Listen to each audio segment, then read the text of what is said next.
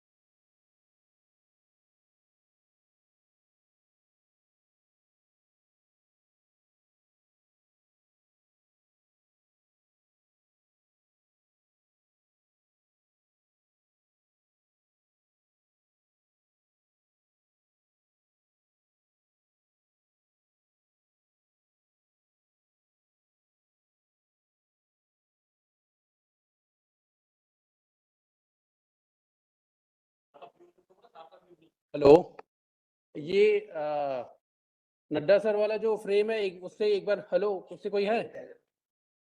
किससे? आप बताओ पहले। हेलो, हाँ, मेरी आवाज मिल रही है सर आगे आपको? आप ये आगे वाली जो ब्राउन चेयर है ना, ये साइड से हटवा दीजिए। हाँ, ये दो चेयर सर हटवा दीजिए। हाँ, दोनों। ठीक है सर। दो चेयर है।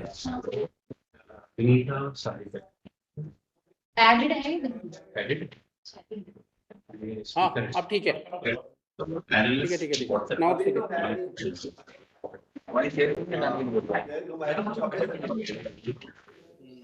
और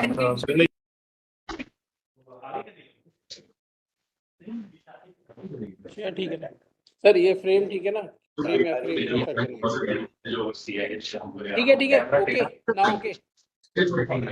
ठीक है। हाँ, ओके। Thank you sir. आपको अटेंडेंस ज्वाइन कर दिया आपने, सो इनको एक मिनट आपको अटेंडेंस सारा दिख रहा है और उस साइड में कम दिख रहा है, ठीक है ना तेरा? हाँ, बस ज्यादा बस इतना ही रहेगा सर। बस जल्द से जल्द कर दिए प्लीज। हो गया।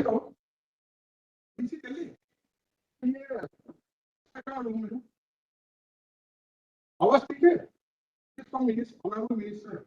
आवाज बड़ी यस सर, ठीक है ना आवाज? Yes sir. हाँ, बोलिए सर, आपकी आवाज प्रॉपर नहीं आती है। ठीक है ना? हेलो, ये वीडियो ठीक है? आ रही है अभी।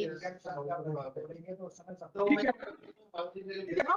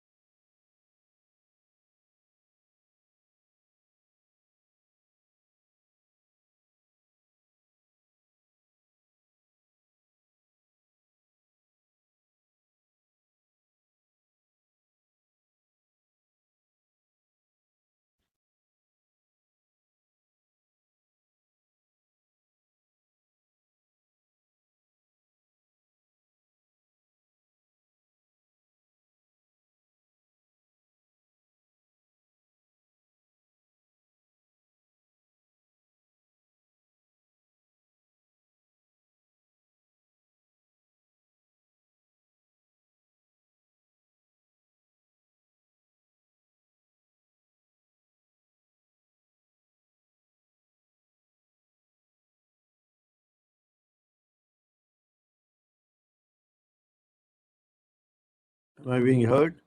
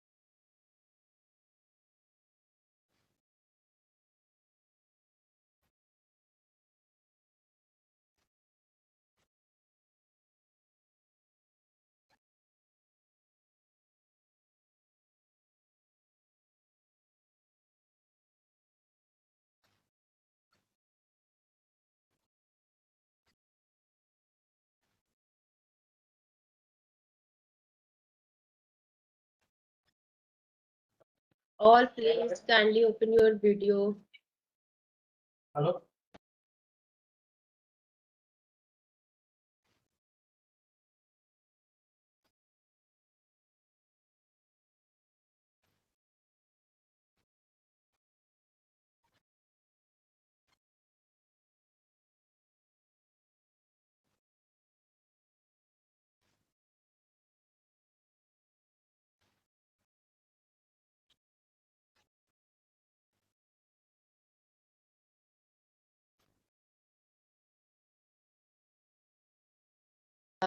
Sir, please open your camera.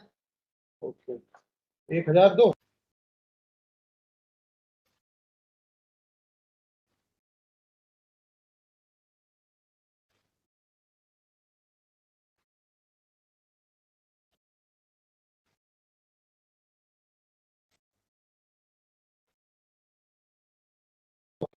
Please keep your video on. Thank you. Sir, hi, please बोलेंगे तो आवाज कैसे आएगी? open your video.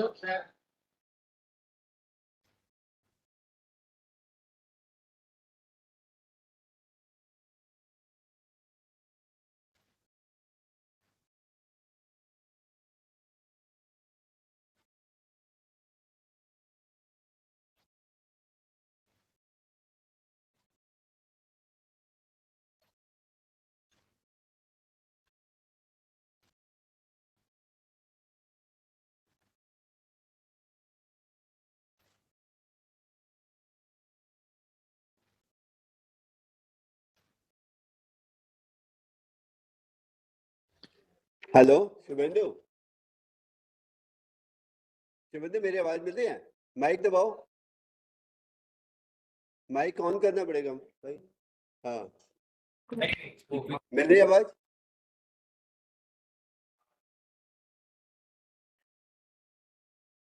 शुभेंदु,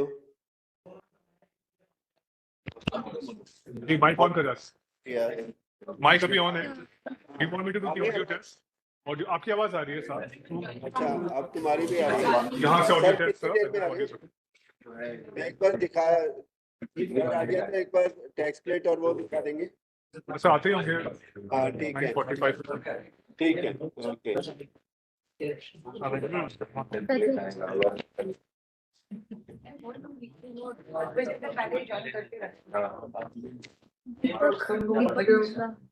एक बार मैं तुमको बोलेगा वो बोलेंगे ना वो माइक में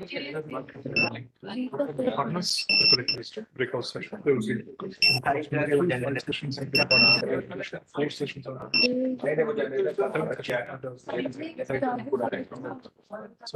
शुभेंदु अपने माइक ऑन कर दिया यार, बंद कर दो.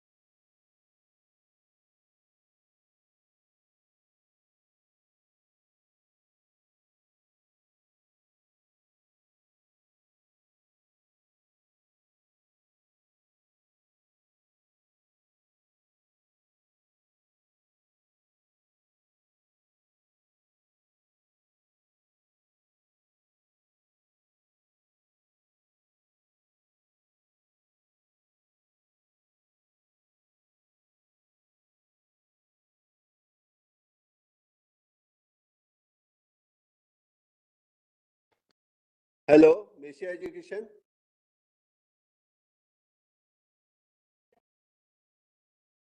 Amit sir, Ministry of Education.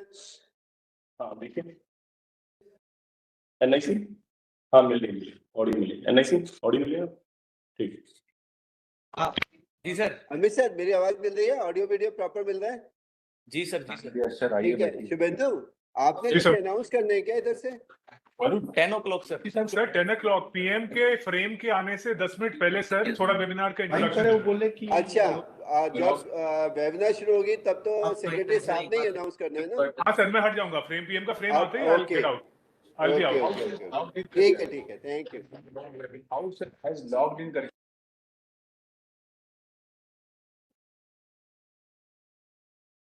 Good morning, everyone. This is a quick reminder for some precautions which all need to take. All WebEx moderators, account holders need to ensure that you will record your meeting sessions in your local PC. We will do only recording for the inaugural and closing session. All WebEx moderators, they need to ensure that you will record your meetings in your local PC. This is point number one. Point number two is all YouTube moderators. Please start your YouTube channel. Hope you have already successfully configured.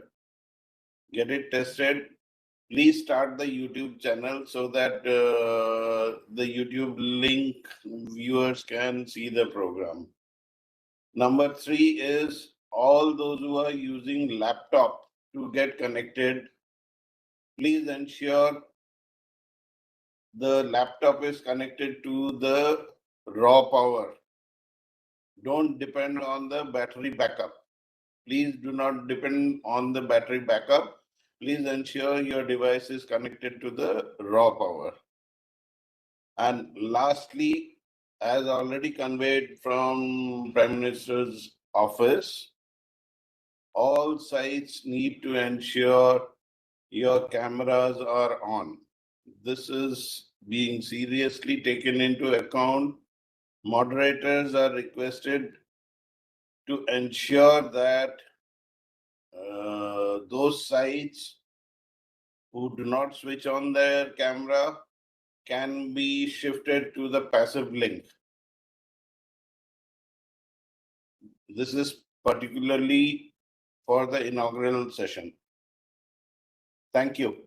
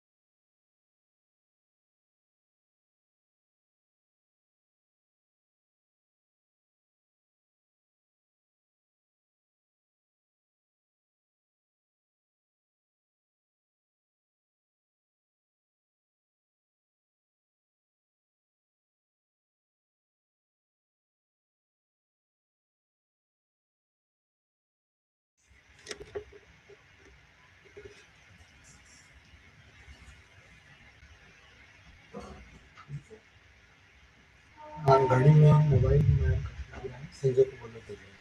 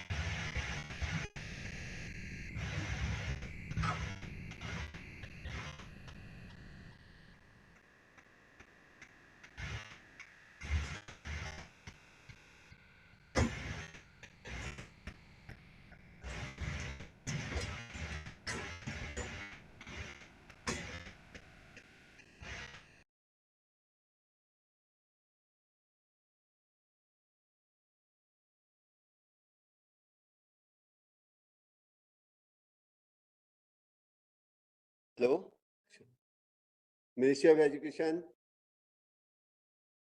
Amit sir आ गए हो आप NIC? आ गया है। Amit sir चले कहाँ गए हैं?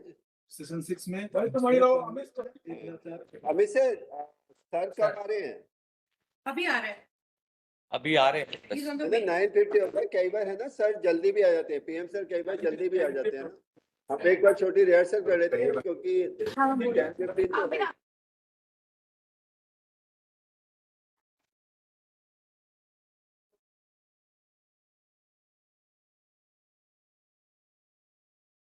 Amit NIC. Sir secretary sir आ गए। सर नमस्कार सर, मैं बता रहा था कि हम एक टैक्स प्लेट दिखाएंगे, मैं अभी आपको प्रैक्टिकली दिखा भी दूंगा। टैक्स प्लेट दिखाएंगे, वो आपके लिए क्यू पॉइंट होगा, मतलब उसका मतलब टैक्स प्लेट आने तो पीएम सर अपने रूम में आ गए तो हम सब लोग स्टैंड बाई हो जाए। जैसे ही वो टैक्स प्लेट हटेगी पीएम सर दिखाई देंगे और आप वेलकम करेंगे उनको। पीएम सर के तुरंत दिखने के बाद मैं शुरू कर दूंगा। जी जी, पीएम सर जैसे ही वो टैक्स प्लेट हटेगी पीएम सर दिखाई देंगे और इमीडिएटली आप वेलकम करेंगे। तो मैं आपको टैक्स प्लेट दिखा देता हूँ जो आपके लिए क्यू पॉइंट रहेगा। ठीक है।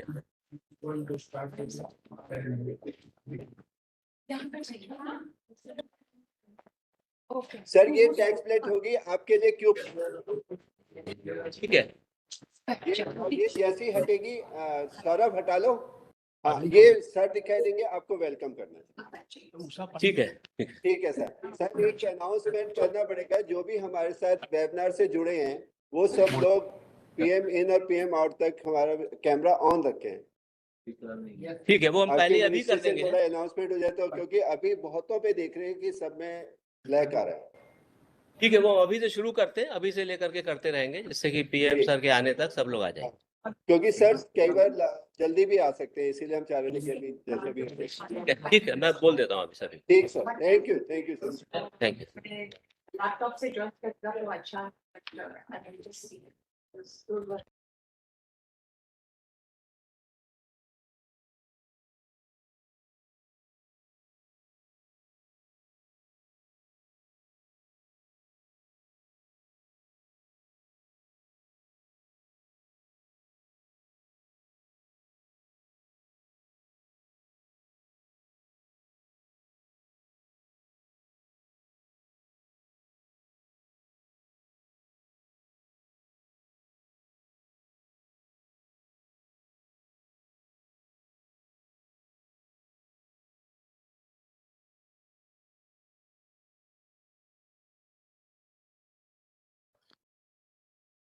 अमित सर, एजुकेशन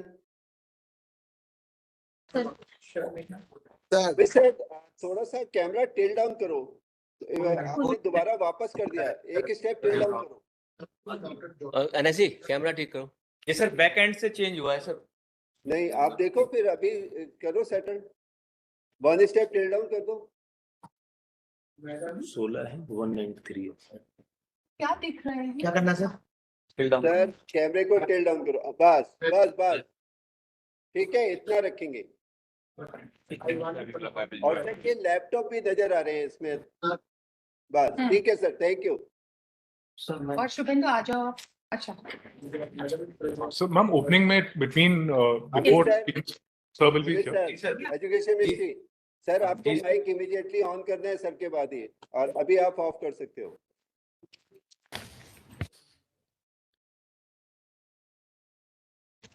ग्रीन मतलब ऑन ना? हाँ, ठीक है। कुर्सी, हाँ, you sit, sir, because anyway when the PM comes, he'll turn पीछे. I think you will be in the frame. Okay. When the frame comes, sir, I'll just be out of the. Okay. Take your papers also. I will take it. तो will you now say कि everybody to कब वो camera open के लिए कब से बोलना होगा? जैसे वो live 10 o'clock, sir. Live 10 o'clock. Camera open करने के लिए आप बोलोगे मैसेज आंचल को पूछता हूँ सर, लाइव यूट्यूब में she is going to do it.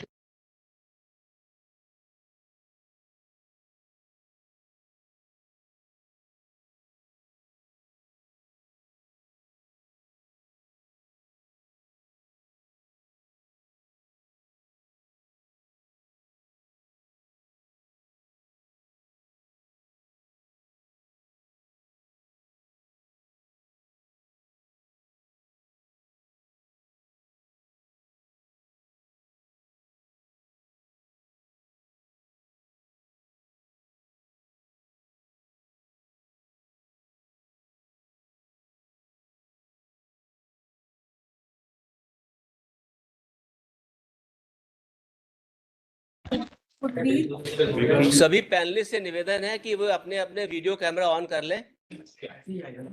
I request all the panelists to kindly switch on their cameras. YouTube में ही ज्वाइन करना होगा।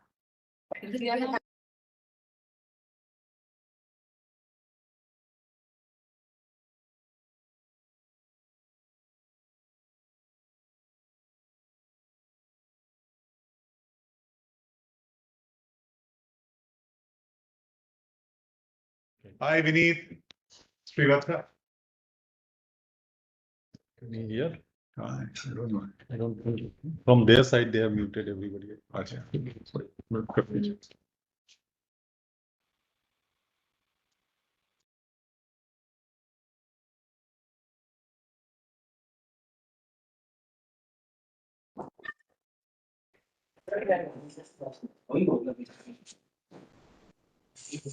Good morning.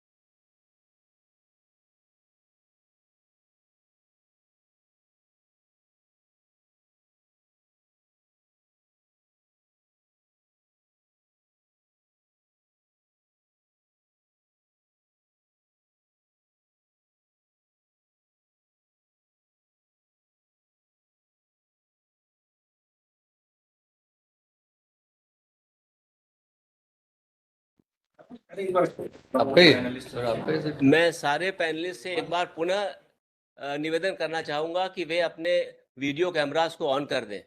All the panelists, you are once again requested to kindly switch on your video cameras.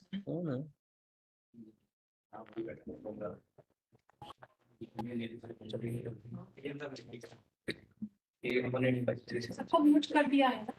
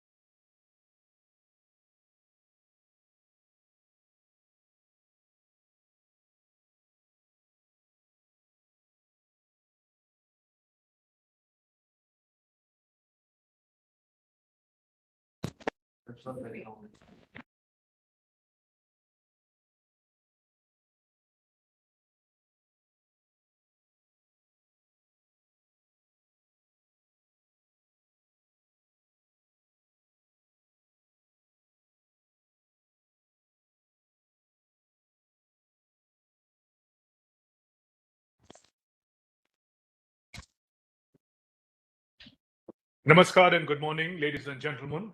I'm Shubhendu Ghosh. Welcome to this post-budget webinar. It is organized by Department of Higher Education, Ministry of Education, on the inspiring theme, Sabka Sath Sabka Vikas, fulfilling aspirations of people. Let me extend a warm welcome to honorable ministers, senior officials, academicians, industry leaders, students, representatives from diverse sectors, particularly education, health, hospitality, and sports. Honorable Prime Minister Shri Narendra Modi will address the webinar in a short while from now, covering diverse sectors, including education, health, Ayush, pharma, tourism, hospitality skills, and sports. Ladies and gentlemen, this is the last of the webinars organized around the core theme of the Union Budget 2026-27. The objective is to translate the budget's strategic reforms into an actionable, outcome-oriented framework through wide-ranging consultations with ministries, academia, industry, civil society, and implementation partners. नमस्कार, सुप्रभात देवी और सज्जनों, मेरा नाम शुभेंदु घोष है। 2026 के post budget webinar श्रृंखला के अंतिम वेबिनार में आप सभी का स्वागत है। ये वेबिनार शिक्षा मंत्रालय के उच्च शिक्षा विभाग द्वारा आयोजित किया गया है। इसका मूल मंत्र है सबका साथ सबका विकास, जन आकांक्षाओं को पूरा करना। कुछ ही देर में माननीय प्रधानमंत्री श्री नरेंद्र मोदी जी भी इस वेबिनार से जुड़ेंगे। वे शिक्षा, कौशल, विश्वविद्यालय टाउनशिप, दिव्यांगजन कौशल योजना, स्वास्थ्य, आयुष, फार्मा, पर्यटन, आतिथ्य कौशल और खेल संबंधी विषयों पर अपने विचार साझा करेंगे। ये वेबिनार केंद्रीय बजट 2026-27 के तहत प्रमुख घोषणाओं के कार्यान्वयन के तरीकों पर विचार विमर्श करने के लिए प्रमुख स्टेक होल्डर्स के साथ किया जा रहा है। वर्ष 2021 में अपनी शुरुआत से ही ये पहल संवाद, चिंतन और सामूहिक कार्रवाई के लिए एक महत्वपूर्ण मंच बन गया है। ये हमारे माननीय प्रधानमंत्री और भारत सरकार की दूरदर्शी सोच को भी दर्शाता है, जिसके अंतर्गत प्रत्येक नीति, प्रत्येक सुधार और प्रत्येक बजटीय प्रावधान केवल एक वित्तीय प्रक्रिया नहीं है, बल्कि नागरिकों को सशक्त करने, संस्थानों को मजबूत बनाने और राष्ट्रीय विकास को गति देने का एक मार्गदर्शक है। इस पोस्ट बजट वेबिनार का उद्देश्य केंद्रीय बजट से उत्पन्न सकारात्मक गति को आगे बढ़ाना है, उसे बनाए रखना है, ताकि विभिन्न दृष्टिकोणों के माध्यम से बजट की गहरी और व्यापक समझ विकसित की जा सके। साथ ही सभी हितधारकों, स्टेक होल्डर्स में सहभागिता और स्वामित्व की मजबूत भावना विकसित करनी जाने वाली है, जिससे जनता की आकांक्षाओं प्रभावी रूप से ठोस परिणामों में परिवर्तित हो सके। सरकार के आत्मनिर्भर भारत और विकसित भारत 2047 के दृष्टिकोण के अनुरूप इन सत्रों को सामूहिक ज्ञान और व्यवहारिक विशेषज्ञता का उपयोग करने के उद्देश्य से किया गया है। Ladies and gentlemen, a diverse group of panelists and participants are joining us for the subsequent sessions from across India and the world, ensuring a rich and multifaceted discussion. The webinar brings together honorable ministers, senior officials, academicians, industry leaders, students, representatives from diverse sectors today, particularly from education, health, hospitality, and sports. Now, each of these stakeholders will be sharing their unique perspectives, experiences, and expertise, creating an environment of meaningful dialogue and knowledge exchange. By engaging voices from such varied backgrounds, the sessions are designed to foster collaboration, generate innovative ideas, and provide holistic insights into topics under consideration. The impact of these sessions, as expected, will be far-reaching. They are designed to foster joint preparations that draws on both global best practices as well as local experiences, ensuring that diverse expertise is effectively utilized. They will also enable credible action to remove bottlenecks, address challenges that are typically encountered during implementation, thereby strengthening the delivery of these flagship reforms. Most importantly, these sessions will facilitate timely completion of all preparatory measures so that execution can begin in earnest, translating vision into results and ensuring that benefits of the union budget reach the people swiftly and effectively. This webinar is a reaffirmation of our shared commitment to Sabka Sath, Sabka Vikas, Sabka Vishwas, and Sabka Prayas, building a future where governance is participatory, development is inclusive, and every citizen's aspiration finds fulfillment. इस webinar में विभिन्न मंत्रालयों में आयोजित breakout सत्र होंगे। उच्च शिक्षा विभाग के अंतर्गत 5 सत्र, पर्यटन मंत्रालय के अंतर्गत 4 सत्र तथा स्वास्थ्य और परिवार कल्याण मंत्रालय के अंतर्गत 7 सत्र हैं। ये सत्र नवाचार और सहयोग के सशक्त माध्यम के रूप में कार्य करेंगे। इन सत्रों में विविध पृष्ठभूमियों से आए पैनलिस्ट और प्रतिभागी भाग लेंगे, जिससे समृद्ध और बहुआयामी चर्चा सुनिश्चित की जाएगी। इस आयोजन में मंत्रीगण, शिक्षाविद, छात्र, शिक्षा, स्वास्थ्य, पर्यटन क्षेत्र के प्रतिनिधि, कॉर्पोरेट जगत के नेता, सरकारी संगठनों के अधिकारी तथा अंतर्राष्ट्रीय संस्थानों के प्रतिनिधि भी शामिल होंगे। ये सभी स्टेक होल्डर्स अपनी विशिष्ट दृष्टिकोण, अनुभव, विशेषज्ञता साझा करेंगे, जिससे सार्थक संवाद और ज्ञान के आदान प्रदान का वातावरण तैयार होगा।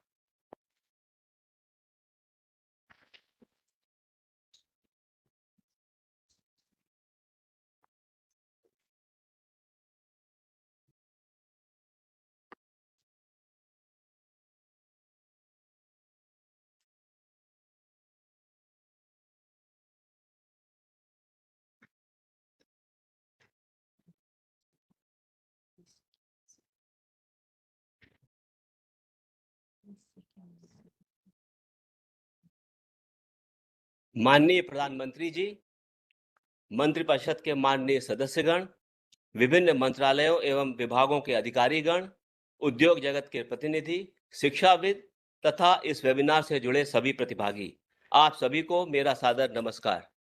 सबका साथ सबका विकास, फुलफिलिंग एस्पिरेशंस ऑफ पीपल की भावना से प्रेरित इस पोस्ट बजट वेबिनार में आप सभी का हार्दिक स्वागत करते हुए मुझे अत्यंत प्रसन्नता हो रही है।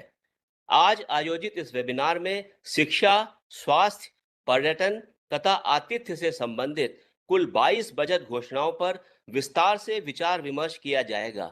इसके लिए 16 ब्रेकआउट सेशन निर्धारित किए गए हैं, जिसमें लगभग 193 विशेषज्ञ भाग लेंगे।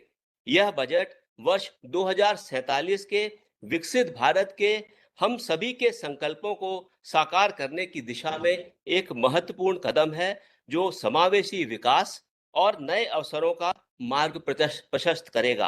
अब मैं माननीय प्रधानमंत्री जी से विनम्र निवेदन करता हूं कि वे इस अवसर पर हम सभी को अपना मार्गदर्शन दें और हमें आगे बढ़ने की प्रेरणा प्रदान करें। माननीय प्रधानमंत्री जी।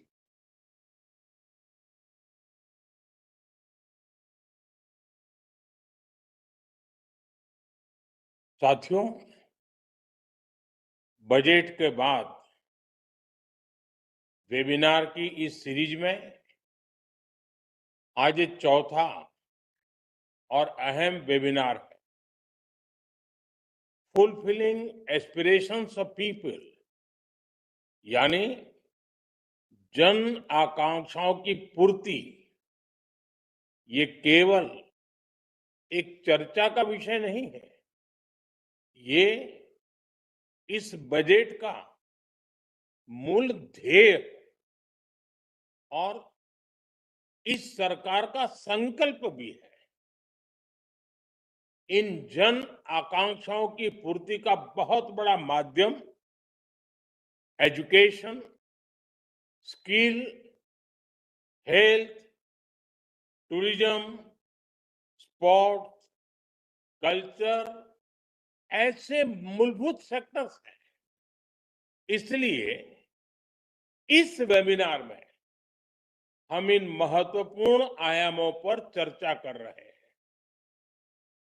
बजट घोषणाओं के इम्प्लीमेंटेशन के लिए इन विषयों से जुड़े सभी एक्सपर्ट्स, पॉलिसी मेकर्स और स्कॉलर्स, एंटरप्रेन्योर्स और मेरे युवा साथी, आप सभी के विचार और सुझाव बहुत अहम है। मैं आप सभी का इस चौथे बजट वेबिनार के इस सत्र में स्वागत करता हूं, अभिनंदन करता हूं। साथियों, भारत आज प्रिवेंटिव और होलिस्टिक हेल्थ के लिए एक विशाल विजन पर काम कर रहा है। पिछले कुछ वर्षों में देश का हेल्थ इंफ्रास्ट्रक्चर मजबूत हुआ है। सैकड़ों जिलों में नए नए मेडिकल कॉलेज खुल गए हैं। आयुष्मान भारत योजना, आरोग्य मंदिरों के माध्यम से स्वास्थ्य सेवाओं की पहुंच गांव-गांव तक बढ़ाई गई है। हमारे योग और आयुर्वेद पूरी दुनिया में पॉपुलर हो रहे हैं। आप सभी इसके विभिन्न पहलुओं पर संवाद अवश्य करेंगे, लेकिन एक अहम विषय जिसका मैं जिक्र करना चाहूंगा वो है केयर इकोनॉमी। आने वाले दशक में देश में सीनियर सिटीजन्स की संख्या तेजी से बढ़ेगी। इसके अलावा आज वर्तमान में दुनिया के कई देशों में केयर गिवर्स की भारी मांग है। इसलिए अब हेल्थ सेक्टर में लाखों युवाओं के लिए नई स्किल आधारित रोजगार के नए अवसर तैयार हो रहे हैं।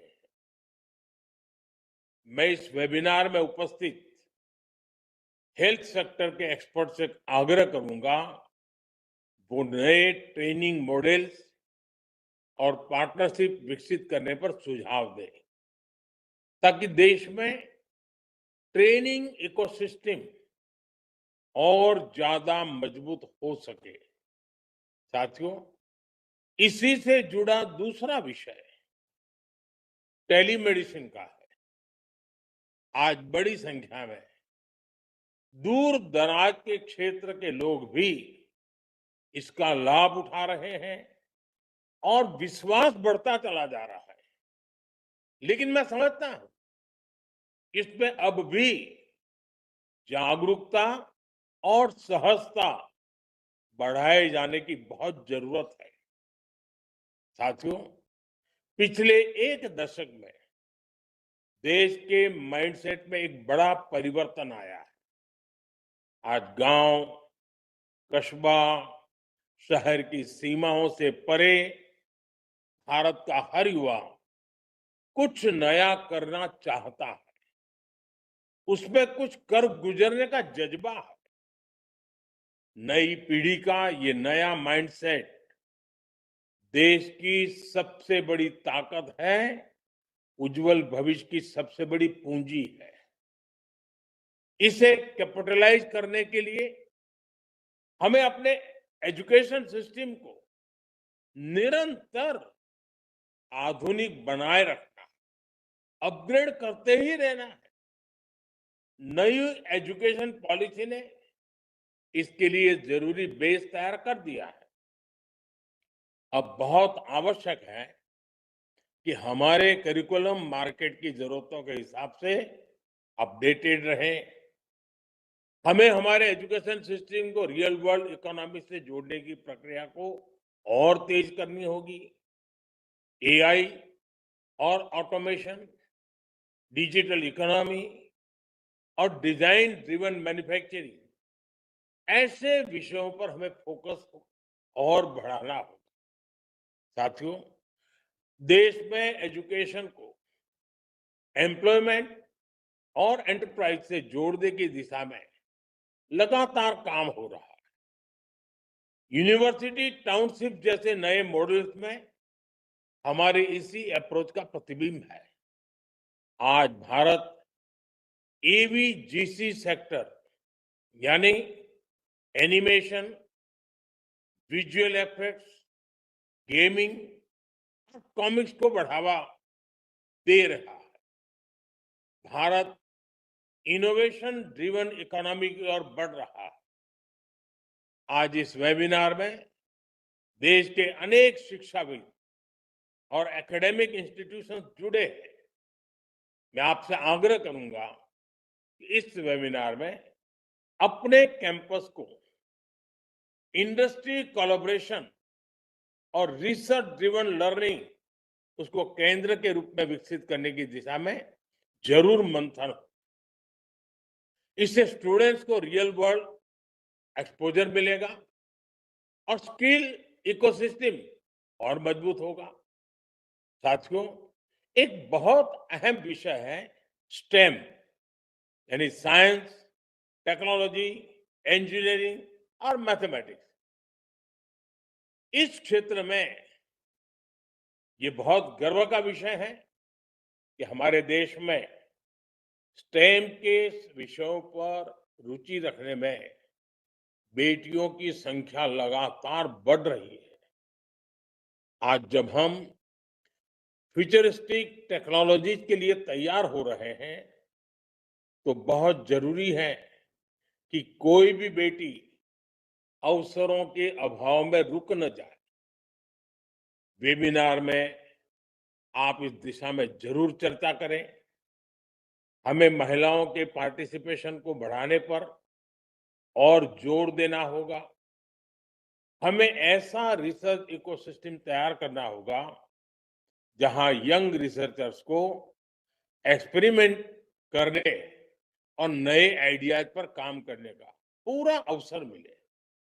साथियों, युवा शक्ति तभी राष्ट्रीय शक्ति बनती है जब वह स्वस्थ भी हो, अनुशासित भी हो और आत्मविश्वास से भरी हो।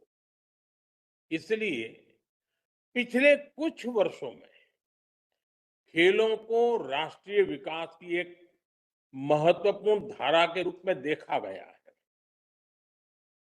खेलो इंडिया जैसी पहलों ने देश में स्पोर्ट्स इकोसिस्टम को नई ऊर्जा दी है।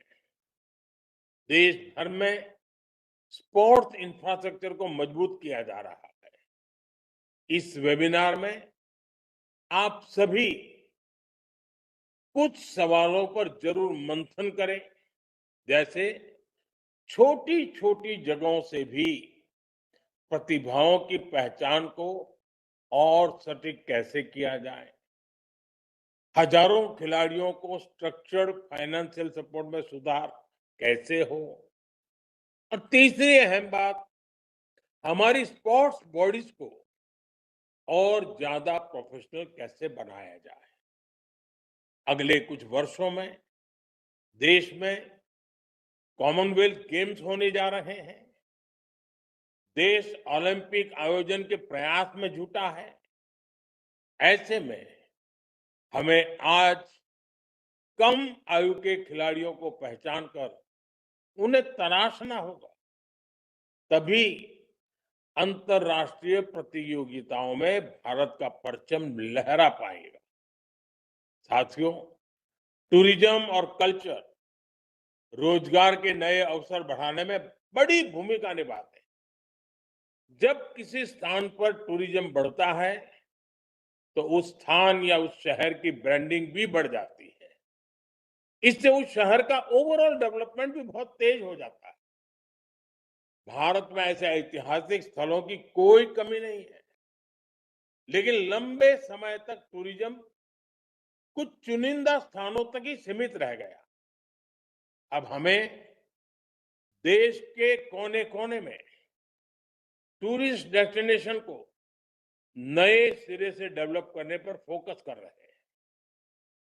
साथियों, आप सभी इस वेबिनार में भारत के टूरिज्म इकोसिस्टम को मजबूत करने के लिए होलिस्टिक अप्रोच पर जरूर चर्चा करें।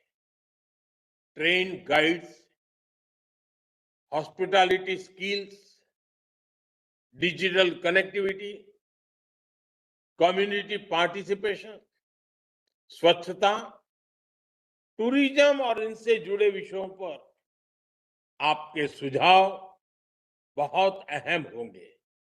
साथियों, जब इंस्टीट्यूशंस, इंडस्ट्री, एकेडेमिया मिलकर काम करते हैं तो परिवर्तन की गति तेज हो जाती है।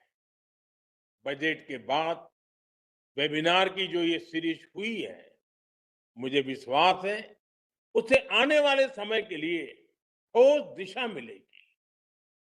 ऐसे ही प्रयासों से विकसित भारत की नींव और मजबूत होगी। और साथियों, ये बड़ा सुखद अनुभव है कि वेबिनार की परंपरा के कारण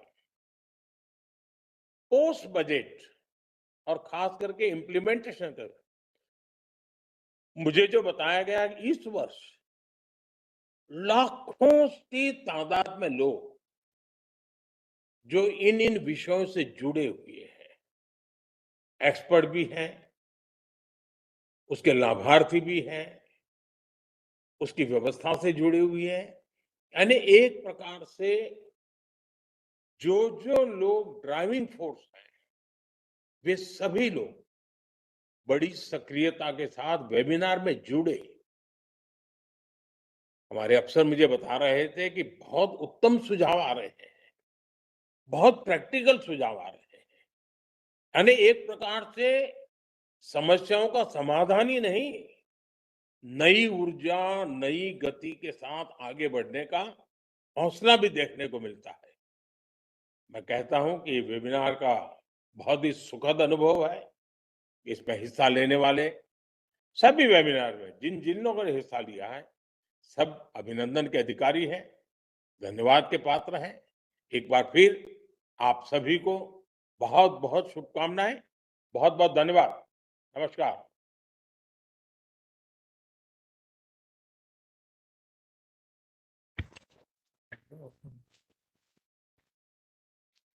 माननीय प्रधानमंत्री जी, आपके प्रेरणादायक संबोधन के लिए धन्यवाद।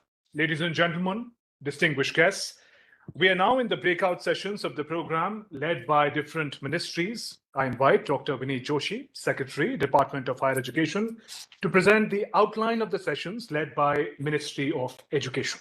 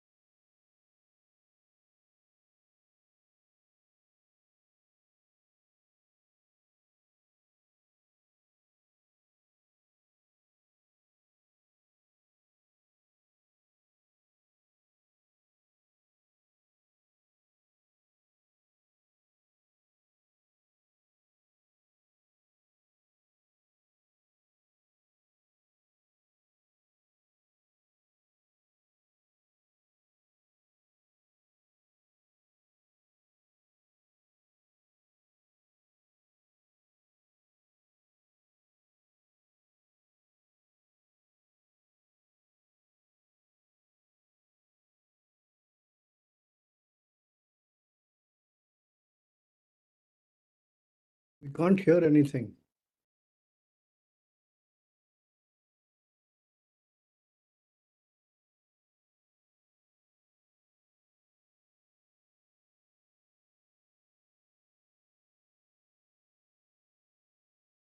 Is the breakout session separate link or it is the common link?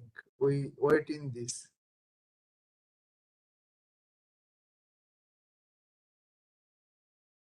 Yeah, I also want that clarification. Anyway, I mean, I think it's the breakout session only. At least we are able to hear each other. That means this session is live. Yeah, I think we all are audible to each other. It's just that I think since morning some technology glitch removes people. So the moment Secretary Higher Education started speaking, he got removed, I guess.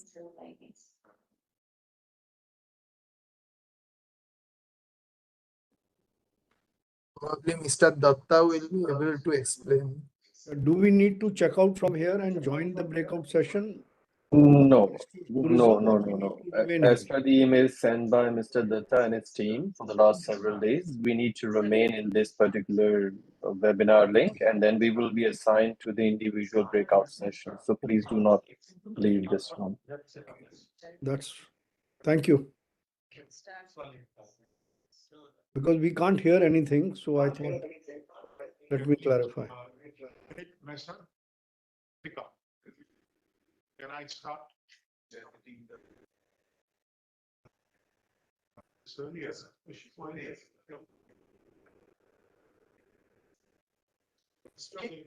to hear. I can say wait for 5 minutes. We are sitting. The breakout session starts at 11:10, I think. Yeah. No, I think. Hello, can you hear? Yeah. Can you hear? Ministry of Tourism. Yes, we can Yeah, hear. so we are setting up the breakout sessions. Okay. Just wait for 5 minutes. So we remain in this. Yes. Only. So we Yes. remain live in this, and I mean after 5 minutes it will start. Yes. So we can 4 take to a 5 minutes. break. We are starting now almost. So we can have a tea break and a loo break. No, it's not tea break. I mean, we are going to continue in this. No, not tea. Why is it being done now? Why can't we use the existing cameras? I think there's some. Because Why one can't thing, the existing cameras. The existing cameras we use. We are already connected. No, we are already broken out from the education. Now we are broken. So now.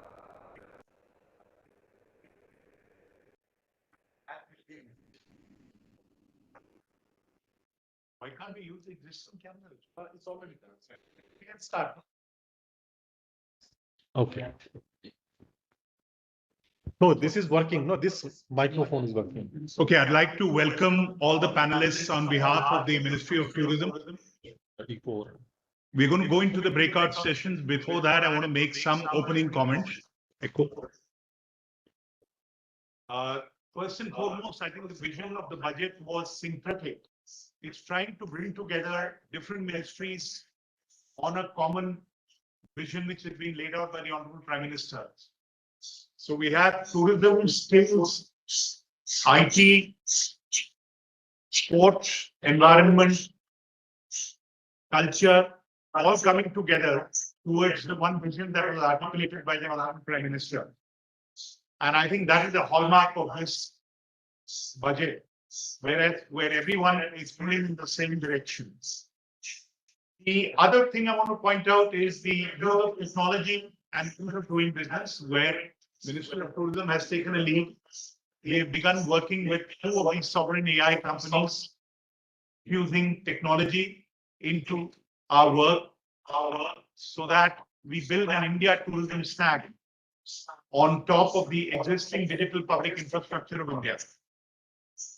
The third thing I'd like to mention is, I think if you look at all the announcements, they are mutually exclusive but collectively exhaustive, which is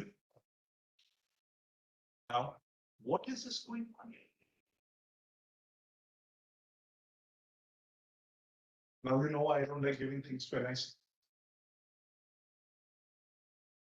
Enter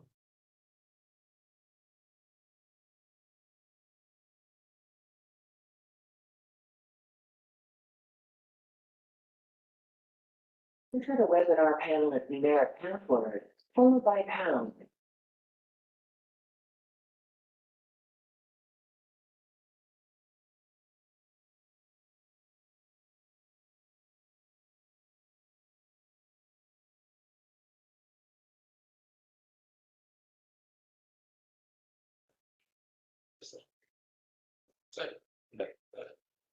So I think if you look at the overall thrust of the budget, it is mutually exclusive but exhaustive, which is important when you are trying to remain so many ministries on the same page. We have also emphasis on the Northeast, especially when it comes to skilling. We have 4 breakout sessions. The first one is on building excellence in hospitality, which will be chaired by my colleague, Jan Bhushan, Additional Secretary of Home State. Integrated development of experiential and sustainable tourism by Suman Balla, Additional Secretary. Heritage and culture, and the moderators, Sanjoy Roy, MD of Team Rock Art. And the 4th one is KHELO India Mission, where Vinil Krishna is the moderator. I would now request Jan Bhushan to take out for the first breakout session.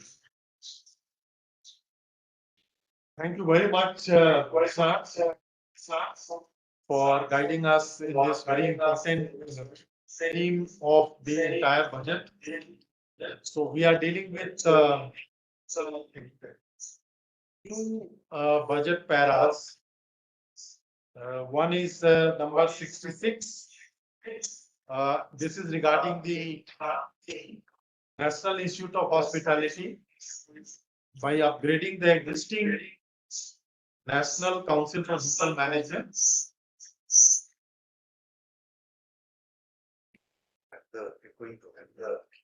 So now it's the breakout session.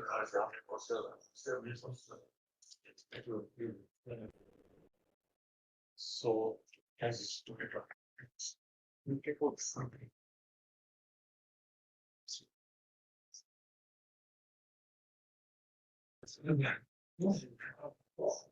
so, since the secretary has another meeting, so I now come to number 66, which I was explaining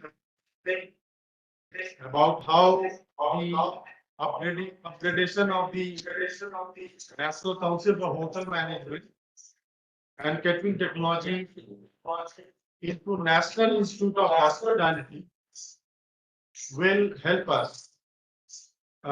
Its function will be to bridge between academia, industry, and government. The second budget para which we are dealing with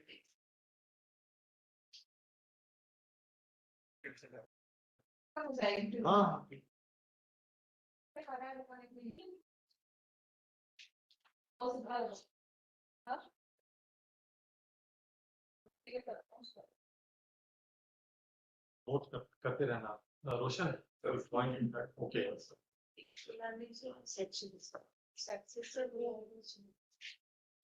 So can you hear me now clearly? Yes, you are audible. Is it okay in terms of voice? Yes, sir. Earlier, perfectly all right. Earlier there was an echo, sir. Now it is all right, sir. Please carry on. We are eagerly listening to you.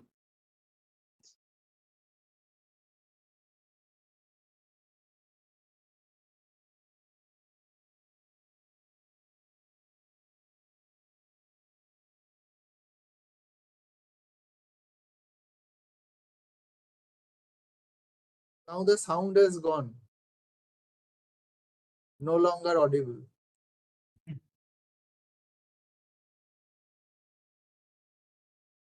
There is a technical glitch. I'm muted. I think I'm not able to. My voice is not going through. Now it is going through. बीच में रुक गई थी. Now we can hear you.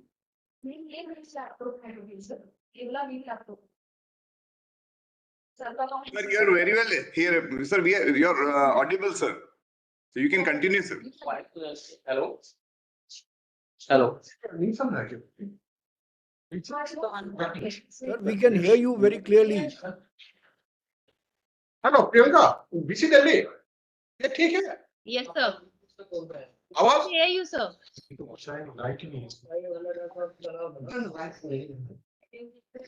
वो ये किसने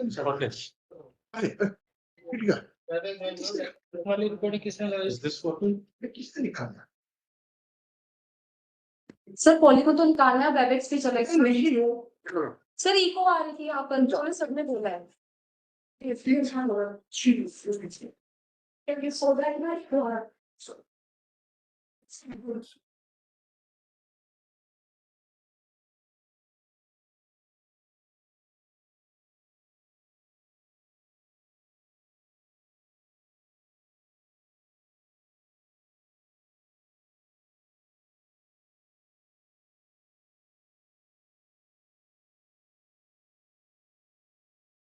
BC Delhi आओ remote Yes, yes, sir, audible. Sir, you are very clear. Can you continue, sir, please?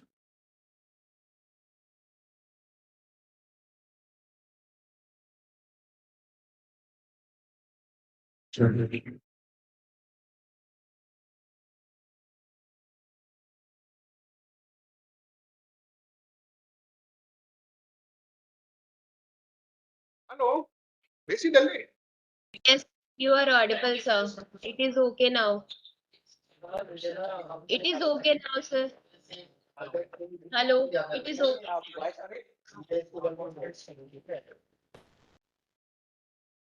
am I audible now can you hear me Yes, sir, you Sir, are we can audible, now sir. hear you loud and clear.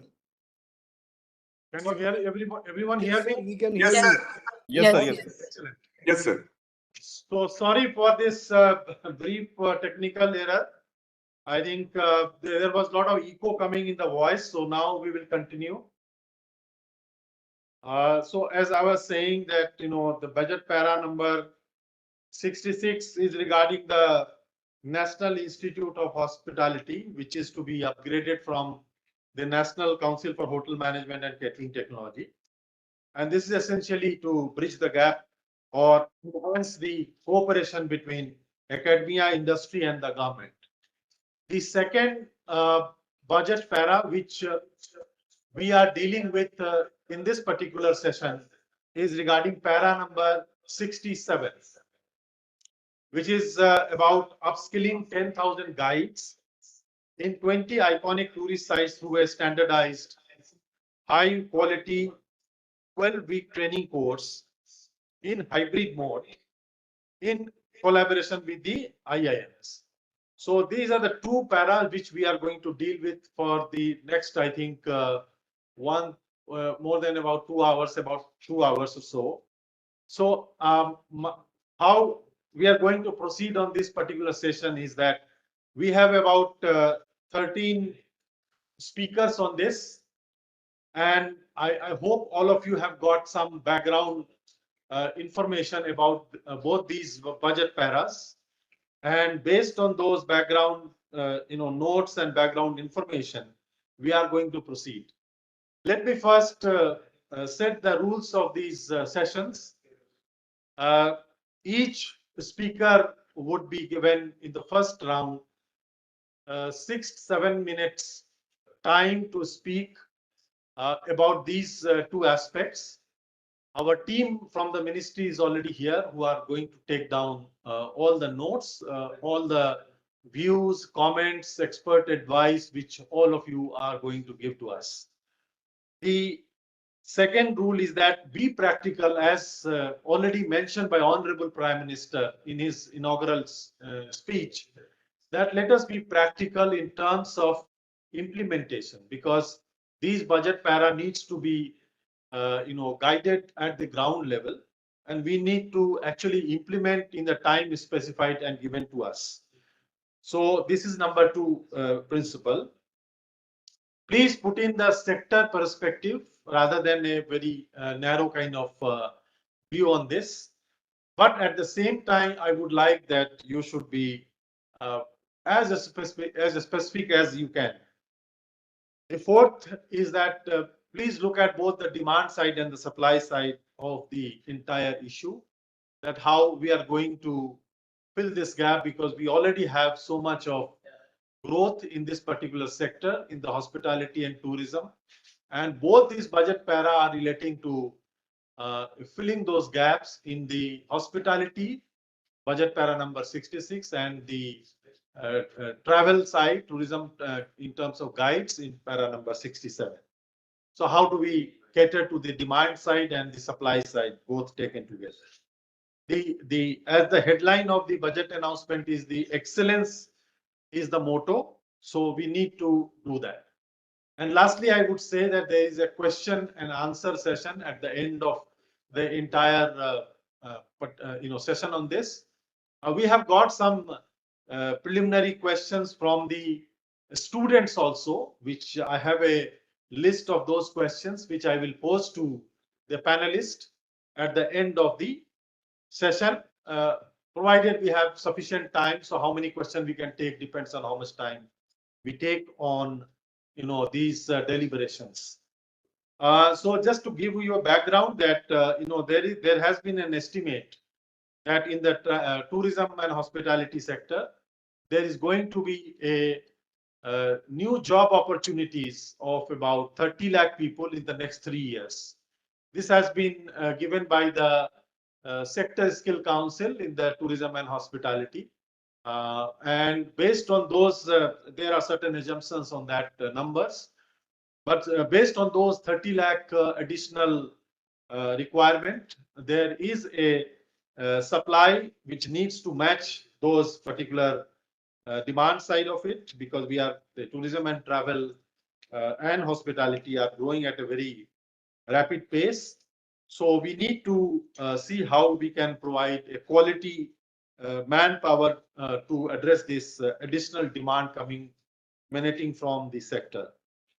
I think in the hospitality, we are requiring about many of them are already being trained. But for example, I can tell you that in the next 3 years, hotel resort will be requiring about 1 million people, restaurant food service about again million and 1.2 million people. Other hospitality like cruise, events, clubs, home stay, etc. also about 4 to 5 lakh persons would be required additional. Travel and tourism service 7 to 9 lakhs. These are numbers which are based on and estimates which are based on certain assumptions. These are not very hard number, because as we grow, tourism is a sector where a lot of new things are happening, very dynamic sector. So based on all these parameters, we would be requiring a lot of people. For example, in terms of travel side, about 2 lakh people would be required for travel agency, tour operator. Online travel platform, another about 1 lakh people would be required. Tour guides, interpreter, about 1.2 lakh. Destination management company, 1.5 lakh, and transport tourism related services, 2.5. These are for the next 2 to 3 years only we are talking about. And so the other aspect is that segmentation of the entire industry. Because, for example, in the hospitality, we would require many people who are already there in terms of supervisory skill, management professional, senior leadership, and most importantly, at the entry level and operational level. So about 50% would be required at the operational and the entry level. Supervisory level, we would require about 20 to 25%. Management about 10%, and senior leadership about 2 to 3%. So these are the numbers in terms of various segments. And these are all coming from the demand side. But if you look at the supply side, we have, all taken together, we have a very limited supply as of now in the kind of a formal sector that is required, that is coming from our ecosystem in terms of either hospitality institutes or in terms of the tour and travel institutes. So in terms of the training category, about 40% of the demand side is being met by currently met by the existing supply pipeline. So we need to really augment our supply line for catering to this huge demand which is coming in the last in the coming 2 to 3 years. So this is how this entire skill gap is going to unfold, and we should not only look at the numbers but also look at the kind of quality which we need for this particular segment. We all are aware about how the informal sector is still very, very significant in this entire ecosystem. So how do we make this entire sector more formal, more people joining this particular sector and getting formal training in the existing capacity and the additional capacity which we are going to create. Some of the questions which I would like to pose at this point are relating to hospitality, like, what kind of academic standards would be there, what kind of audit and kind of accreditation should be there. Then curriculum development, faculty development, all these issues are very much on our plate. So if we are talking about the upgradation for para number 66 of the budget of the NIH, then what kind of programs would be there? What kind of different pedagogy should be there? All these questions are coming to our mind. I have a list of many questions on this, NIH upgradation. Similarly, if you look at the 10,000 guides, we again have a lot of questions which are there, whether what kind of guide should be produced in terms of both digital, using the digital platform as well as the physical mode of training. What should be the eligibility for such guides? Because many of the guide is sometimes a seasonal occupation also. So how do we chalk out the career path for a guide so that he is engaged or she is engaged for the entire 12 months?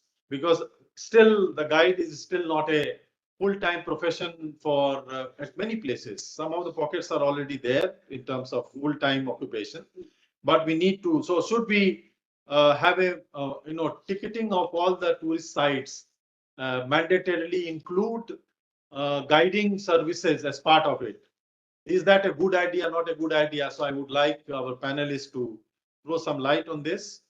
For example, should we include the retired PSU staff, government defense people, in addition to the vibrant young students or people who are looking for an alternate career path? Should we keep some kind of a preference for the women candidate, as already mentioned by Honorable Prime Minister in his again inaugural speech? How do we involve youth and women especially on this particular guiding ecosystem?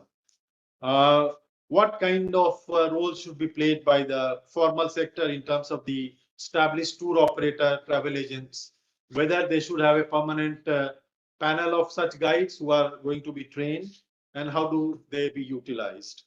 How do we make a balance between, say, an audio guide using the latest AI technology, etc., with our traditional guiding, which is of course preferred by many of the people who are in a particular age bracket? I would say that both can coexist, and how do we make a balance out of it?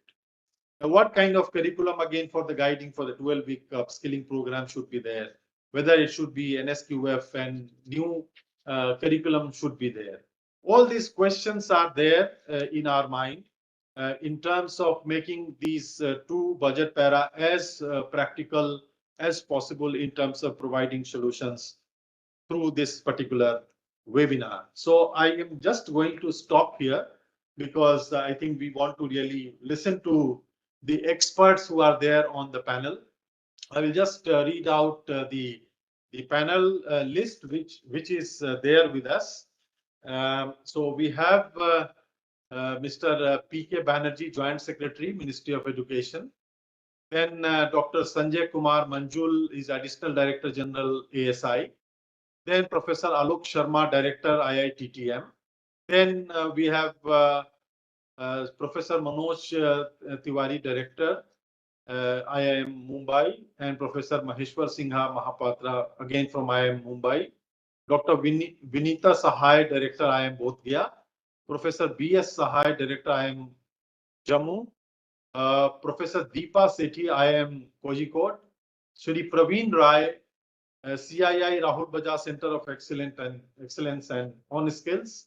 Shri Pavnesh Kumar is Director from Pata International. Mr. Sakil Chauhan from TGFI. Mr. Harish Mathur, he is from IITO. I see President of the IITO also, and Sri Subhas Goyal ji, Chairman of the STIC group, and Professor P.D. Lakhawat, who is Director Academics from the National Council. All these luminaries and all these super experts on this particular sector are with us. So without wasting much time, as I said already, that each panelist we would be giving 6 to 7 minutes, and time permitting we can go for the second round, but at the end of the entire thing we must keep some time for the questions which needs to be taken up. I have a list of questions which is already with me from various IHMs and other educational institutions, which we will take at the end of it. So without wasting much time, I would humbly request Sri P.K. Banerjee, Joint Secretary, Ministry of Education, to give his remarks. Good morning to all the august panelists. I can straight away share the presentation from here. If is it visible? Just it's getting set up. Yeah, it's visible. Okay. So as we know, the theme, overarching theme is Sabka Sath Sabka Vikas, fulfilling aspirations of people, and I am essentially speaking about this budget para 67, building excellence in hospitality and tourism skills. And the para verbatim, if we read, it reads like this. I also propose a pilot scheme for upskilling 10,000 guides in 20 iconic tourist sites throughout a standardized, high-quality 12-week training course in hybrid mode in collaboration with an Indian Institute of Management. So the key points are it will be a standardized, high-quality 12-week training course in hybrid mode. So the Indian Institute of Travel and Tourism Management, along with the Indian Institutes of Management, they will be imparting this particular training. So what we have done from the Ministry of Education, we conducted a few rounds of preliminary discussion with the IIMs, and because the number of tourist guides who are to be trained are not a very small number, so therefore we planned that if IIMs have to impart the training, in that case it should be spread across the country, so that the tourist guides who are to be trained don't have to travel much, and they can also come if they want on the weekends, if the plan is like that, to the IIMs, and on the other days they can spread out, or accordingly they can devise maybe 1 week first in the campus, then they go off again, come back at the end for the immersion. That is to be decided. The plan is something like this: if 12 IIMs are doing it across, and 3 batches per year, 60 students per batch, then in 5 years 10,800, that number comes out.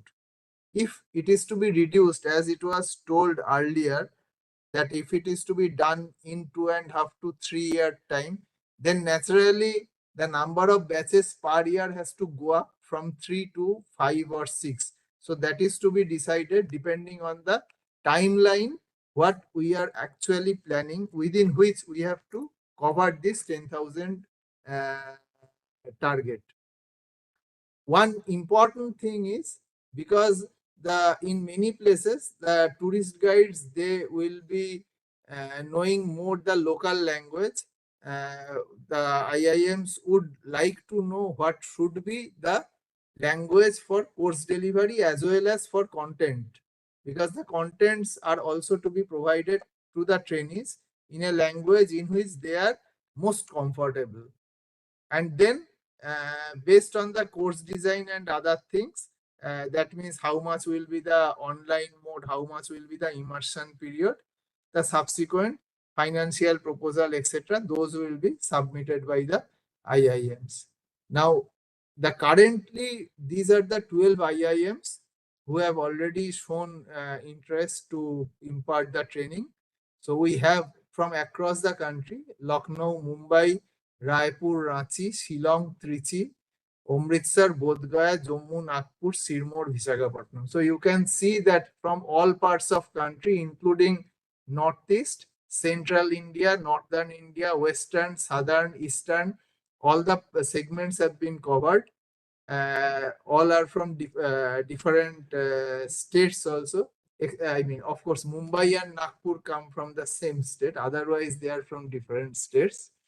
And what we planned is that, because the Indian Institute of Tourism and Travel Management, they are the existing expert in this particular domain, and we understand that they run a course.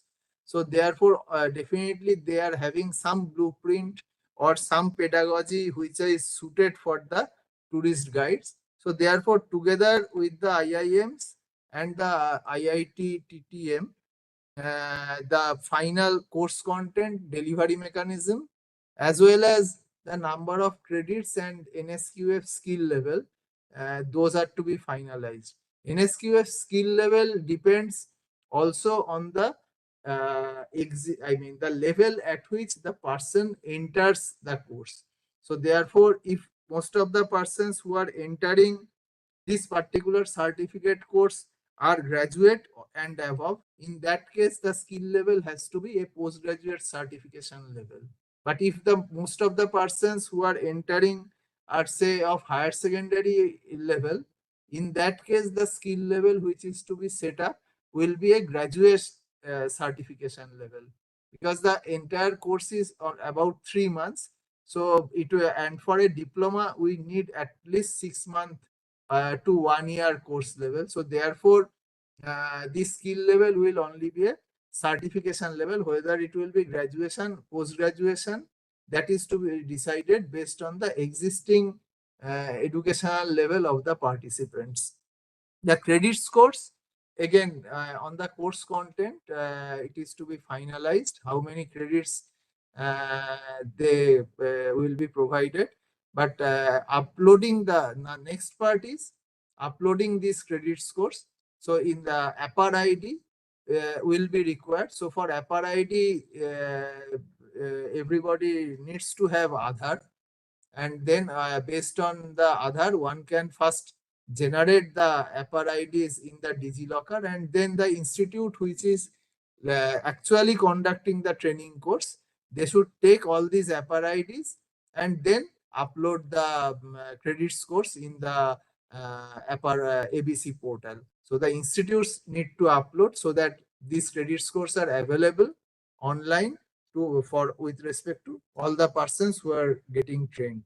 And the sooner it is uploaded, the better it is, because it gets reflected quickly. So this is all from my side. You already know that the directors of different IIMs, they are also making the presentations, and they will be discussing more about the content and other part. Thank you. Thank you, Sri Banerjee. Those very insightful and practical things in terms of using the digital architecture and the digital infrastructure which we already have been, which was created by Ministry of Education and Skill, and that would be fully utilized going forward. So now we have Dr. Sanjay Kumar Manjul, a additional DG ASI. He can come in and provide his insights on these two budget paras. Over to you, Dr. Sanjay Kumar Manjul.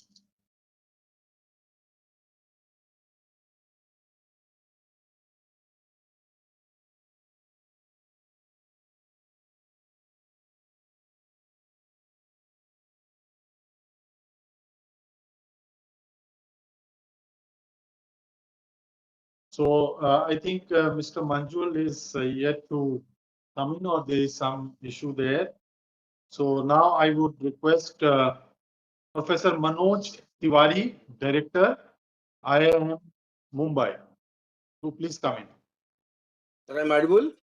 Yes, yes, very much. Welcome. First of all, let me express my profound respect and regards to Ministry of Tourism and Ministry of Education, Department of Higher Education for giving us this chance to talk on the very special topic after the, you can say, post-budget seminar on this particular topic. And sir, we are conducted several meetings, and accordingly we found that 10,000 guide and tourist guide can easily be trained on the digital platform, and also with emergent concept in mind. So what we decided that many of the things are fully technology driven currently, but there are very less expertise available with the different parties which are dealing with the tourism.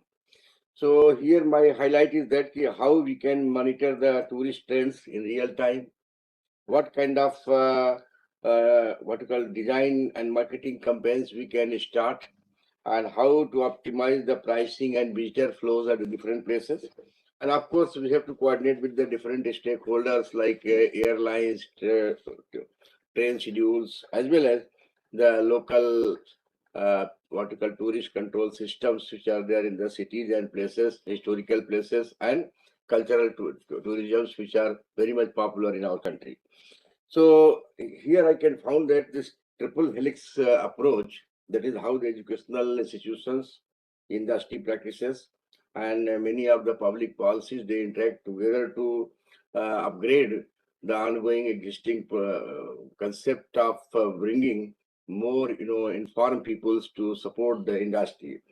So here the main thing is that how the role of exponential technologies which are there, like different IT applications, AI, and what you call satellite imagery, image analytics, how they can be used together to autonomously plan, decide, and act towards maximizing the tourist flow, as well as their control over the systems.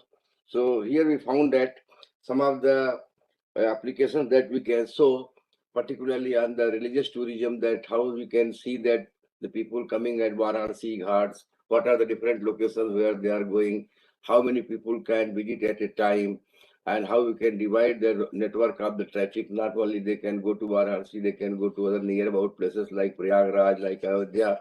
And in that context, how the network optimization model can be used for proper analysis. And we can also see that some of the very multi-objective things, like how the tourism revenue versus dynamic destination locations can be decided, and some of the marketing concepts, like today social media is one of the very popular thing. The other digital platforms are quite active, and their help can be taken actually to see that what kind of trend is coming up in the market. And every year we see several events are being organized at different places, like some Taj Mahotsav, like in Maharashtra, there is again going to be a Kumbh Mela in the Nasik. Earlier it was there. So all these things require proper transport planning, require crowd management, and also the other facilities which are available, like hotels, resources, they all. And current analytics trends which are there, they can easily predict all these things. And in that process, the idea of using the different kind of techniques and optimization engines, dynamic itinerary generation, digital flow optimization, and many of the way that how we can train the guides like in their language, and also outcome of such kind of digital platforms analysis. They can be told to find out the schedule of the buses, schedule of the other small vehicles through which they can be routed to the cities, and kind of fair comparisons that how much money it requires actually to compare the prices of the accommodations which are required at the different places. And many of the digital platforms, satellite data, weather analysis, event calendars, mobile locations, now they all are available, and based on that we can easily plan. If suppose weather condition is not good, then what kind of initiative to be taken so that there can be safety provided to the tourists and other people who are going there. So in my view, I think complete analysis with the hospitality and tourism industry, government tourism boards, and many of the technology companies and institutions which are there, we can properly design a 3-month programs, 6-month programs, year-long programs, so that well-trained people can be there to see that the traffic flow and tourist flow at the important destination, how cultural tourism and how the locational tourism can easily be improved, and the kind of suggestions given by Honorable Prime Minister will be realized by adequate trainings, managerial trainings, and skill trainings to the different participants. That's all from my side, sir. Okay, thank you. Now I request Dr. Vinita Sahai, Director IIM Bodh Gaya, to come in and provide. I would request that you can be as specific as possible for these two budget paras, the upgradation of the National NCHMCT into National Institute of Hospitality, and also training the guides, 10,000 guides. Be specific as possible and be practical as far as possible. Thank you. Over to you, Dr. Vinita Sahai. So thank you for the opportunity for presenting this. As you said, let me be as practical as possible. So let me give you a very practical anecdote to start with, which will give us a lot of hope. We do a lot of CM Udyami training for very small level micro entrepreneurs in Bihar for the state government. And in one of such training, there was a Panda, Vishnu Padka Panda. And he was part of the cohort who got trained. And during the testimonial, I'll share with you what he said. Imagine, हम train रुकती थी और हम train के पीछे भागते थे ग्राहक ढूंढने के लिए. Now I sit in my room and I do digital marketing. And actually, how I got to know is one of my board members went on the site, found him, and he told me, कि विनीता ये क्या आप लोग पंडों को भी पढ़ाते हो? So this is the kind of an impact. So while he was there with us, we like generally in the CM Udyami Yojana, they come as totally novice. We get the DPR prepared, the detailed project report prepared, and then they go out, do their business, and after 6 months, they again come back to us with whatever problems that they have faced in scaling up, really implementing whatever business issues that they had. And then again, we handhold it. So the net result was the Panda who was running behind the trains now sits in office, do digital marketing, while he makes the offerings to the consumers from all over the world. He does upselling, downselling, cross-selling, bundling, offers, discounts. He makes a beautiful deal. He meets the consumer as he lands. He takes the job seriously, does it well. And while he goes, he even insists on reviews because he understands that internet marketing is best done through reviews. Okay, and this is a little different, but the whole fact that a humble Panda in a Vishnupad temple could be scaled up to that level gives us hope. And which is why it's very, very promising when we heard that some 10,000 tourist guides are being, we are planning to train them. So what we have come up with is what we have called Sutra. Sutra stands for skilling and upskilling of tour guides for religious and ancient heritage of India. So SUTRAH. And we have done it more for our region because, as you all know, let me do a little bit of pitch around Bodh Gaya. I don't know how many people are aware that Bodh Gaya gets more international tourists than Goa.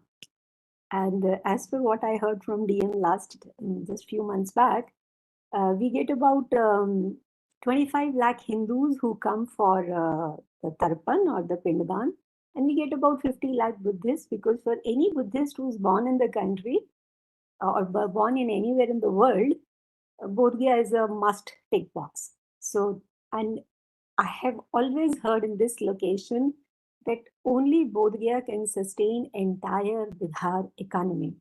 I keep hearing that since long, people like Japanese all have been promising that you just make the infrastructure good and you make things better and we'll fund it all. So that is the promise these destinations offer to our nation. And that also gives us hope, that if we do it well and if we do it a little more scientifically and we manage it better, we can actually give a huge fillip to our industry, our tourism industry. And also coming from Bihar and this part of the country, which is the north or east part of the country, which is having the highest population density. So that's the reason sometimes if anyone tells that this is the poor region of Bihar, I really take offense, because it's like at one end we say that the biggest resource in the 21st century is manpower. And then I ask, kuch kam hai kya hamare paas?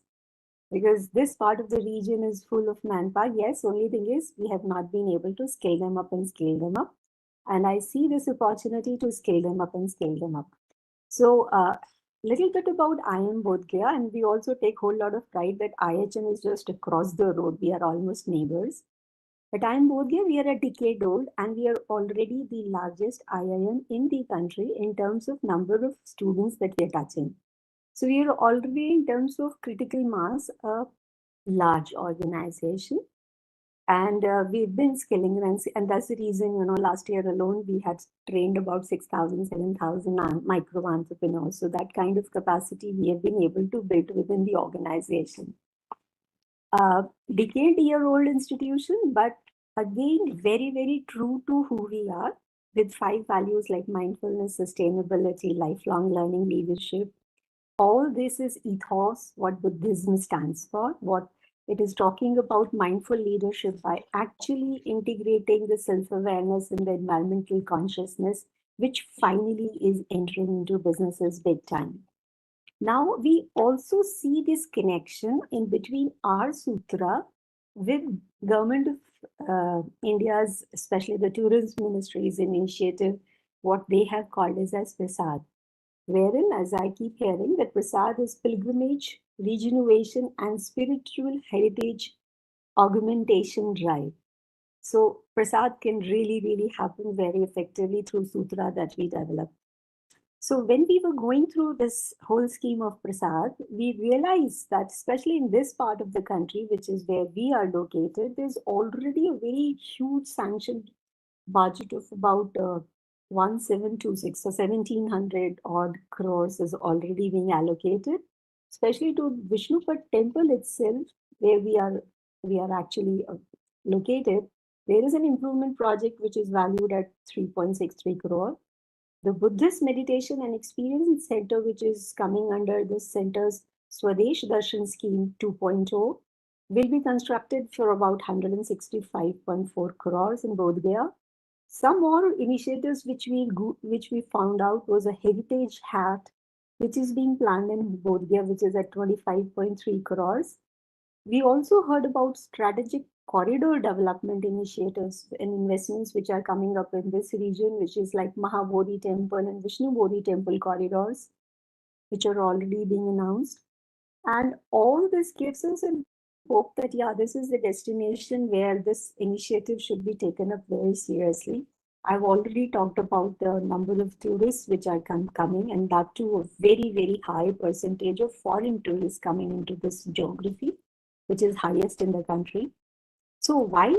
And these tourists are practically coming from every every nation like Sri Lanka, Thailand, Japan, Myanmar, Vietnam, South Korea, just to name some few.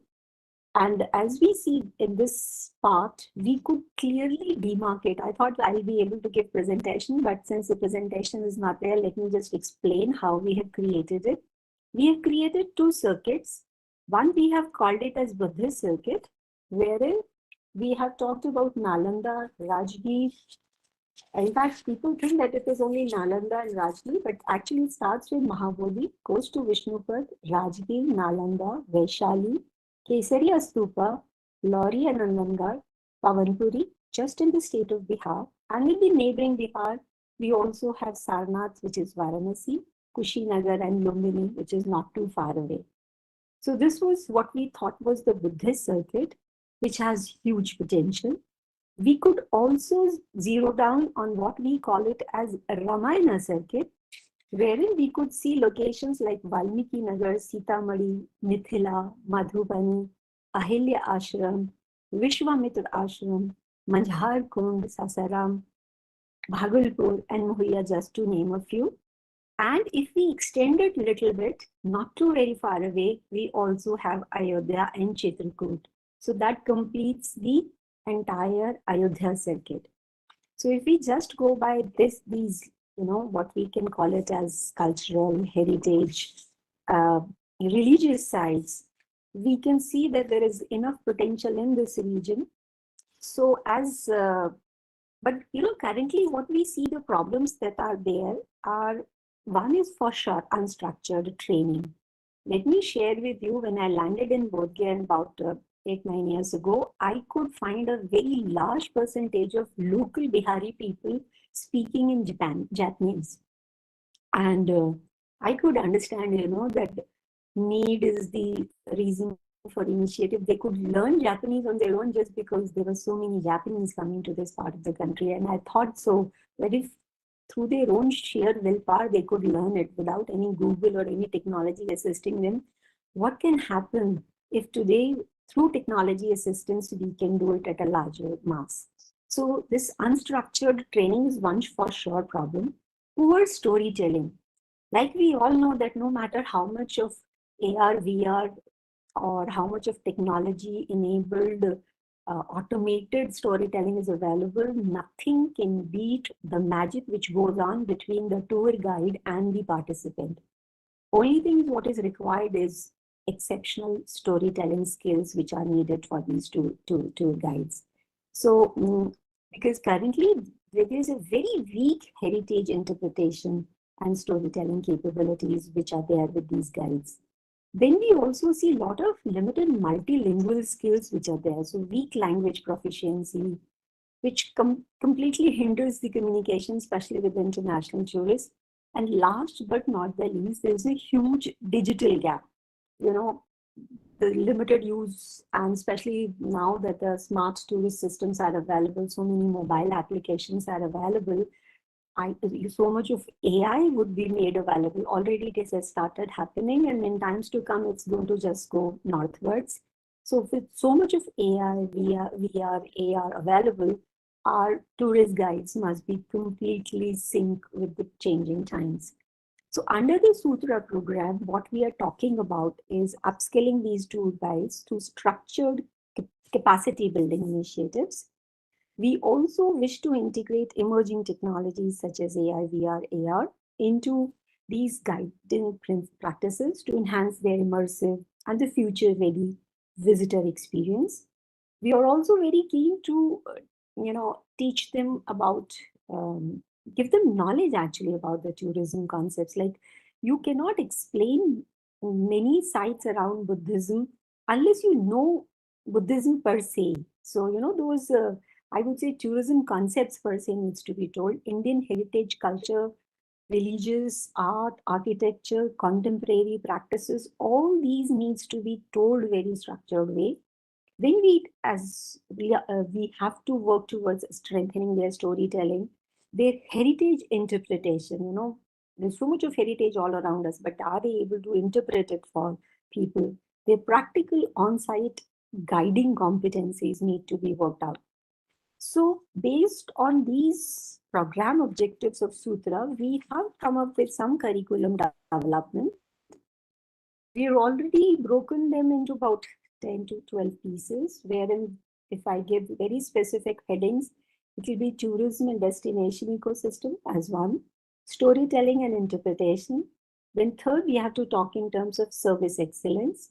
We have to talk in terms of ethics and responsible tourism, because there's so much of sustainability related issues which are cropping up in all the tourism destinations of the country. There is digital and smart tourism which needs to be taught. Safety and crisis management needs to be taught. We also what has been happening because of global warming in various tourist destinations of ours. We have to talk about field training.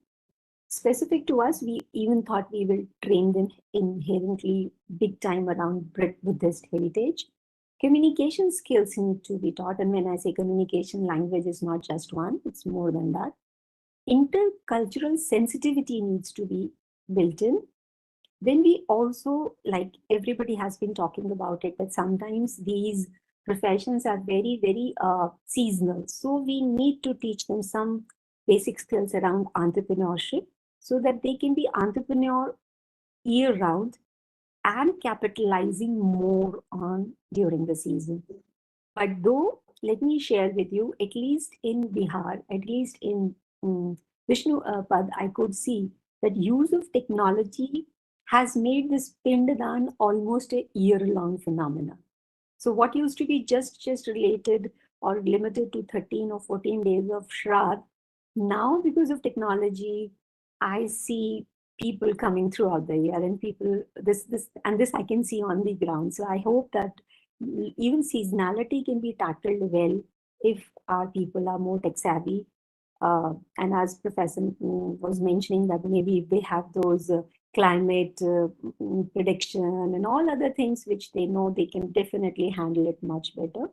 Legal awareness needs to be built in those guides. So we also thought that we'll be able to develop some small capstone project for them, which integrates all of it, so what we do with our businesses students can be done with them. So as already decided, that is, this is going to be a blended learning mode. More practice-oriented pedagogy needs to be followed, wherein we can have classroom learning with expert facilitators. We can have a lot of field immersion at heritage sites, where the location will make a lot of difference, because the very fact that we are in middle of it all, and we can really do the practical training is something which goes for us. And we can also do some continuous assessment, because what we have seen, any training effectiveness improves if there is a continuous assessment built in. It cannot be just that at one go you do these training and then forget about them. Like as I was sharing with you the CM fellowship example, they go out and do it, and then they come back after 6 months, and whatever areas where they feel, whether it is use of social media, digital marketing, some people have even graduated to establishing payment gateways. So all that, as they scale up, then they find the problems and then they come back to us. So continuous assessment could be inherently built in. Having said it, let me be very, very candid. On behalf of all IIMs, I can say that most of us are very, very tied up throughout the year with our students. So summers is something where our hostels are available, because if 10,000 needs to be done and needs to be done fast, and I'm so sure each one of us would like to do it fast. So then summertime is the best time when IIMs can really volunteer or can do this, because our students are away and our hostels are available. So that would make it little more practically feasible. And this is how we thought we had designed the entire thing. We would be happy to answer any query. And yeah, what we are expecting in terms of outcomes is for sure very skilled workforce, very enhanced satisfaction, and huge economic growth, not just for the regions, but for the entire nation at large.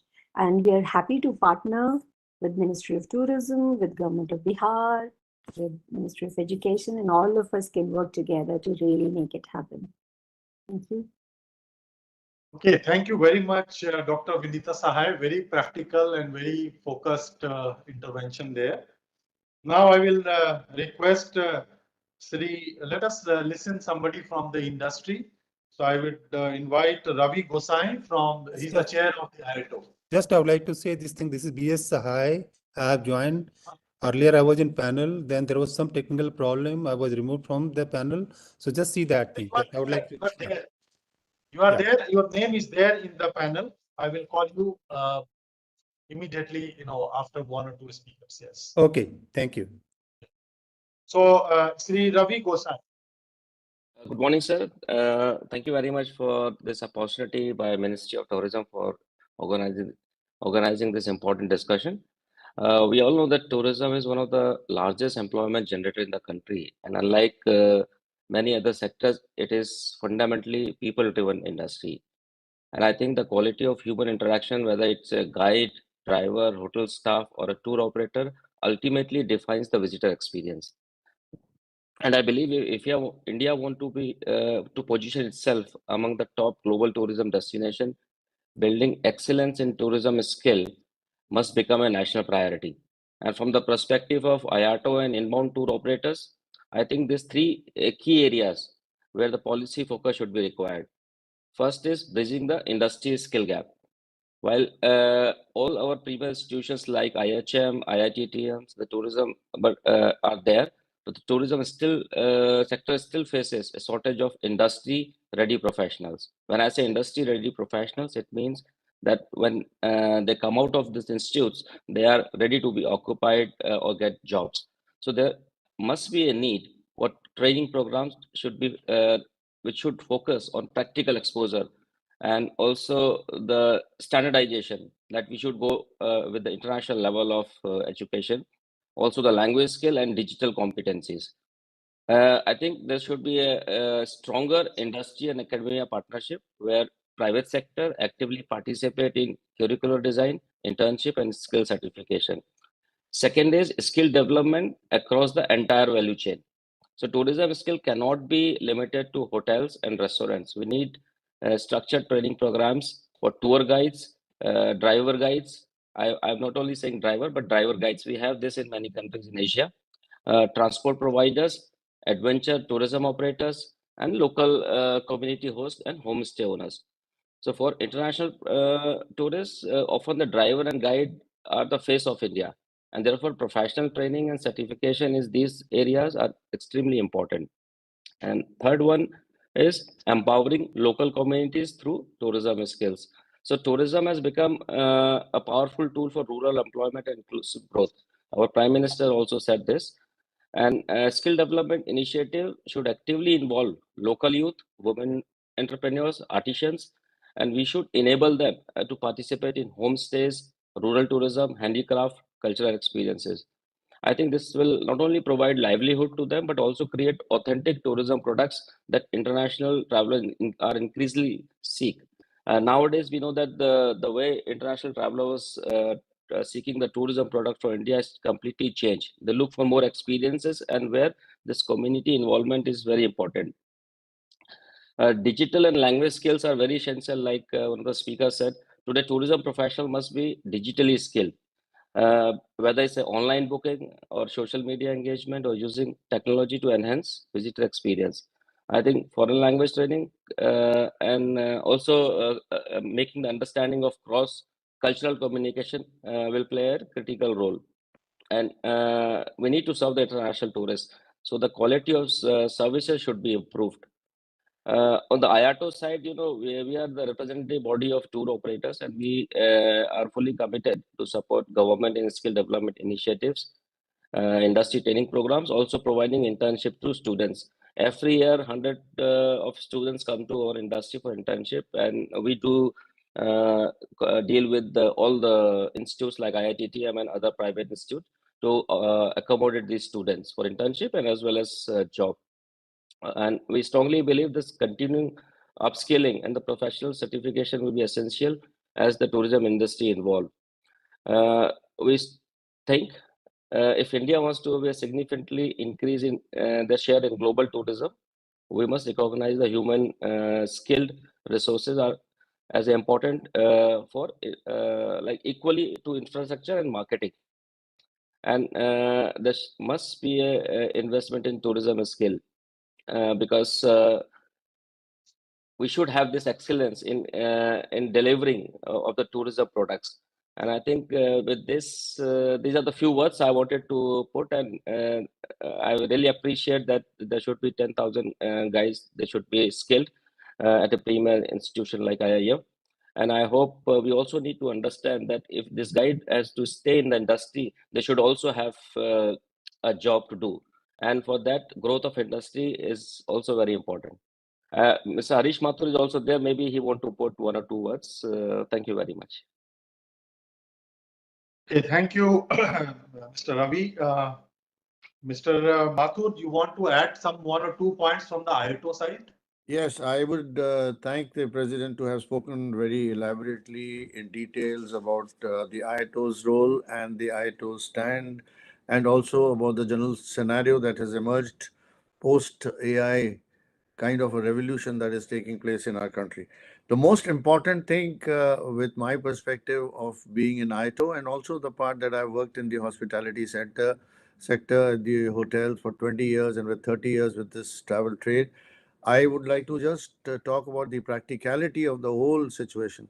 The entire situation is very simply put, the person who meets you at the airport, any client or any domestic or even international or MICE or any other wellness or cruise tourism, any other part, the face of that person is he represents India.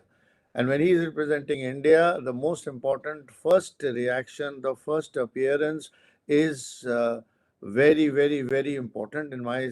So therefore, the personality development, the skills developments, and the kind of industry academia collaboration together is a very important feature. I mean, we have the information on all destinations in details everywhere in Chat GPT and everywhere. So people are flooded with information. The important thing is the destination knowledge and history is important for a person to know, but storytelling and the kind of soft personality skills of being nice, polite, and the looking at the language barrier, looking at the soft skills where he portrays India in such a manner that India comes across as a very friendly and hospitable country, with Atiti Devo Bhavo being our mantra. It is very important that the training of all the students or the guides who are being trained get an industry perspective by being trained, which are we're doing it right now with all the present travel companies and hotels, so that they get the first-hand view. A lot of thing is understood by people more when they are on the practical ground and seeing a guest personally rather than a classroom. A classroom is the basic foundation for a person to understand the skills of what and the art of the hospitality in books and by practical training, which is a fantastic thing. But the real training starts when they are on the practical ground. So this is the most important thing. And I feel that the President has spoken quite in details about the IITO's role. IITO is already conducting for its members AI training program already done by in about 20 centers with about already about 350 trained members getting the AI skills of trying to translate the information and the experience. The important thing, I'll sum it up by saying that the important thing is not the destination technical knowledge, but the soft selling skills of being friendly, of being nice, well groomed, smiling, talking about India's future and the shining Bharat, like our Prime Minister also mentioned, that it is a great opportunity for India to surge forward and go ahead and grasp the world with its personality. Thank you so much. Thank you very much. So since IITO is one of the major industry representative in the entire tourism and travel segment. So, one issue which have been deliberated upon earlier was on the apprenticeship. So, if the apprentices are required by your members in the IITO, and if we are, going to train these people like 10,000 guides, or there would be pass outs from the NIH. So I would again request you to look at this, kind of system where many of the pass outs could be engaged to get a very first-hand industry experience, because you mentioned about industry readiness. So industry readiness is very much required from the side of industry also, that if these people, before they go into training, so a pre-training arrangement your members, that these are the going after training you can implement apprentices, that will help get them industry focused exposure. So this is a sort of a thought which has come just now to me. So I think you can deliberate on this with your members, IITO and any other industry association which are present, and go back and say that okay, how many people would be required who can join you as an apprentice and learn from the practical experience. So thank you very much. Now I think I will go to Sri Subhas Goelji, if it is there, because he is one of the most experienced person in the entire travel and tourism space. So I would request him to please put forth your view on the entire subject. So I would like to express my sincere gratitude and thanks to the Ministry of Tourism. I have been requested by PATA to speak on skilling and upskilling. I would like to submit, sir, that PATA has about 2,000 travel industry members, out of which 65 are airlines, 72 are educational institutions, 95 are government bodies, and there are 71 international and national hotel chains. So these are the people who can give training and also, give jobs later on. So what we need to do is, like, my company, Stick Travel, represents 13 international airlines and 8 cruise companies. And on most of our cruises, we have people who have been trained in Indonesia, Philippines, or Singapore, because their tourism training institutes are on the Swiss model, where 50% of the time is on practical training. So my humble submission to the Ministry of Tourism and Education is that all education, I mean, I'm very happy that a digital platform is being created, and a lot of basic training or upskilling will be done digitally. But sir, what is most important is on the job training. And like IITO president said, that the wearer of the shoe knows where it pinches. So we need to have soft skills, but at the same time, they need to be employed.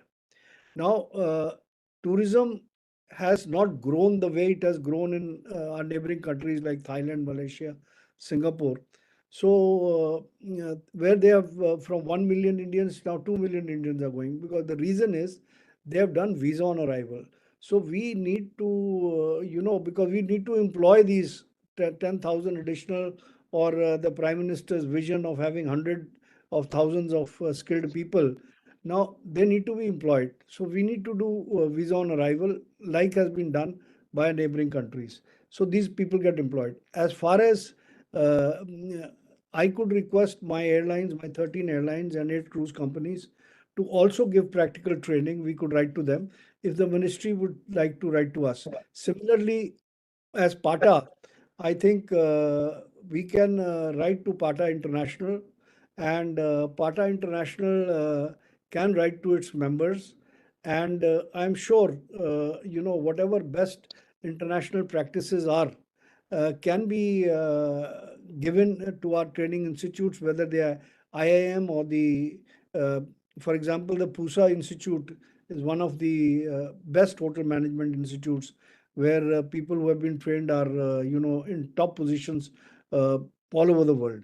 So my suggestion is that there has to be a joint strategy between industry, as mentioned by Ravi, industry, the education ministry, the tourism ministry, and also jointly the aviation ministry.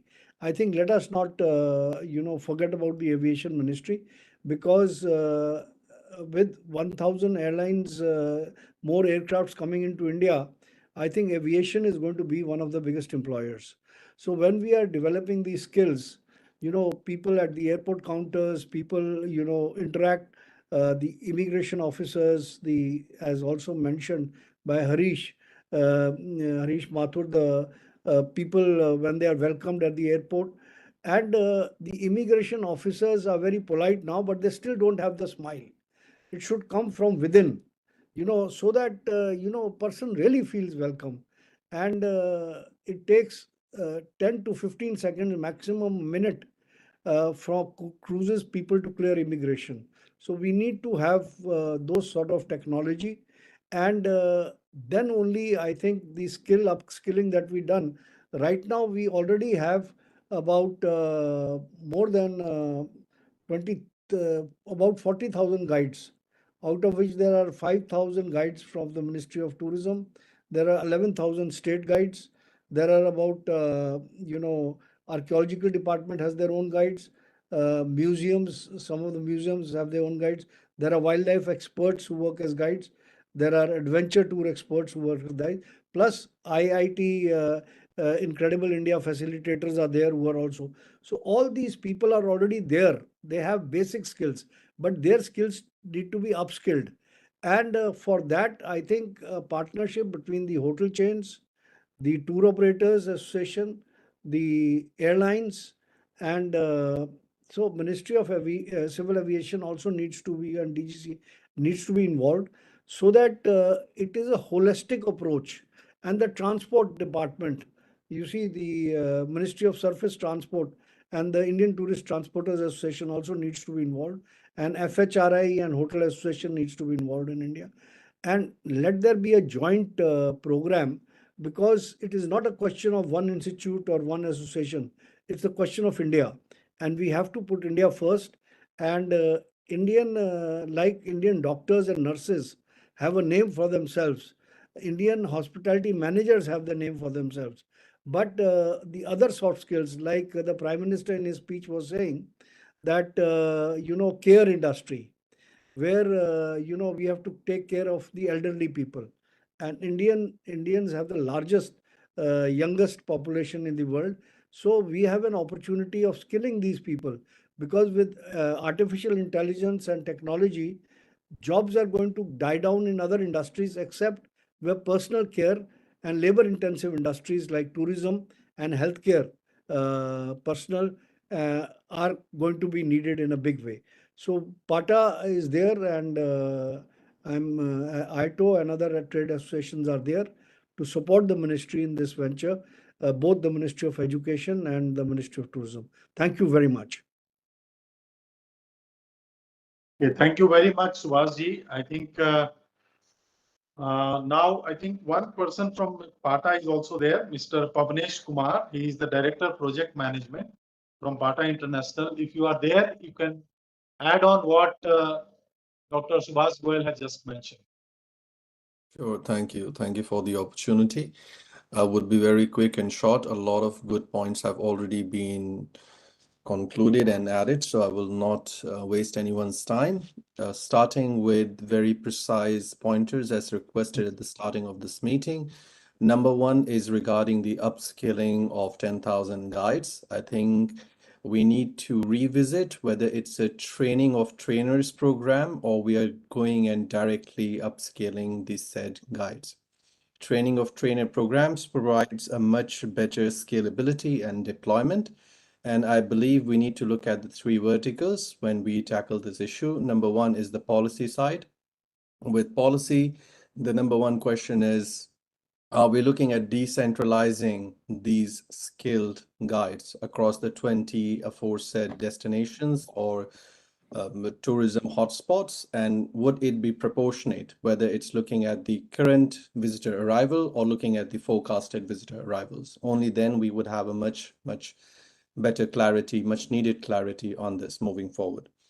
Second, when we look at the global best practices, we need to understand there is no need to reinvent the wheel. We can always learn from the mistakes of the others and also the best practices of the others. That being said, we should be looking at the occupational skill recognition system.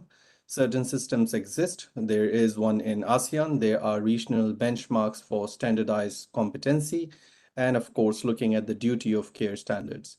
I'm omitting anything that has been previously mentioned by my esteemed colleagues in this panel to save everyone some time. The duty of care primarily looks at the human interference or the human interface when it comes to performing first aid, which should be at level 2. Now, for the recognition of IIM brand internationally, what we can do at PATA HQ with the support from PATA India chapter is provide industry immersion, which is, I think you just mentioned. So we would be in a position to have immersion programs or pre-employment training or pre-employment interaction with international DMCs. And the idea would be for them to understand how international DMCs operate and for the international DMCs in turn to provide feedback and both critical feedback in terms of how we can further improve the quality of the program and what are the imperatives that need to be taken care of. Second is the management. I think this is something which was not mentioned, but I received in the brief. So please allow me about 30 seconds of your time.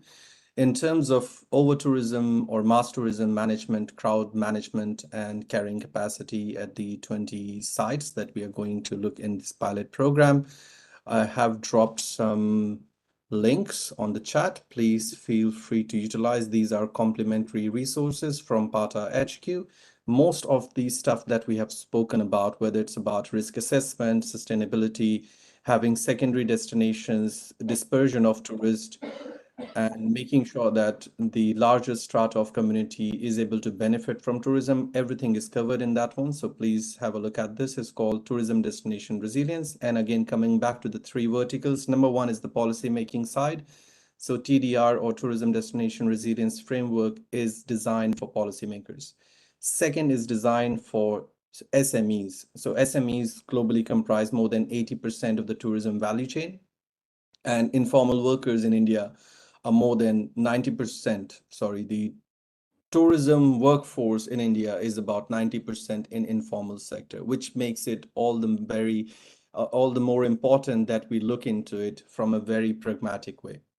Last but not the least, looking at the attracting foreign students into this National Institute of Hospitality and turning India into an educational hub, we can look at the successful model of Macau University of Tourism, also called UTM, and this has been converted into a leading regional hub, and it provides training to both officials from different economies and also to the tourism sector.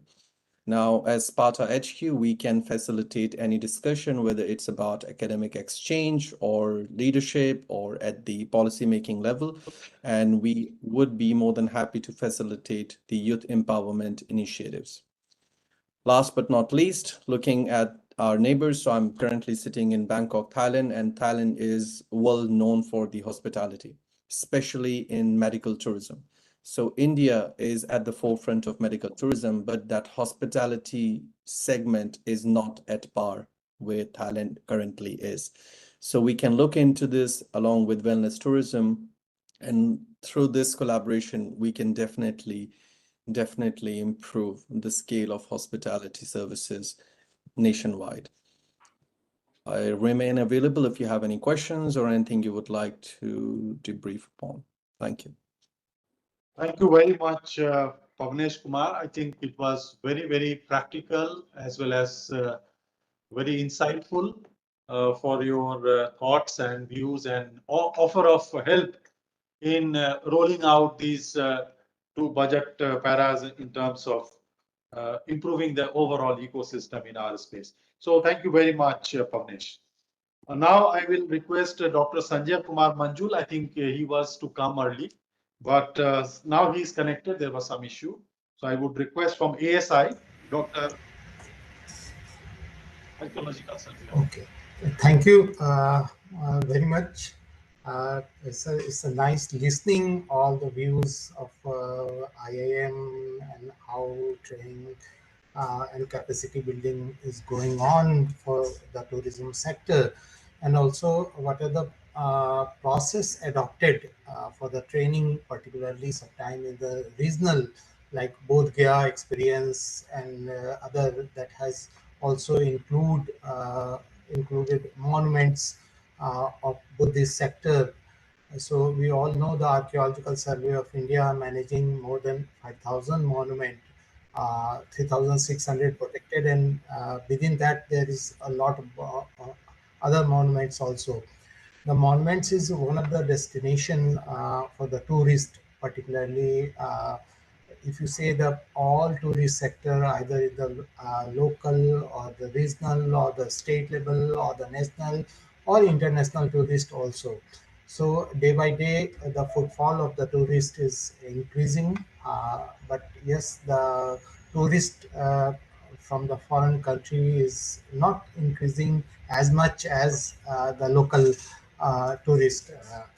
So we have to think about many things, particularly in the tier 2 and 3 cities, where very less connectivity of tourist guide or the destination, particularly monument infrastructure development and around the monument, in and around the monument. That's a very, very important.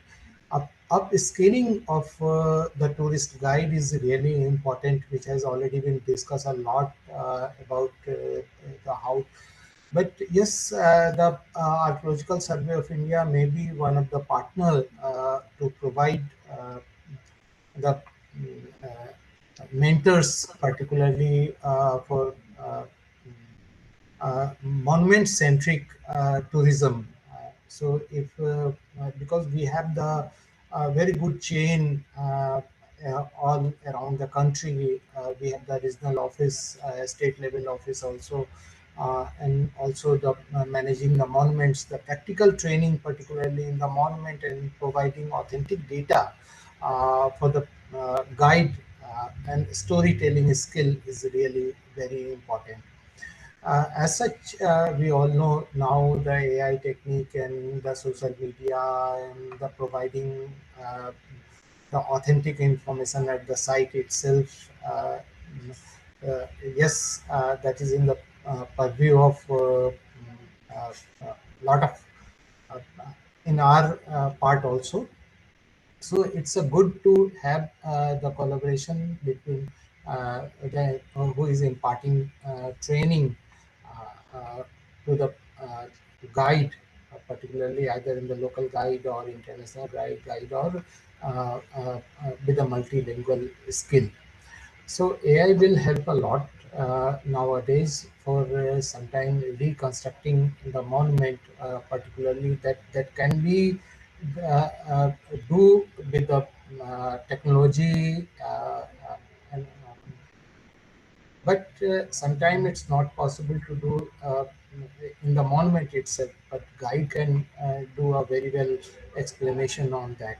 So these are the there is a lot of area to connect with Archaeological Survey of India itself. So it's a good to have a good knowledge partner, particularly from Archaeological Survey of India, and also connect the facility, because there is a lot of threat in increasing tourism, in particularly in the monument.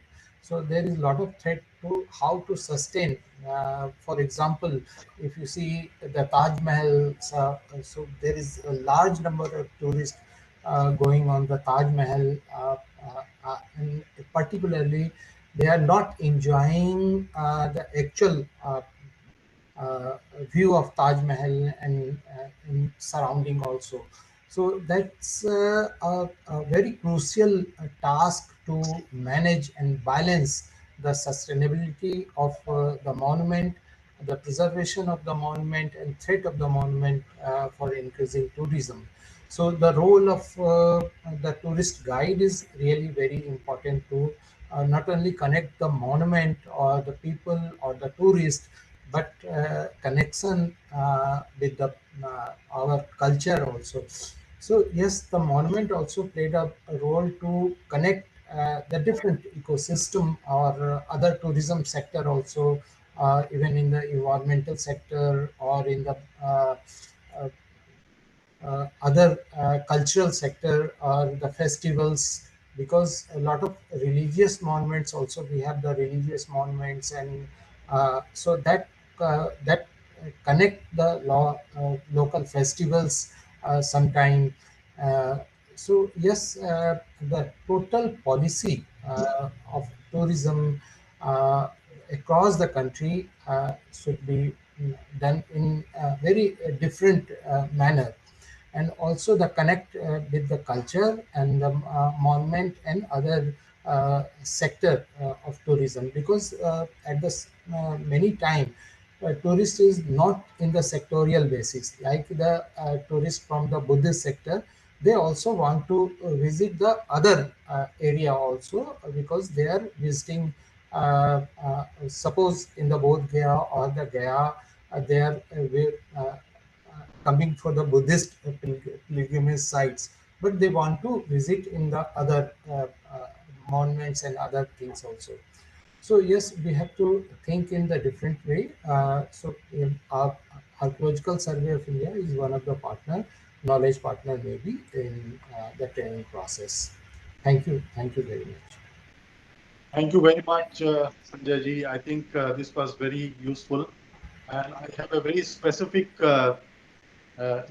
request for help in going forward. Is that if you can share the list of such resource persons who are very, very, very good in the knowledge space of archaeology, as mentioned by the Mr. Pavnesh Kumar also, that is it about training the trainers? Yeah. So, because training, in terms of training the trainers, if you can have a list of such resource person, in fact, we would be reaching out to all the industry people also and other academic institutions like IIM also, because each one has a very core competence in terms of their domain expertise. And tourism being a cross-cutting sector, in terms of many sectors are involved in tourism. So we would be requesting everyone. Sure, But specifically, sure. We will do. as you mentioned about the monument centric, so people who are very much expertise in particular.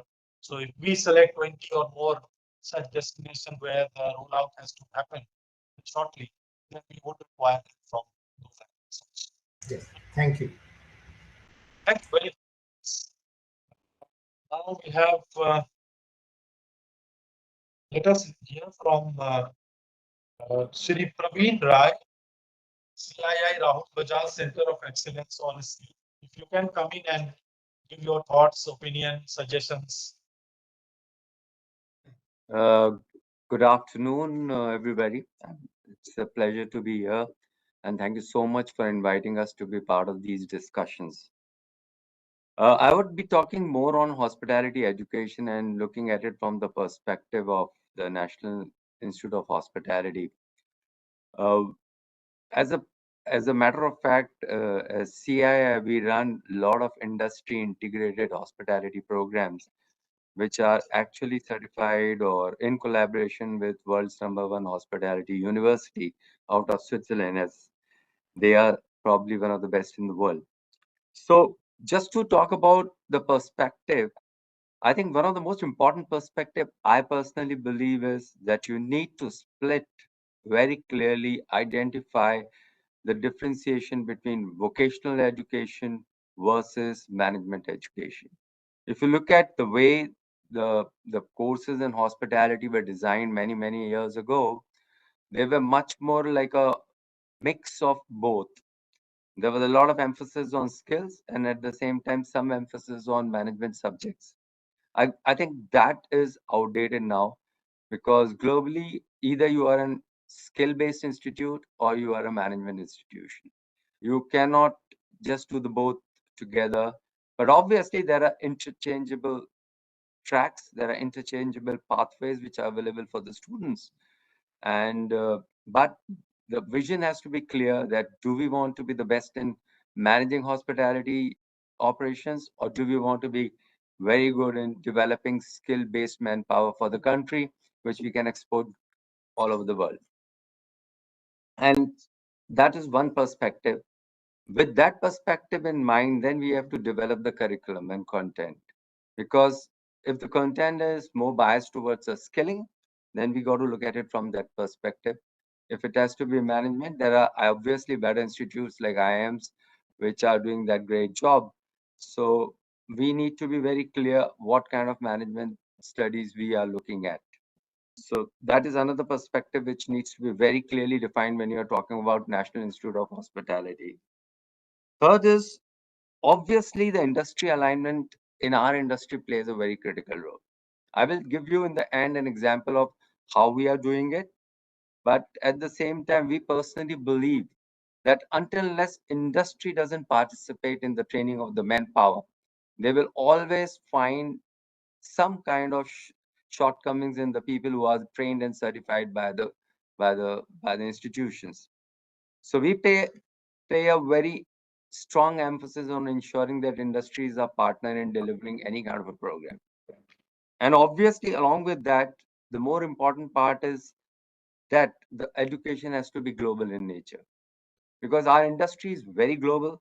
What you look at Sheraton's and Marriott's and Taj and ITCs, we are all global companies. We operate at the same standard, irrespective to where the origin of the country is. The product has to be very international. That's why international travelers come and stay with the hotels. So that perspective is extremely important. And along with that, it is very critical to understand that the curriculum we develop has to be concurrent. Because if you look at the hospitality industry as such, the nature of hospitality industry is evolving on a very, very regular basis. The kind of product you would see probably 10 years ago is now completely changed. The customer requirements are redefined.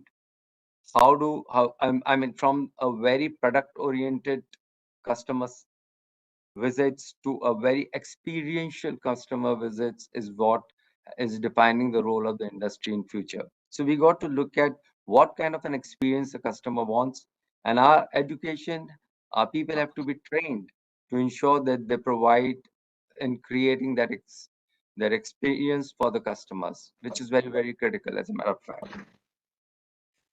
But all this cannot be done until unless we have a large infrastructure to train the trainers. And these trainers doesn't have to be only academic trainers, but more important industry trainers. People who are subject matter experts, people who are actually practitioners, people who actually understand what the industry layout is. They should be constantly involved in the training of trainers program. And actually, to a large extent, we are doing a lot of work on that area also. This kind of building capacity will actually automatically results into making the course more palatable for the people who want to do this program. See, the bigger problem we are facing is that our kids don't find hospitality courses as very aspirational. And because they are not aspirational, we are finding a lot of issues with attracting them into the industry. I think that's a very serious concern. Industry need to participate. We all, academia needs to participate, and we have to look at the global perspective. I will give you an example of, for example, food and beverage service. It's very, very difficult to find people to be attracted to work in that sector. Why has it happened? It has happened because the training has remained outdated. We are still training people how to serve from left and right, while the world has changed. The product has changed. That's a very important perspective. Also, to a large extent, we need to make our product very internationally mobile. There's a huge demand of Indian people in food and beverage sector, in food production, culinary sector, in multiple areas. Specifically, why? Because we obviously are very good workers. we obviously are very good creators of small level products. So we got to look at making a course not only aspirational, but also which actually brings the global standards into the academic. For example, until unless our qualification maps or our qualification are not mapped with international qualifications, specifically with the countries where our people have potential to go and work, acceptability and the process of getting visas for the people will be very, very difficult. So we got to look at it from that perspective that global mobility means the global standards, the qualification standards need to be, or the NOSes need to be very much aligned to each other, which is a very important perspective. And also, what we need to understand is the duration of the program.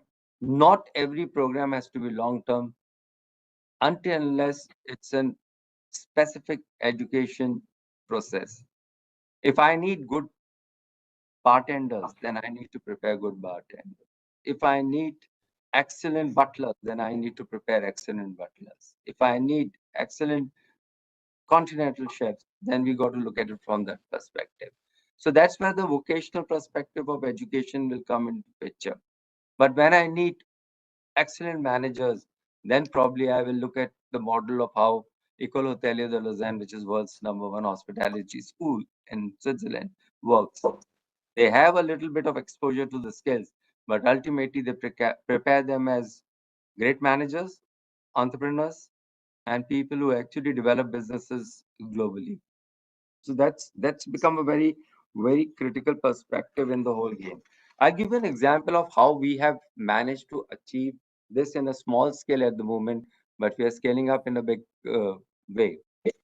We have tied up with University of Lausanne, which is École Hôtelière de Lausanne, which is world's oldest hospitality university, and adopted and created a jointly created a program called Vocational Education and Training by EHL. It's an 18 months diploma, which is the diploma is given by Switzerland. It's a globally recognized diploma. So they provide us with not only the LMS, but they also provide us with the education, whereabouts, the education hardware for the purpose of training people. But from the delivery perspective, we have tied up with Taj Group of Hotels, ITC, Hyatt, and maybe many more in future, and NCAM as a matter of fact, wherein our students actually study inside the industry. We recruit the students, we mobilize, we interview them, and we give it to the industry to train them. While the qualifications are mentored by us and our students are monitored by us. It's extremely academic in nature, but at the same time in the premises of the industry.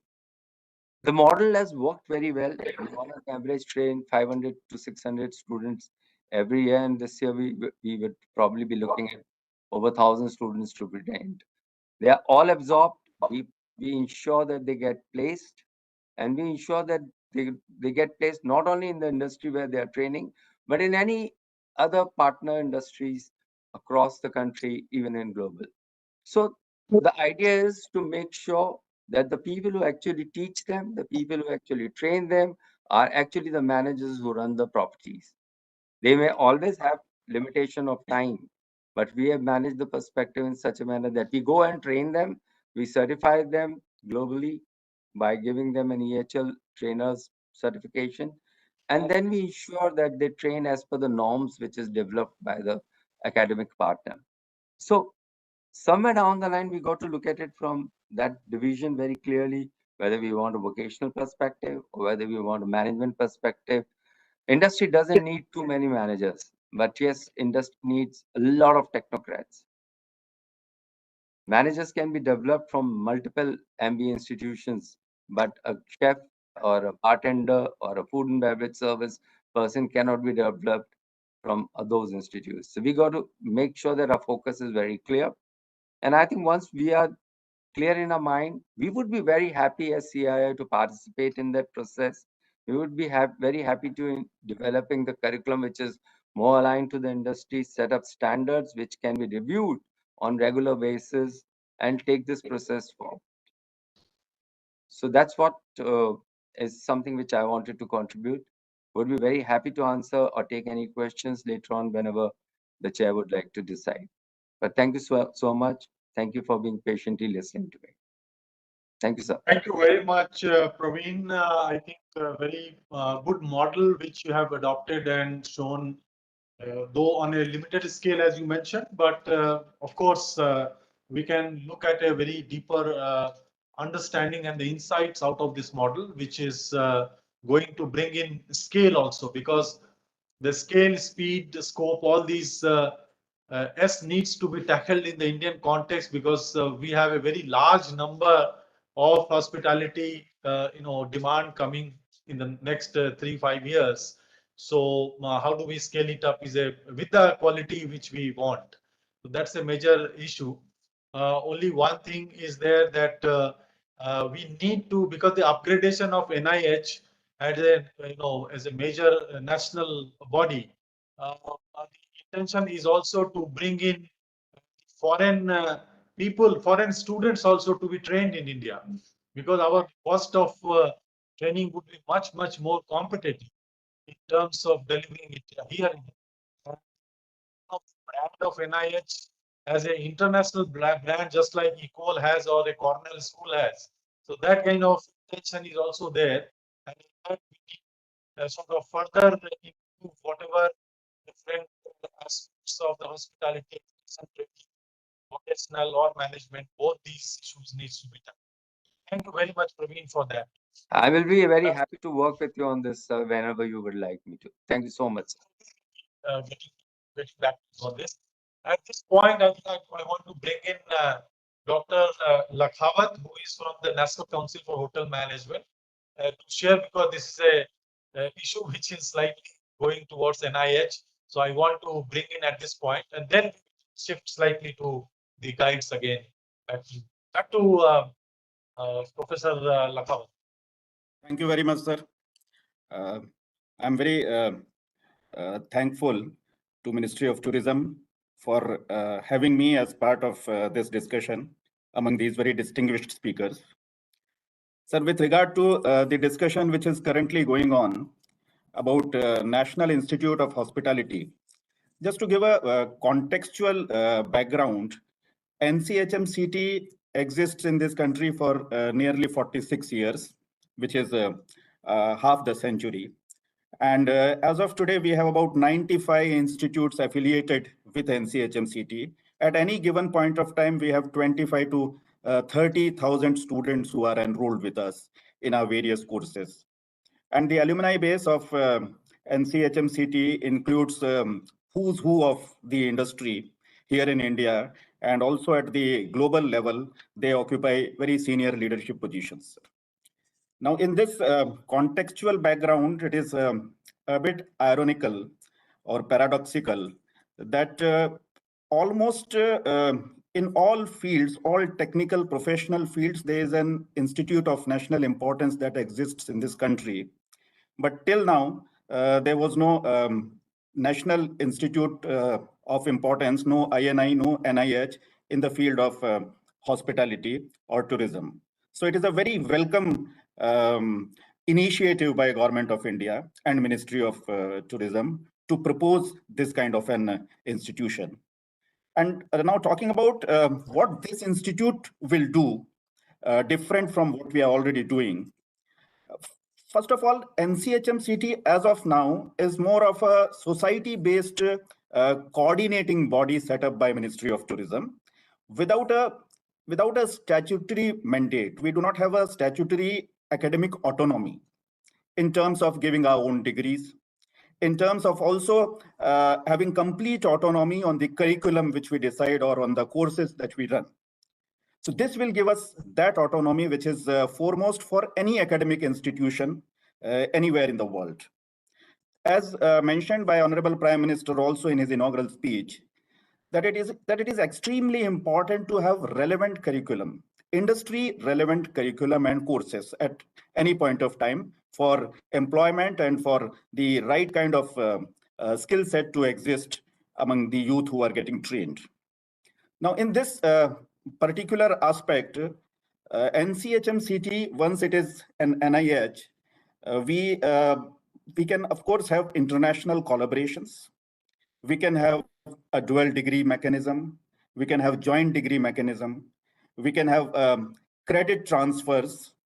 And once that kind of global tie-ups are there, not only it gives an enhancement to the quality of education, it also enables us to have a workforce which is ready for global placement and for global mobility, as mentioned by Mr. Roy as well just now. So these are the things that we envisage that in future we will be able to do.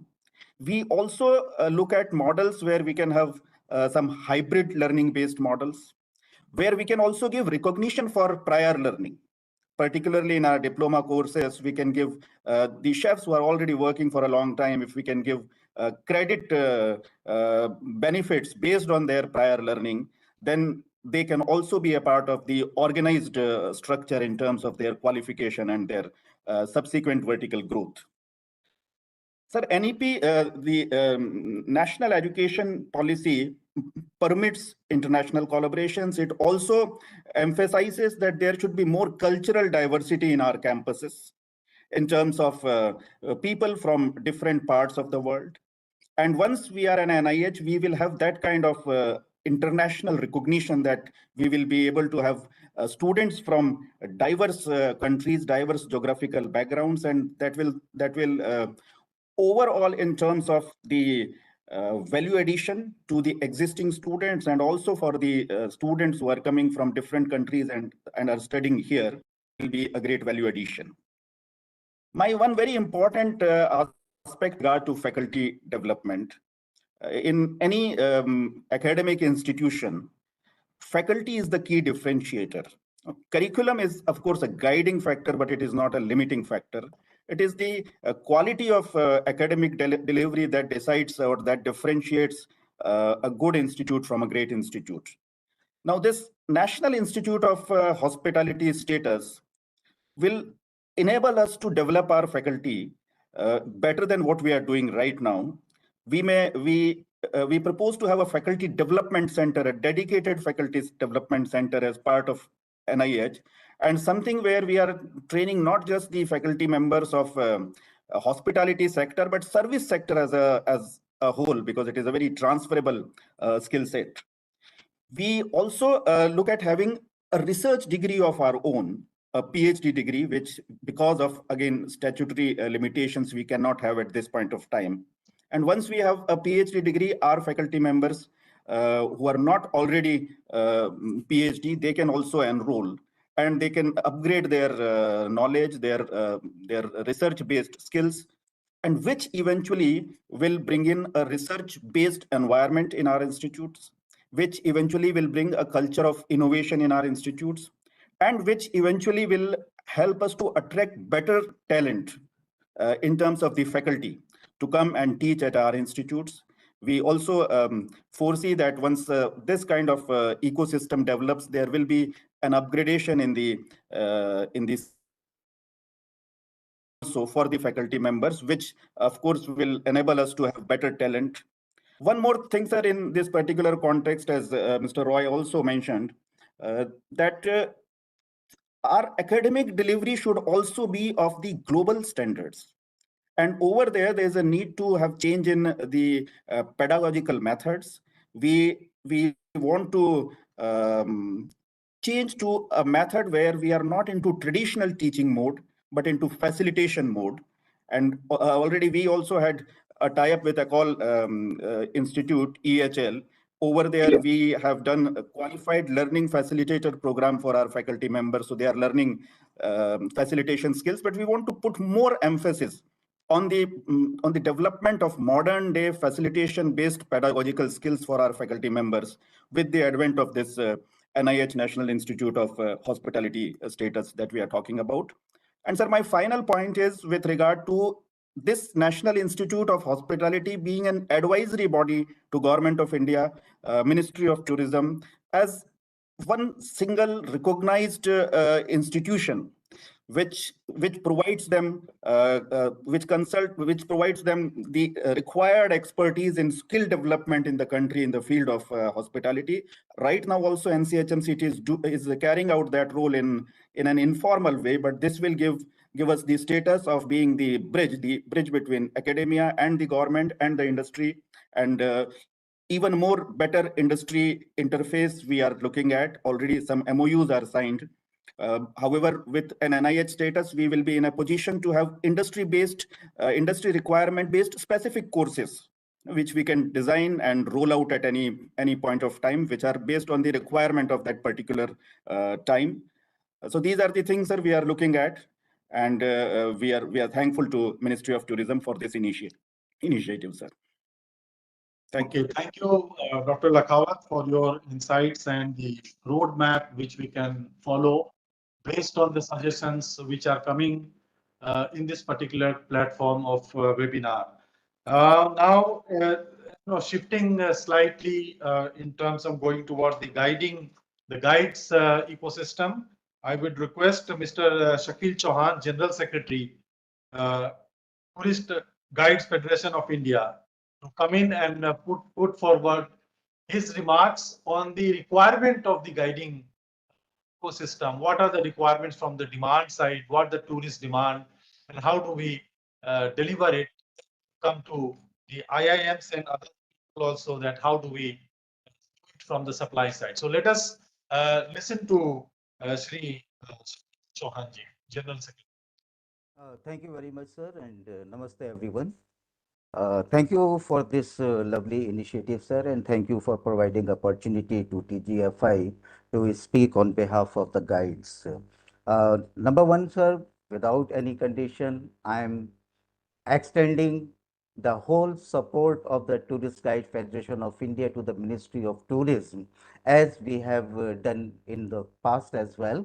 And Dr. Sharma is right here from IITTM, the director of the IITTM. Whenever the services of the guides were required, we were always there delivering the lectures and training the new guides whenever the guides were made.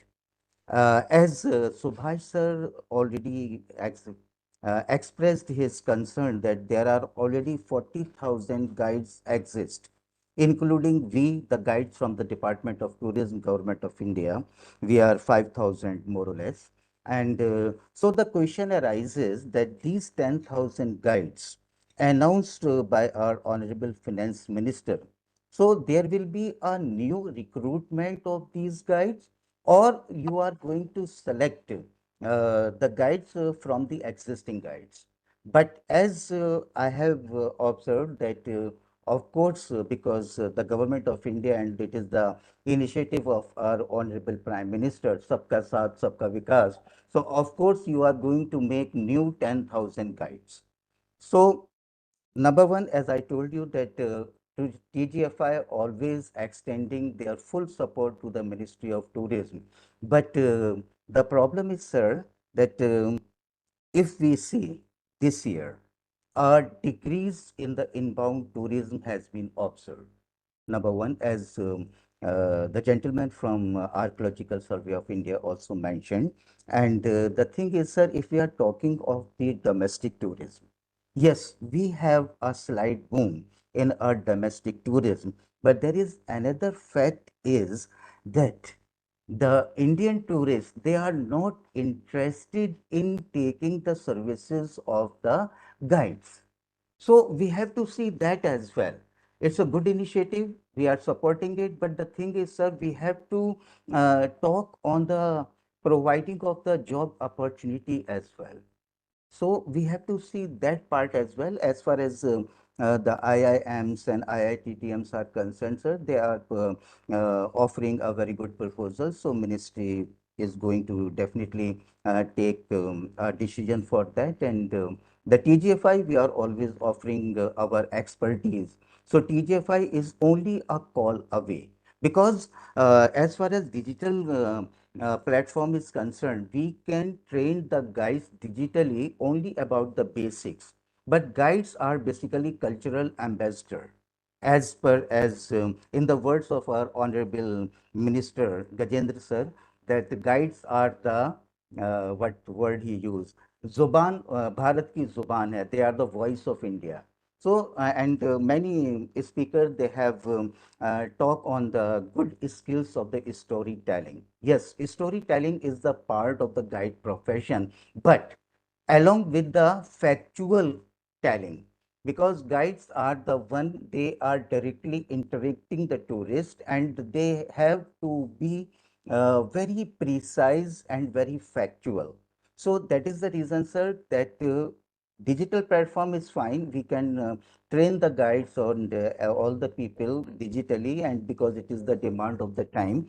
And but sir, there should be a proper training, a physical training for it, and the lectures must be delivered by eminent professors and senior guides and the senior officials of the government of India. When I qualified this examination in 1996, sir, our regional director, sir, was there to deliver the lectures even.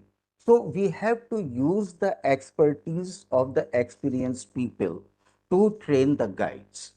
This is my only concern. And the another concern is, sir, the job surety, because this profession is only for the 6 months. And in fact, it is not only for the 6 months, but it is lesser than that, sir, and it is decreasing day by day. So we are creating the guides, but if we are not able to provide them the job security, this is another concern, and it is a burning concern, sir.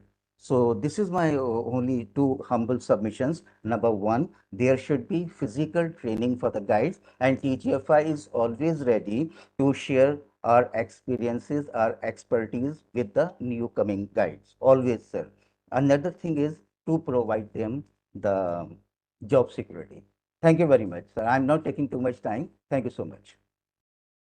Thank you, Shakil Chauhanji. I think very practical issues on ground, which I mentioned in my opening remarks also, that how do we ensure that they are fully occupied throughout the year. And so I see some hands raised, but let me finish the first round and then we'll come back to people who are raising.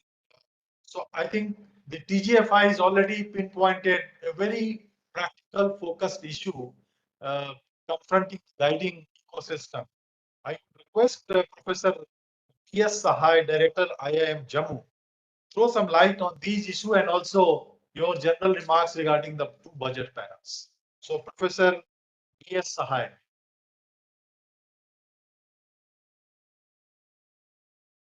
Okay, thank you. Let me just thank the Government of India and Honorable Prime Minister that first time this convergence is taking place. And ministry, all stakeholders, academia are talking and deliberating on an issue which is directly concerning to the nation. Let me tell you this thing that IIM Jammu is already partly doing, because closely working with the government of Jammu and Kashmir. We have set up a center called Center for Innovation and Transformation in Governance. This initiative of Niti Aayog, Department of Economic Affairs and Government of Jammu and Kashmir. And 28 experts are working in that center. And prime focus of the center is helping the J&K government and also to government of Ladakh. And it is spanning over tourism, energy, infrastructure, and many social sectors. I really appreciate what this Professor Dr. Lakhawat was talking about. That this transformation of this institution from National Council for Hotel Management and Catering Technology to National Institute of Hospitality. Now, the moment we talk of, so there are two aspects which I've been asked to talk. One about NHI and how it can collaborate, and other is that training part of it. So I will just try to tell you this thing. Like say, and then I will talk some data about Jammu and Kashmir. Because this center, when we talk of, like say there are 7.85 crore tourists have visited Jammu and Kashmir in the span of 3-4 years. And there are some identified area where these tourists are going. And we have also identified that what is the number of guides required for that? When Honorable Finance Minister was giving presentation on this part, and he focused on 4 issues: National Destination Digital Knowledge Grid, Sustainable Trails Initiative, Heritage and Cultural Tourism, and other things which are not really concerned to Jammu and Kashmir. So I'm just taking these 3 things. Like say, we have identified that what is the total number of tourists required in all these tourist places. Whether we talk of Vaishnav Devi, Katra, or Dal Lake, or Old City, Srinagar, Gulmarg, Pahalgam, Leh Palace, Patni Tops, though so many these tourist destinations are there. But whether these are the ultimate destinations, answer is no. Now government is trying to identify which are the unexplored area and how number of tourists can be increased in Jammu and Kashmir. And that is what this center is trying to do. This is also trying to see this thing that how this tourism can be linked with a public-private partnership to develop infrastructure, or to bring complete transparency. So all these things require a concerted effort. Now, training of 10,000 guides jointly with National Institute of Hospitality, how this curriculum should be developed.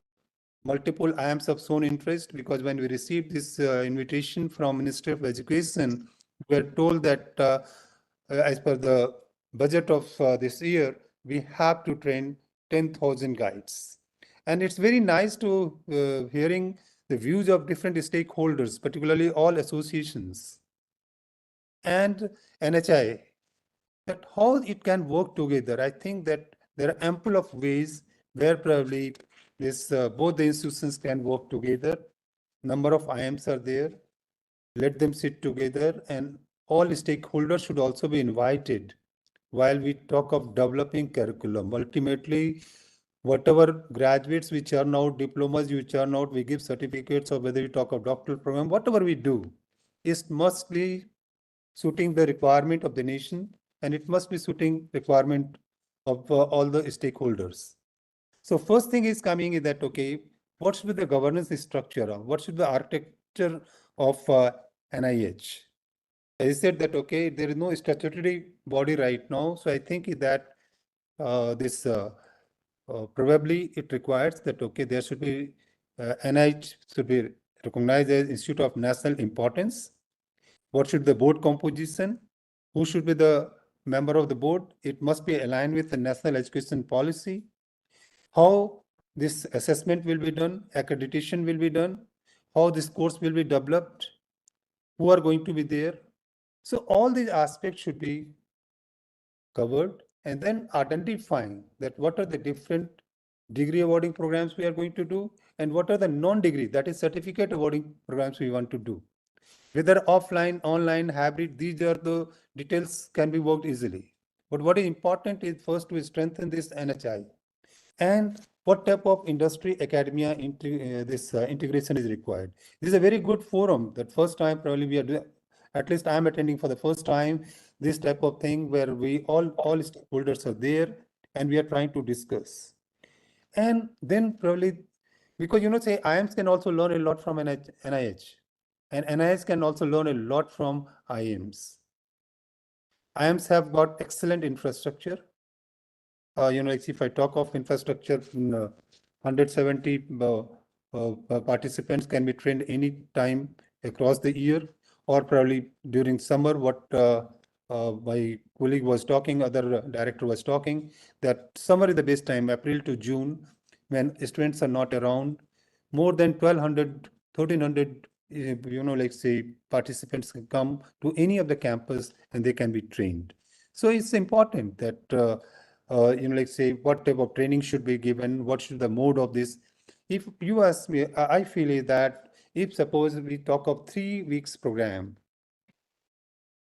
for your 12 weeks program. So if it is 12 weeks program, then there has to be immersion program on campus also, and hybrid mode also. At the same time, it should be on site also. Different locations are there, so they can be taken to the site to train them.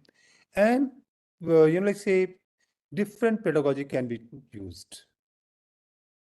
besides online and campus immersion, probably different pedagogy can be used. And, like say, we will feel happy to do this thing and how the participants should be enrolled, who is going to enroll that participant, what is going to be the logistics of that. And second thing is that what is going to be the impact of these training programs? How to assess that thing, that how it is going to impact, whether, like say, what is this pre-assessment, during the program, and post-assessment. There could be 3 stages. And first stage that when participants are coming, understand them, what is their earning, what they are doing, what is their current profile, and probably assessment can be done at a regular interval after completion of this program. Maybe after 6 months, maybe after a year, like that. And again, the same thing that, okay, whether this program has helped them to increase their earning, it has helped them to cover more and more tourists. So these things are probably required, and I think that we'll feel more than happy to collaborate with this. And whatever is possible, IIM Jammu would like to work with NIH, with the ministry, and we would like to do this thing. We have given a detailed proposal to the Ministry of Education, and I think that once we sit together, more details can be worked out. Thank you very much. Thank you, Professor Sahai. Very useful and kind of infrastructure you have, you mentioned, and what kind of support you can provide in rolling out these 2 budget announcements. Thank you very much. Now I come to Professor Deepa Sethi, Dean from IIM Collaborations. Thank you, sir. At the outset, I would like to express gratitude and respect to the Ministry of Tourism and the Government of India for these important national initiatives. The announcement to upskill 10,000 tourist guides is very timely because today tourism is not merely an economic activity. It's a cultural interface between India and the world. So guides therefore do not just transmit information. The larger objective is to help them become interpreters of India's civilization theory and story, of course. So at IIM Kozhikode, the idea of globalizing Indian thought is precisely about presenting India's intellectual, cultural, and philosophical traditions in ways that are meaningful in a global context, of course, without losing their authenticity. So we propose to embed this philosophy into the 12-week hybrid curriculum through what we would like to call the 3E framework: experience, excellence, and expertise, where we are proposing holistic experience through content, context, and core excellence and delivery expertise. So when we talk about experience, again, as I said earlier, tourism today is part of the experience economy. And guides should learn, therefore, how to connect monuments with the living culture rather than just talk about it in terms of information. So which will help visitors experience India, not just hear historical data and facts. Second, excellence. A national program, a consistent program having standards meeting globally. The curriculum would therefore include training in storytelling, cross-cultural communication, in fact, cultural intelligence, visitor psychology, sustainability, and also digital interpretation. Finally, the third thing is expertise, where we are looking at guides to develop deeper expertise in themes or regions, heritage, spirituality, ecotourism, wellness, so on and so forth. So again, when we weave it around, this framework echoes our institute's values based on ancient Indian philosophy, that is Satyam, Nityam, and Purnam, where we talk about Satyam representing authenticity in representing culture. Nityam is the sustainability of knowledge and standards, and Purnam is the wholeness, the completeness, bringing together history, culture, and lived experience. So how do we look at this 12-week hybrid curriculum? In 3 interconnected pillars. First, the heritage interpretation, more than factual narration. Second, as I said earlier, cross-cultural communication capability, because now communication is no more a soft skill. It has become a power skill. And finally, the third pillar is the experiential storytelling combined with the digital technology. So the moment we bring this into a holistic kind of framework, the guides will not just function as information providers, they become ambassadors of the soft power of India. So to give you a quick glimpse into how we have designed it, of course, it's a hybrid format, online learning, where there will be asynchronous plus synchronous, that is live sessions for conceptual foundations. Then we have a couple of in-person regional workshops, immersions. We also include field immersion for practice and demonstration. And assessment will be through continuous simulations, situations, storytelling exercises, and how the visitor experience is designed. The foundations might be about understanding the cultural narrative so that people are able to connect with the civilization, followed by interpretation and cultural landscape. Moving into the next phase, we go into the delivery part where I mentioned cross-cultural intelligence, how to adapt to people's psychology. What is it that we need to do in order to benchmark against global standards and expectations?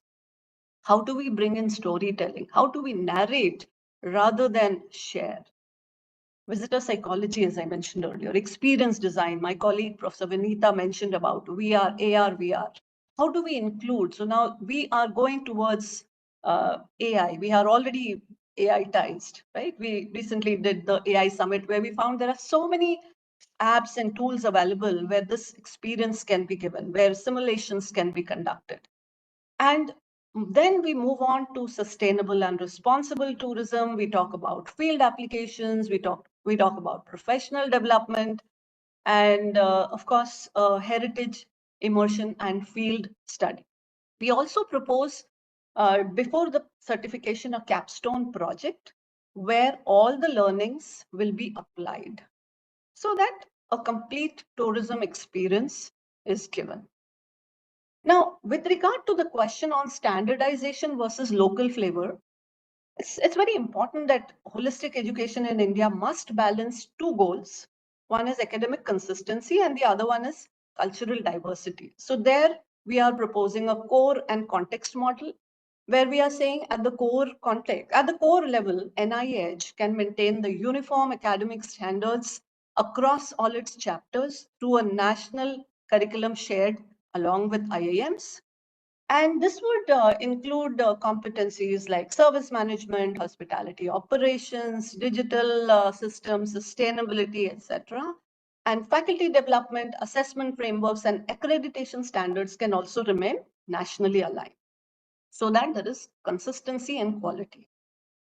However, the contextual layer, that is where I said core and context. So the contextual layer should deliberately allow for the regional specialization, the local flavors, where India's tourism strength lies precisely in its diversity, whether it's heritage tourism in Rajasthan, Ayurveda wellness in Kerala, spiritual tourism in Varanasi, so on and so forth.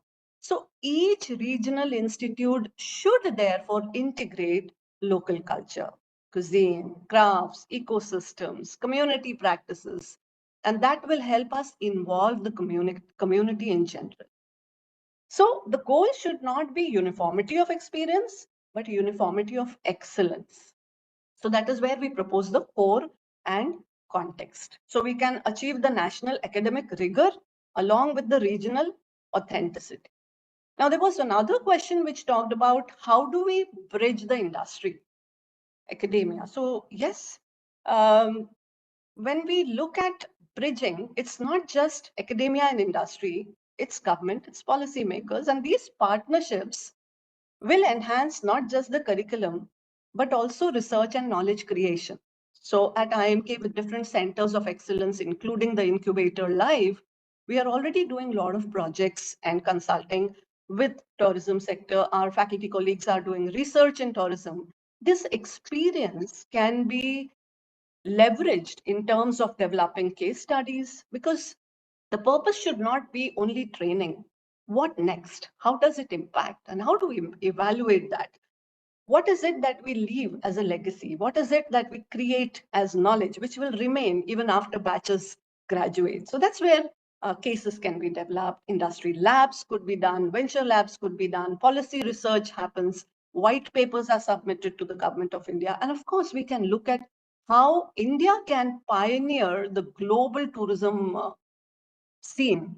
So why should India not be looked upon as the leader in developing these benchmarks? So we need to be headed there, and IIM Kozhikode would be more than happy to collaborate in not just co-creating the core, but also the context.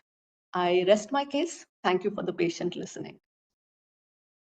Thank you very much, Professor Deepa Sethi. Excellent suggestions and a framework, sort of a framework of for going forward. How do we take it forward in terms of both the budget announcement for guides as well as the NIH? Thank you very much. So now I think I'll call Professor Alok Sharma, Director, IITTM. He has been working on this very specialized area of tourism and travel management for many years. I would request him to put his views through so that we can learn from that. Thank you. Professor Alok. Yeah. Thank you very much, sir.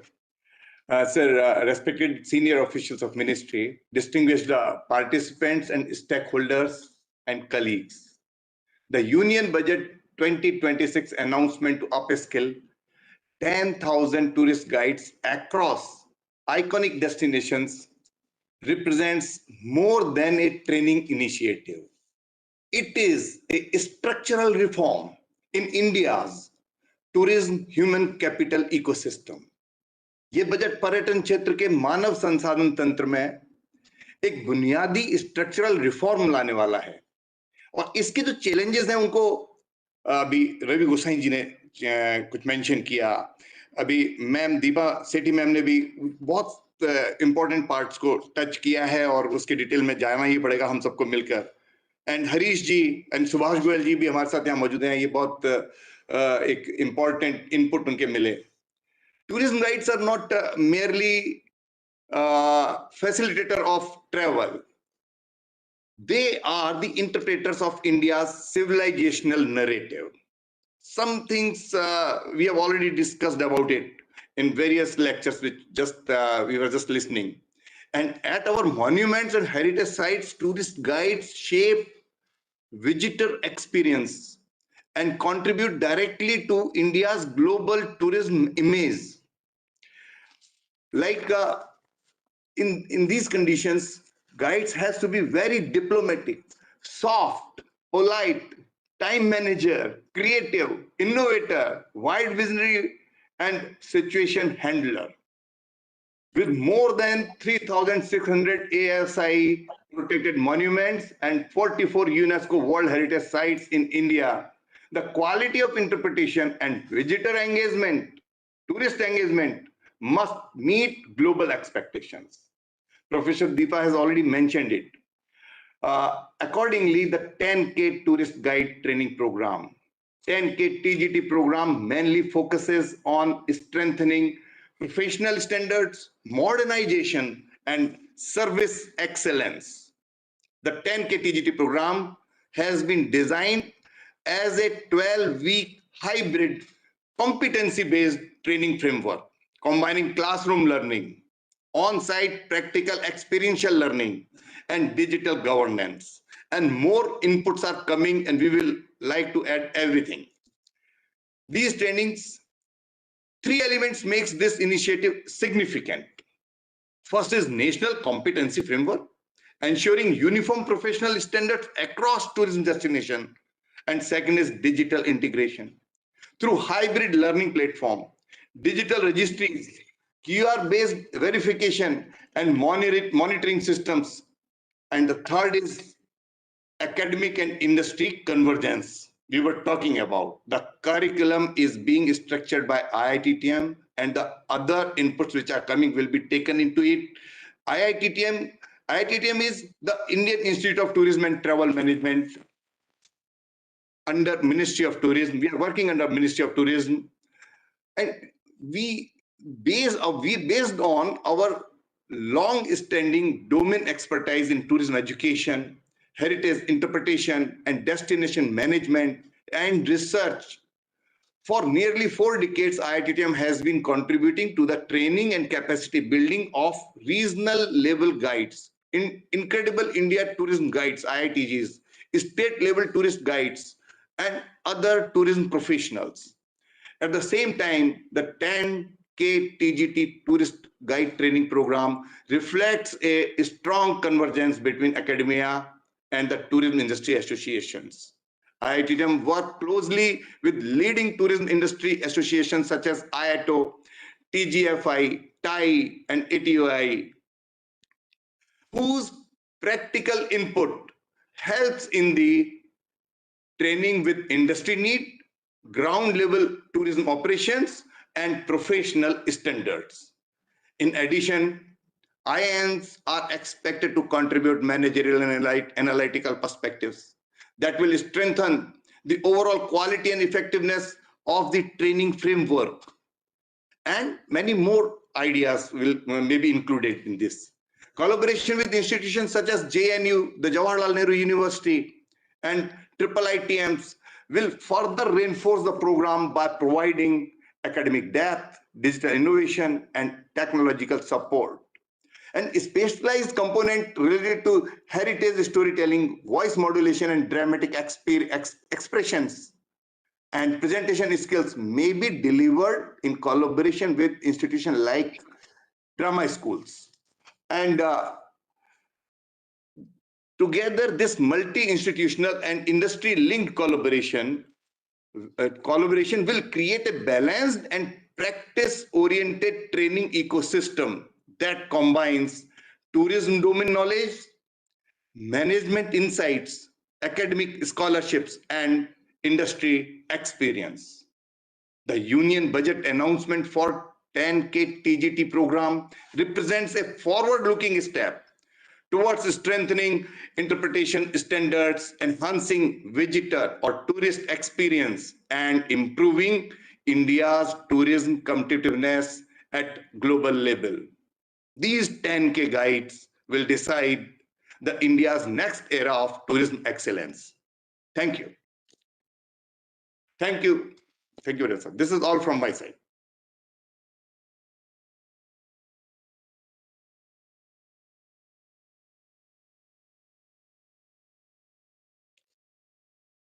If there is any question, I'm here to answer it. आवाज गई क्या? Mute हुआ था क्या?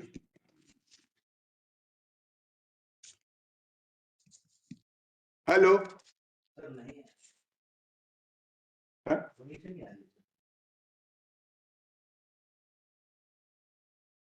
Laptop चाहिए आवाज कितनी है?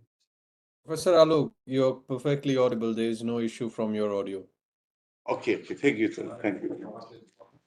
So the things, whatever I was talking about was conveyed. Mr. Pavnesh, huh? Yes, absolutely. Okay, thanks.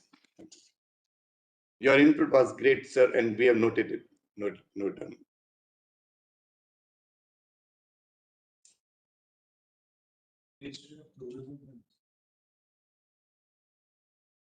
I think NIC MOP should. There is some issue, I guess, at their end. Yeah. We are not able to hear them. Yeah.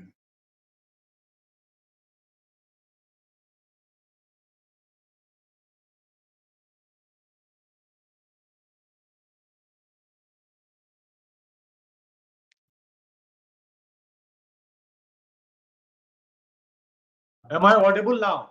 Yes, yes, sir. you are. Okay, Yes, okay. sir. So sorry for that, but there were certain questions raised by. I could see some of the questions which has come. Since we have got about 10-15 minutes more, so we can raise these questions, and anybody who wants to answer that can take it. But before I go there, Mr. Pavnesh, you wanted to ask some question?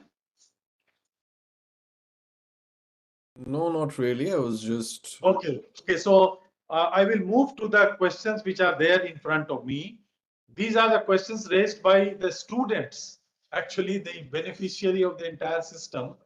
For example, I have a question from IHM Kolkata about, this is from Devolina Datta, Ranjan Kumar Yadav, Dalip Singh, and Ritashna Mukherjee. All these are current students of first year or some second, third year.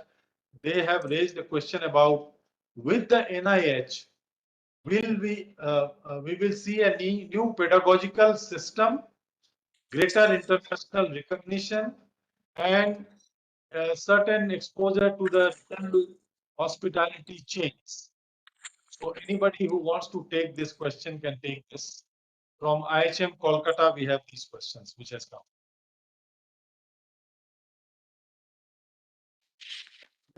With your permission, I can take this question, sir. Dr. Lakhawat, yes. So with regard to the question which is asked, of course, there will be changes in terms of the overall profile of NCHMCT IHMs with the autonomy, with our own degree, with the flexibility of international collaborations. There will be a certain upgradation, and this upgradation will include new pedagogical practices. If there is a change in curriculum, if there is the introduction of new courses, automatically it will bring in a change in pedagogy as well. And right now we already have MOUs with Indian hotels, which we, of course, we want to extend them further, expand them further. And when I say Indian hotels, the hotels which are operating in India, be it the international chains or the Indian chains. Similarly, with NIH, we can go for international collaborations as well with international universities, as well as with international hotel chains for placement and for internship. And accordingly, the programs can be structured based on the recognition at an international level. So all these changes we foresee, and we are very hopeful that for students, this is going to be a big upgradation of the profile of their alma mater where they are studying right now. Thank you, sir. Any other thought by anybody on this issue?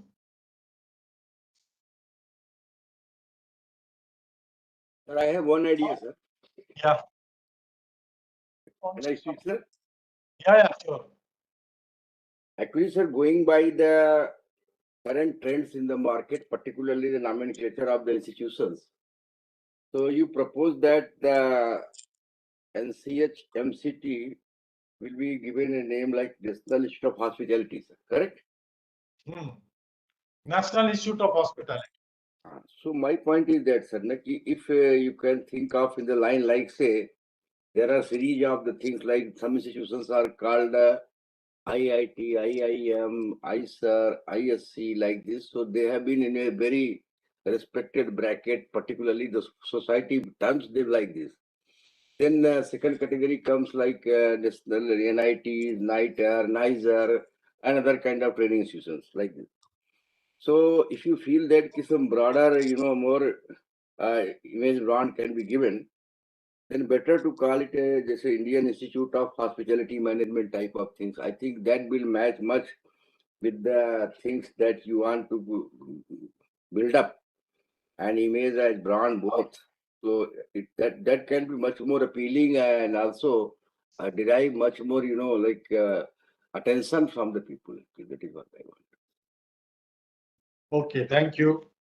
Now I take a second set of questions which has come from Hotel Management IHM Bangalore and also from IHM Mumbai. These are basically regarding the evaluation pattern. Are they going to be changed in the NIH, or what new skills would be taught in the NIH new setup? And also, will there be any joint courses with the IIMs where Mr. Indra very clearly said that about how the basic skill courses are there, vocational courses, and the management courses. So how do we jointly run courses, if at all, with the IIMs? Between the NIH and IIMs, can we run joint courses? These are some questions which has come from IHM Mumbai and IHM Bengaluru. Anybody wants to give some thought on this? I would like to go ahead. So the answer to the IHM students is the very purpose of this webinar is to see how these various bodies are collaborating so that you get a holistic experience. So while it's good to say vocational, technical, and managerial, we at management institutes believe that when we come together to design a curriculum and then deliver, things are always better. So yes, the answer to you is be hopeful. And we are also hoping the ministry would involve the entire body as an integrated whole rather than having factions. Because when we go with one goal, the way becomes easier. Thank you. Very much. Anybody else who wants to chip in on this issue? Yeah, as I said earlier, that only when IIM and NIH is joining hands together, it is for the betterment. Because one thing I must then, there is a caveat. Expectation of a student is going to increase significantly the moment IIM is coming into picture. So whatever we have discussed, I think is that it is beneficial to the student, beneficial to all stakeholders. It depends on how Ministry of Tourism is taking it forward. So it's a very nice that Minister of Education and Ministry of Tourism working together. At the same time, like say all stakeholders. So when curriculum is developed, like say input can be taken from all of them. At the same time, students' feedback should be taken that what is their expectation, because it is going monologue type of thing that everybody is giving advice. We will do this, we will do this. What is that? Yeah. So students' feedback is really, really important. And let's ask them also. So there could be a quick survey from all stakeholders here, at the same time students. And that will really benefit in designing the course curricula, particularly for this graduate program and postgraduate program. For doctoral program, things are different because you're looking for faculty members. At the same time, it will be beneficial to IIM also, because hospitality is an industry where we never talk of. they say सेवा का भाव बहुत जरूरी है. तो अगर इस industry में सेवा का भाव नहीं है, आप कितनी भी क्वालिफिकेशन दे लीजिए, कोई फर्क नहीं पड़ेगा. So it's important. So I think that it's a great thing that everybody is coming together, and IIM can contribute significantly in this whole journey. Thank you. Sir, with your permission, I can say that as per the National Education Policy also, it is very much desirable that both the forums should come together actually to evolve a very practical, pragmatic, and internationally, competitive curricula, which can help different type of, segments of the hospitality industry.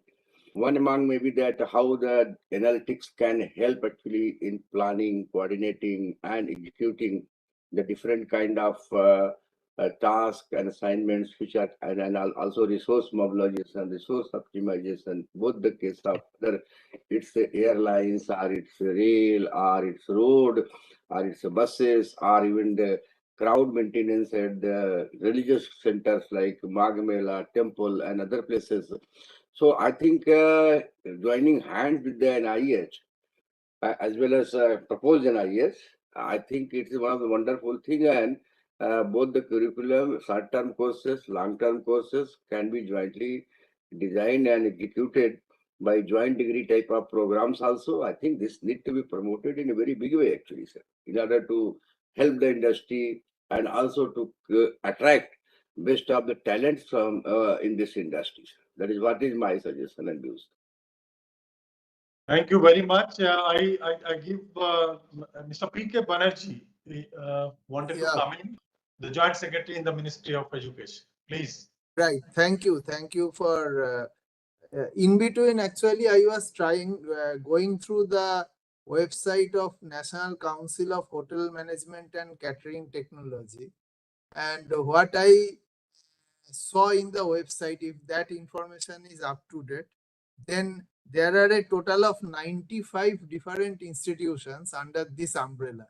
21 central government sponsored, 35 state government sponsored, 1 PSU, that is Hotel Samrat campus, 25 private and 13 foodcraft. So it's a completely diverse set of institutions under different ownerships, which have come together under this particular council. So there, and then what we found is, the central government institutions, they are currently offering MSc and BSc programs. State governments are giving BSc and diploma.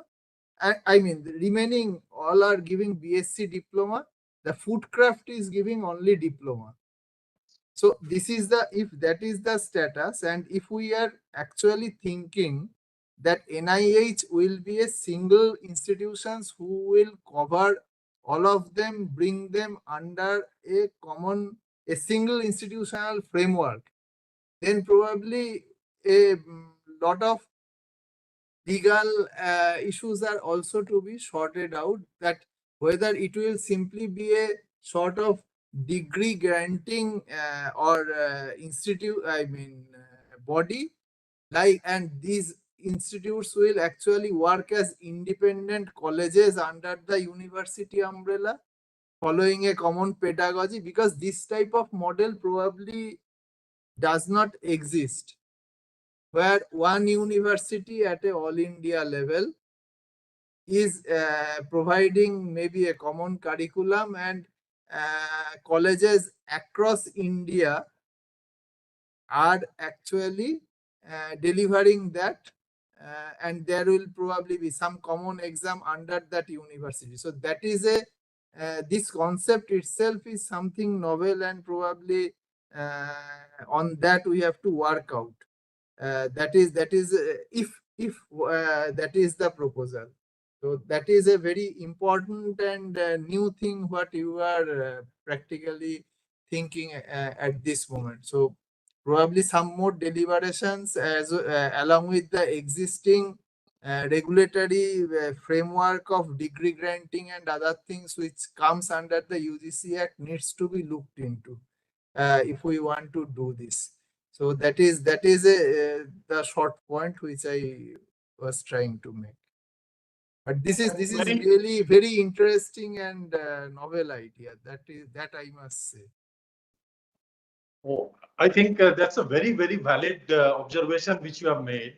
But if you look at the, for example, there are other institutes or organization in the fashion technology. For example, there is a NIFT, which is also created in the fashion technology segment. Similarly, in the footwear development and design thing also, there is a FDDI Act of Parliament. Similarly, there is a NIFT Act of Parliament. All these are governed by the setup of INI. Both these kind of institutes have campuses across India.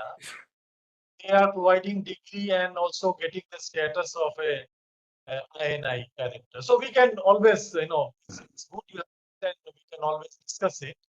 And but the ultimate motto is to upgrade the entire ecosystem to gear up to the new opportunities which are coming along the tourism and hospitality space.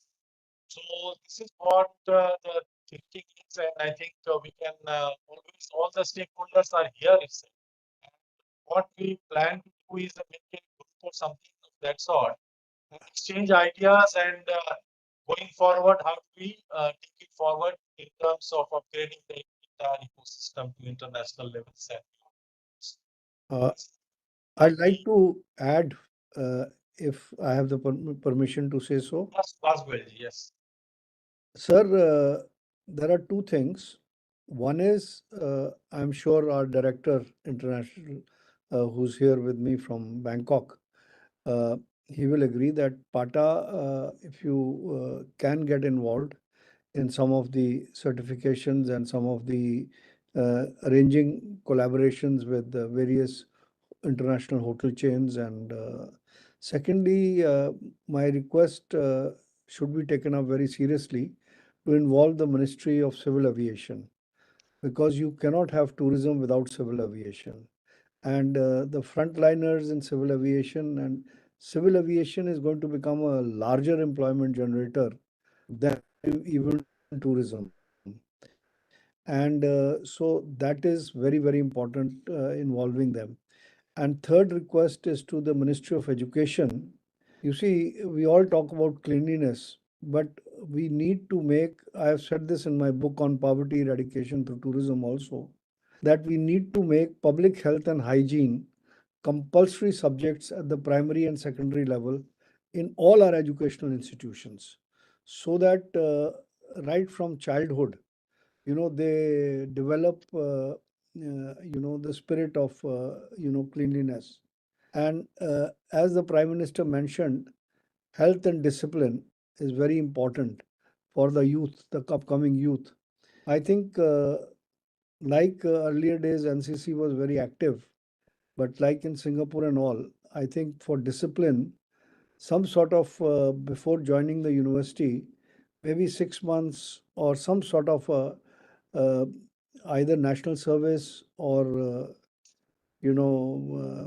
this education can consider, or services in the paramilitary forces, voluntary services should be there. That will help a lot in inculcating discipline and rest. I think the professionals like the hotel management is doing an excellent job, and they should attach aviation courses also, like managing the counters at the airport, managing the immigration people, the other people at the airports, and air hostess training, and all this needs to be regularized. There are a lot of private institutes that are doing it, and they're doing it in a very, very ad hoc and a very commercial manner.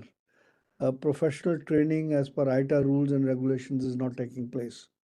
So I think we need to inculcate them, and we need to involve all the national associations like IATO for training, like the Guides Federation, Tourist Guides Federation, the FHRI, Federation of Hotel and Restaurant Association, the Hotel Association of India. We need to get them involved in practical courses and all. And we need to take all the big chains like Taj, ITC, all these, Oberoi, etc.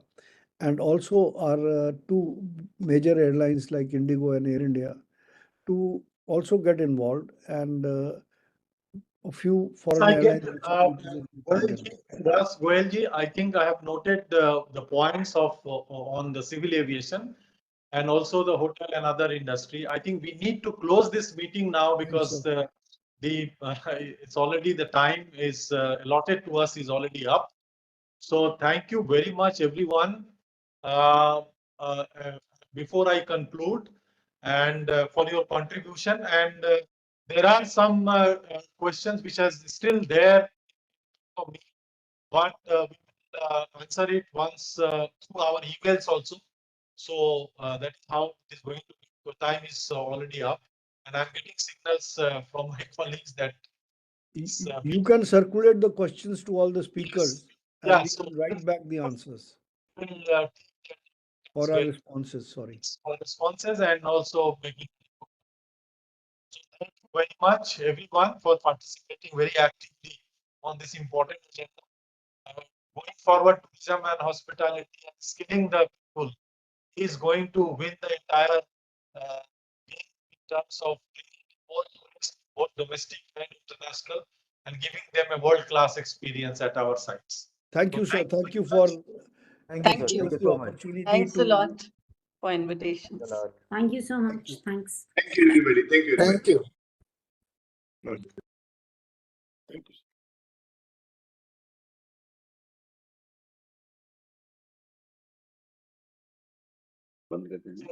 One request: everyone has to rejoin at 4:30 when Honorable Minister will also be there in the On the same link? 4:30, we have to assemble again. On the same link? On the same link, on the same link. On the same. Okay. Okay, thank you. No.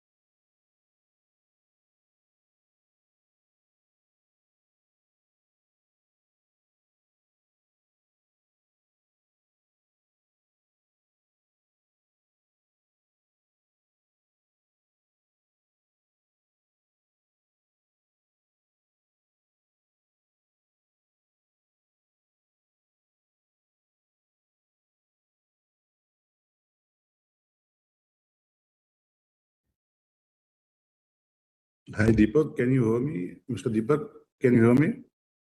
Yes, sir. I can hear you. 1 second. Can you see me? Yes, sir.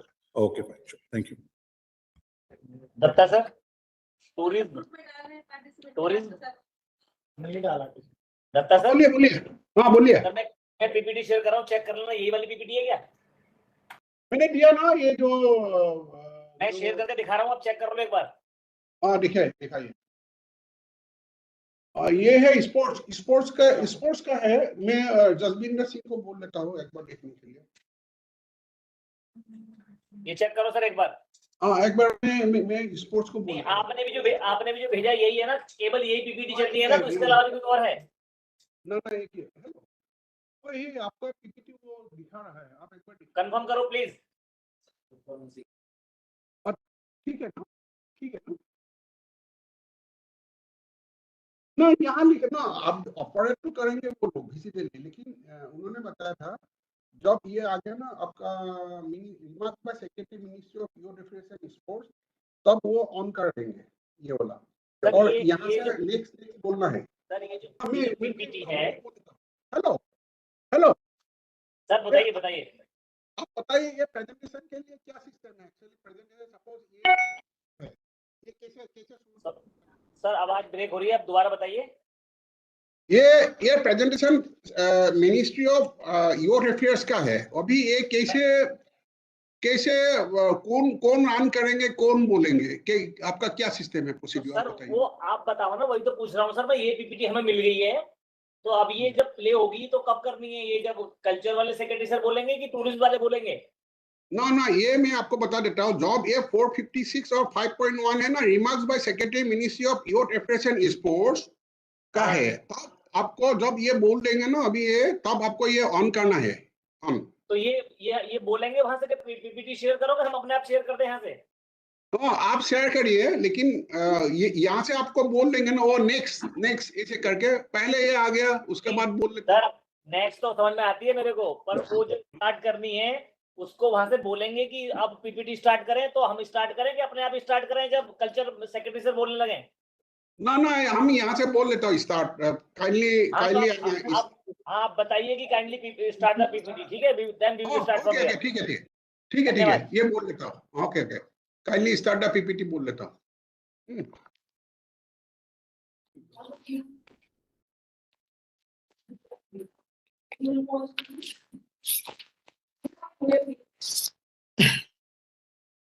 Darling, whose folder is this, by the way? This one on Kalighat? Oh, mine. Is it for me? Yes. Huh?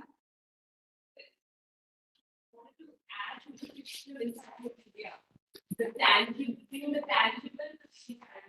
Can I show up? Yeah.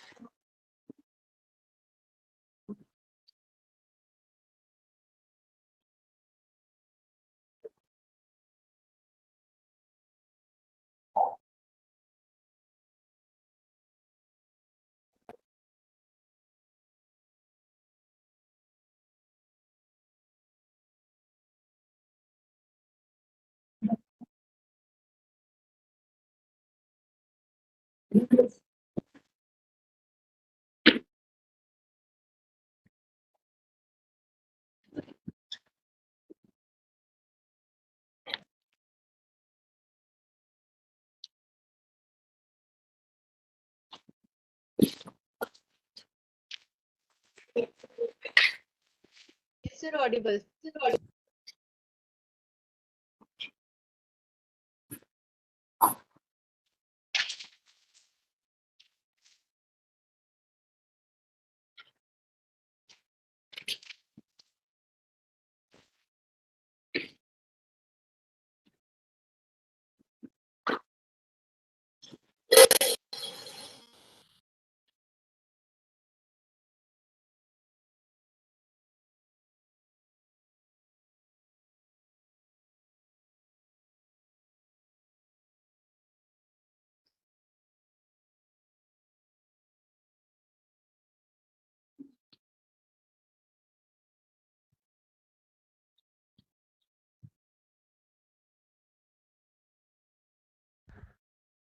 Hello. Am I audible? Hello. Oh, yes, you are audible. Yeah, sir. Okay. Okay, sir. No, that's okay. No.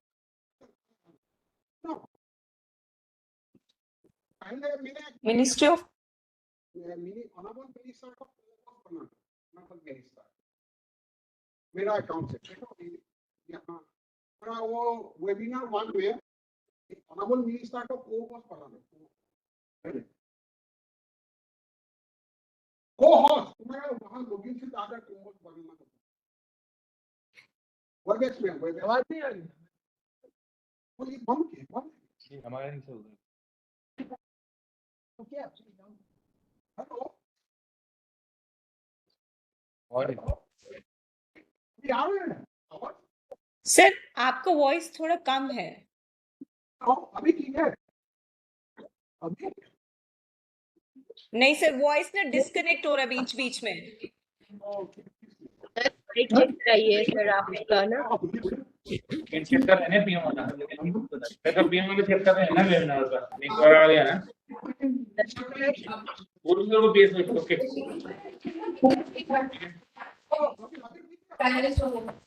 आपका आवाज सही नहीं आ रहा है sir. आप minister sir के room से आवाज सही नहीं आ रही है। क्या क्या कर रहे हो तो पढ़ नहीं तो क्या डॉट वीसी हाँ ये माइक्रोफोन ये लगा होता है लैपटॉप पर नहीं सर ये सिस्टम का ये सर कुछ Is there anyone from Ministry of Culture? Hello. Yes. Ministry of Culture? Is there anyone? Yes. Okay. Our voice is audible to you? Yes. Okay.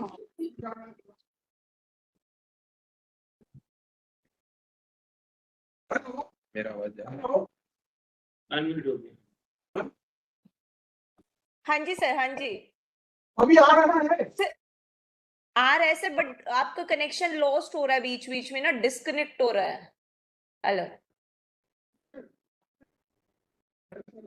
ऐसे ही है सर। हेलो अभी ठीक है हाँ जी सर, अब ठीक है। ओके अब ये कर हेलो अभी ठीक है हाँ जी हाँ जी। कुछ वहां से कंटिन्यू बोलिए आप। कुछ कंटिन्यू बोलिए सर।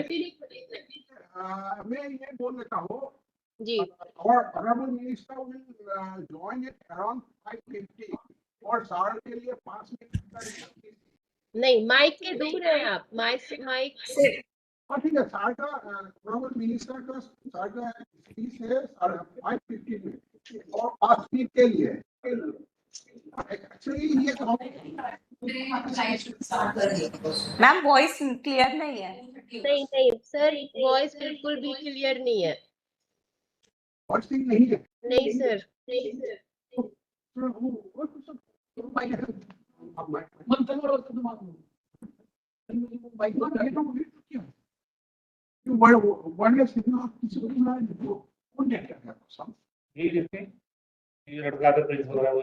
बैटरी लगा है उसमें बैटरी है सर बैटरी हो सकता है।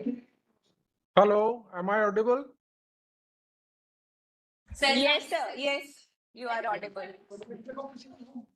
Okay, thank you. Datta sir, can you change the mic? अभी ठीक है बैटरी पुराना हो सकता है। हेलो अभी बेटर है।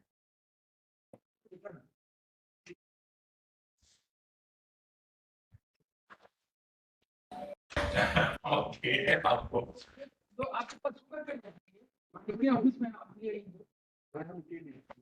अरे मैं ठीक है ना सेक्टर थोड़ा सा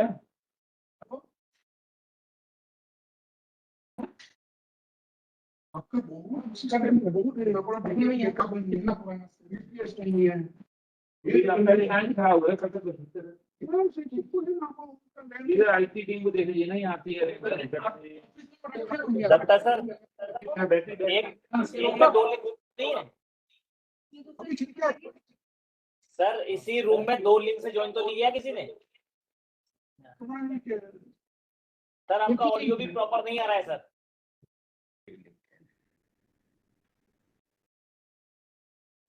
बोलिए भैया देखो। नहीं नहीं सर, 2 लिंक नहीं है, एक ही है। दत्ता सर बोलिए। क्या ओपन होगा? सर दोबारा ज्वाइन करें एक बार दत्ता सर, फिर से ज्वाइन करें। आप आईपी से बोल रहे थे आने के लिए, अब फिर उसी से आगे लिंक से सर। अब दोबारा ज्वाइन करें एक बार। दोबारा लॉग करके? जी जी हाँ सर, एक बार दोबारा ज्वाइन करो सर, आपकी ऑडियो ब्रेक होके आ रही है इधर। लॉग करके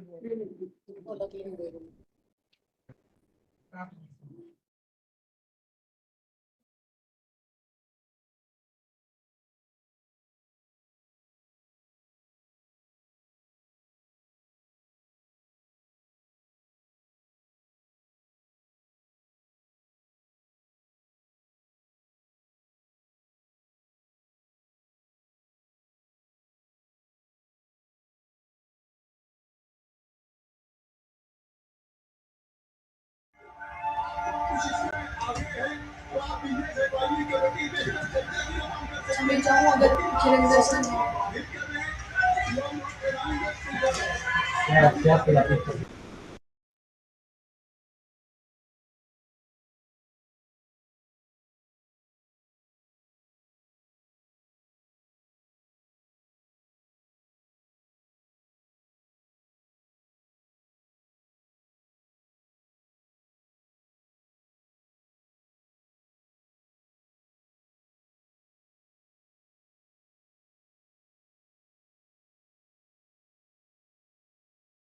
हेलो।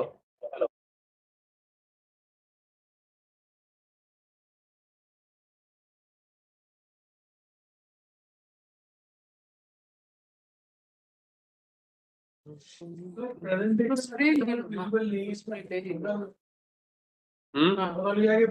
हो रही है नहीं?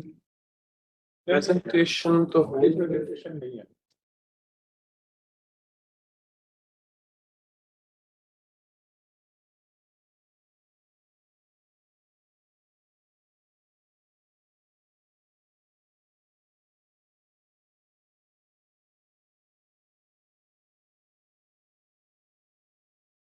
Hello sir. हेलो सर, मैं मिनिस्टर कल्चर से बोल रहा हूँ। हेलो। हाँ बोले, कल्चर बोलिए। सर प्रेजेंटेशन भी है क्या? आप बताएंगे, आप होस्ट हैं भाई। कर सकते हैं रिव्यू अगर वो वैसा प्रेजेंटेशन है। हेलो, एक बार टेस्ट आप बोल। हेलो, हाँ दत्ता जी बोलिए।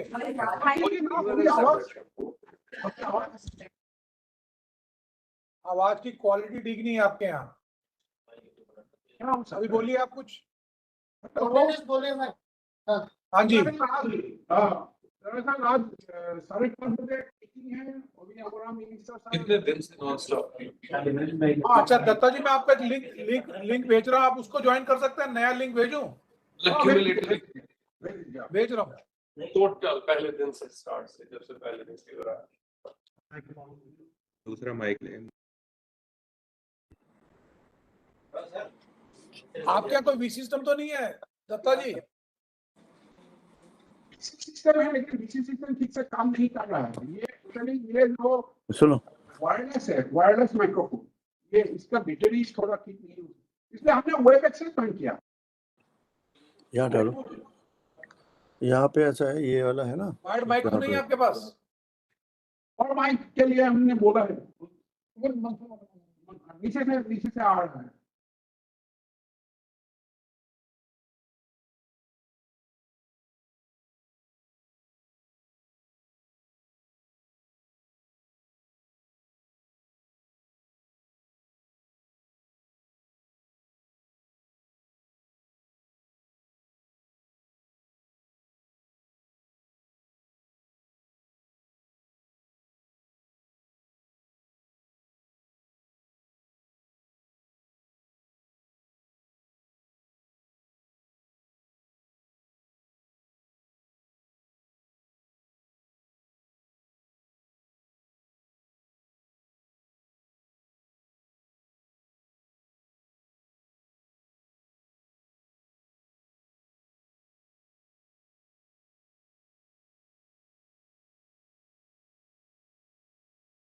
सर आपको एक लिंक भेजा है दत्ता जी, उसको ज्वाइन करें आप। आवाज नहीं आ रही है।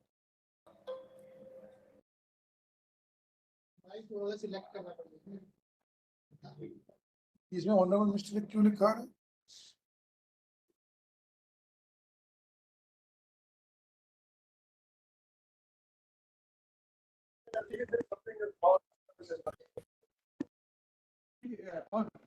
ये करो ना। हेलो सर आपको एक नया लिंक भेजा है दत्ता जी, उसको ज्वाइन करो आप। व्हाट्सएप कर दिया अमित ने। ना हमने ये सेंस कर दिया। अभी एक मिनट रुकिए। अभी हमने इसको क्या कर दिया आपने? हमने चेंज करा दिया। अच्छा कैमरा ऑन करो फिर आप। हेलो अभी ठीक है? हाँ अभी ठीक। कैमरे को थोड़ा नीचे कीजिए, कैमरे को नीचे कीजिए।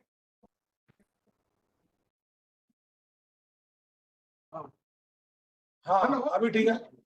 अभी बोलिए। अभी साउंड ठीक है? पहले से बेटर है, पहले से बेटर है।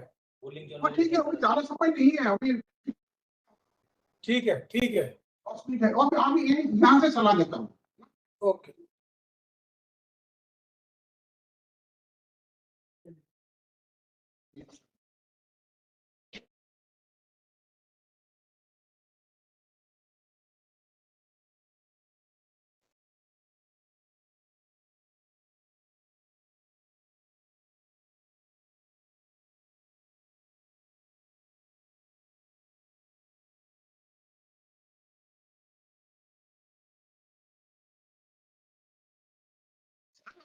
अभी ठीक है? हाँ हेलो ठीक है। और हाँ सर ठीक है। आप सब अभी बात ठीक है कर ना? लीजिए सबसे। ओके अभी आप बोलिए। कैमरा ऑन करने के लिए लोगों को बोल दीजिए कैमरा ऑफ है सबके। बोलिए कैमरा ऑन करिए। और ये कैमरा ठीक है। अभी actually address bye honourable minister eight 5:09 PM to 5:19 PM। ये है address bye honourable minister for youth affairs and sports. It is the address of at 5:19 to 5:30 PM। That means concluding address by Honorable Minister for Tourism and Culture. So sir will be joining from this studio. और पहले ये है summarization of outcome and breakout session है। पहले 4:30 to 4:35 initial comments by secretary tourism and 4:35 PM to 4:44 PM is summing up outcome of Ministry of Tourism breakup sessions. 4:43 PM to 4:48 PM is remarks by Secretary Ministry of Culture. 4:48 PM to 4:56 PM summing up outcome of Ministry of Culture and breakup sessions. ये है। आवाज ठीक है ना? Is it okay? Fine. Can I close it? Yes sir, yes sir. ठीक है, okay, thank you.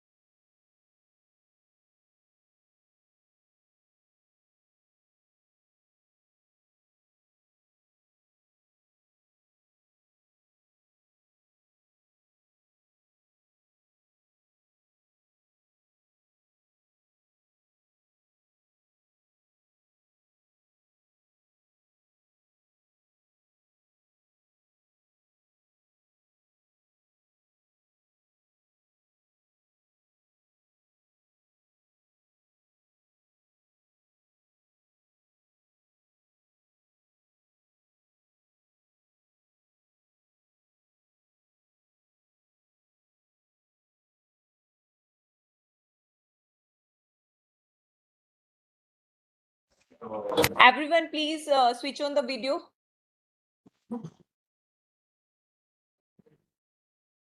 All the ministries, please switch on the video. Join करते हैं उस टाइम बुलाओ। हाँ, अभी हम ऑफिसर्स इकट्ठा करने के बाद बताएगा पहले टाइम पैकेट हम इंस्टॉल कर जी ये तो सब लोग आएंगे ना, सुपर सब भी नहीं आएंगे। हाँ यस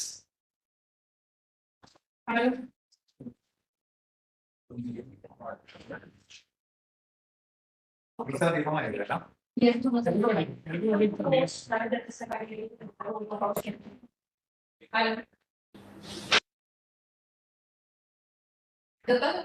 ऑन कर देना, वीडियो में ऑन कर दो।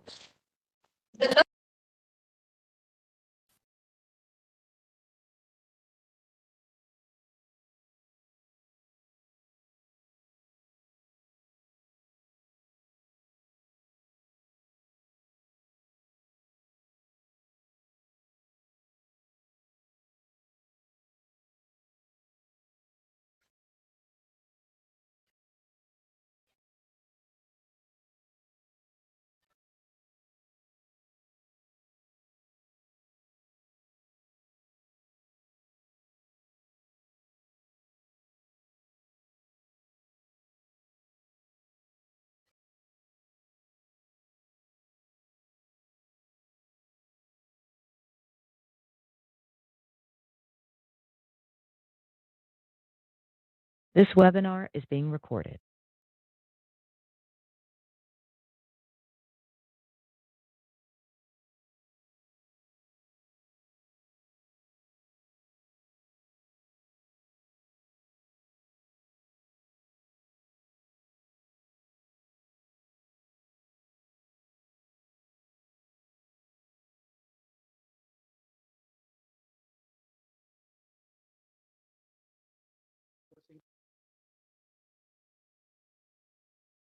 This webinar is being recorded.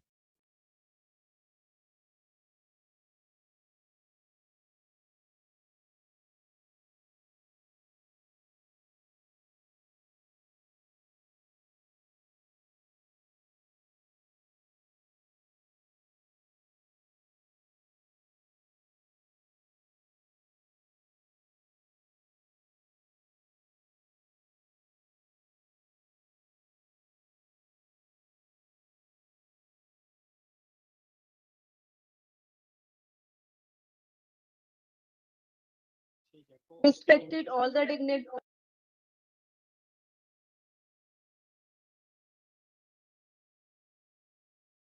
Please switch on your video.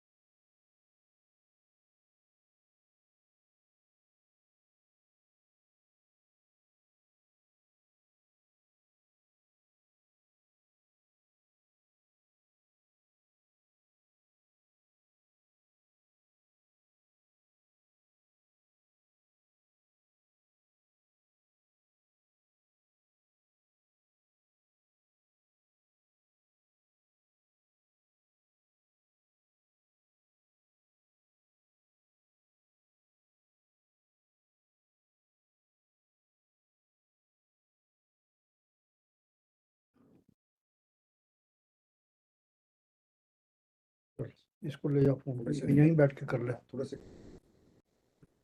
यहाँ पर इसका वो नहीं चाहिए होगा वाईफाई, उनका है इसमें। चल। ऑफिस वाले से कर रखा है।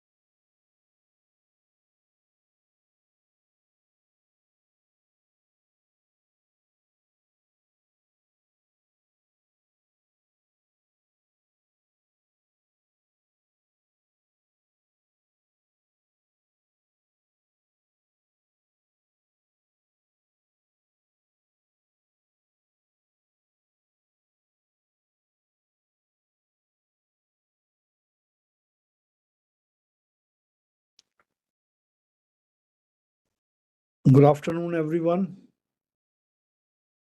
Mr. Bajaj, how are you, sir? Thank you so much. How are you, sir? Good to see you. Morning, you were in the other session. I was in this session.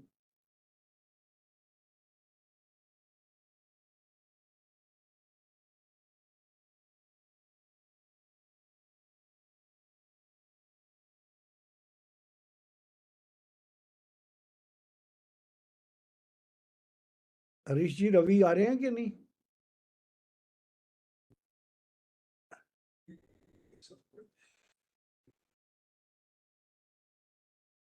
He's in Berlin, right?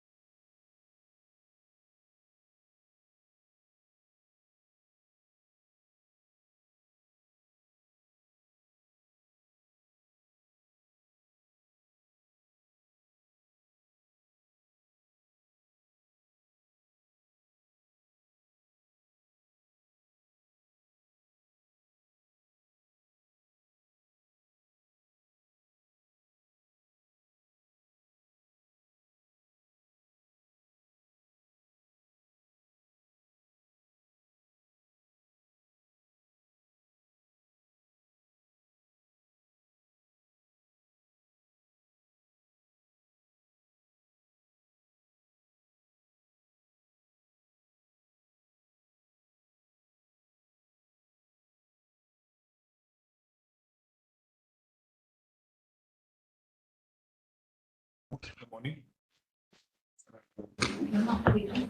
That which came from Reshma. Within 1 hour of the webinar. Okay, yes, we are completing, sir.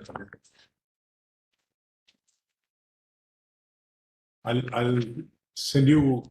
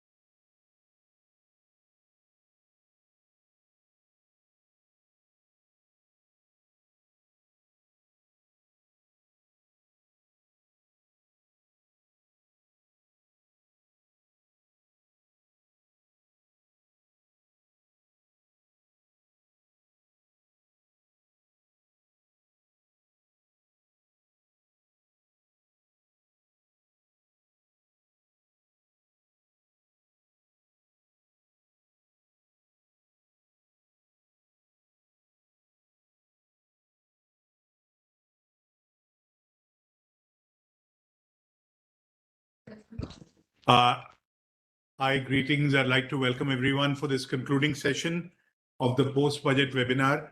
In the morning, we had the Honorable Prime Minister talking about how tourism is extremely important for employment, for even branding a city. He spoke about how when there is a destination which takes off in a city, how that becomes a kind of a lever for the city itself to have higher visibility and branding.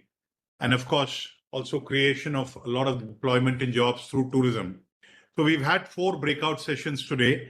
I would request my colleagues, Suman Billa and Gyan Bhushan, to brief us on the same. Good evening. We had 2 breakout sessions pertaining to the Ministry of Tourism, one which is focused on the infrastructure announcements in the budget, and the other which is on the livelihood and skills. So as far as the infrastructure paras go, there are 3 paras. One is on para 89, which is on the creation of 5 tourism destinations in Purvodaya states. So I will just give 5 takeaways which have emanated from each of these budget paragraphs. So for Purvodaya states, the idea is to build an integrated tourism as an integrated economic region, which will be driven by connectivity, culture, and livelihoods. The idea is also to capture more value from large tourist volumes by improving packaging, clustering, and increasing stay duration. Enable them by providing clear policies, faster approvals, and also plan for balanced hotel infrastructure across all segments to attract investors. From a core value point of view, place communities at the center through homestays, crafts, storytelling, and cultural experiences. And lastly, to develop strong USPs like tea tourism, Buddhist circuits, waterfronts with food experiences, and film tourism to boast spend and stay. So this was a wide-ranging discussion, but I've just summarized this into 5 key takeaways. Now, the next paragraph, which is para 90, is on development of Buddhist circuits in the Northeast. And the discussion was basically centered as to how the budget broadens India's Buddhist tourism vision by bringing the Northeast living Buddhist culture, which is monasteries, manuscripts, and tradition, into the mainstream. The idea is to address access challenges which require short, well-connected circuits with strong storytelling, multilingual guides, and better last-mile connectivity. The focus should be on involving monks, youth, artisans, and village enterprises to drive tourism through guiding, homestays, heritage walks, crafts, and cultural interpretation. Fourthly, build light infrastructure and conserve sacred landscape for authentic, sustainable experiences. And lastly, that the Northeast should be positioned as a living Buddhist Himalayan landscape through strong marketing, regional linkages, and ideas like a Buddhist pilgrimage visa. There's a lot of discussion had also happened on which are the sites which should form a part of it, and 12 sites have been located across the northeastern states.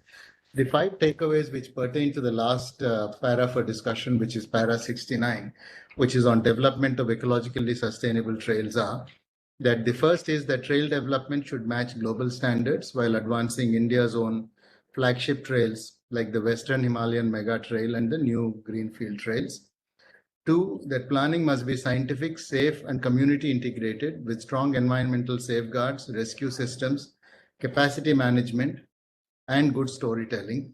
The third is that the trail should be positioned to leverage the Himalaya brand and diversify into areas like cycling, medicinal plant trails, etc., to expand India's nature adventure appeal. The fourth is to have eco-conservation norms which must guide all trail development, including carrying capacity limits, waste-free policies, and regulating trekking, etc.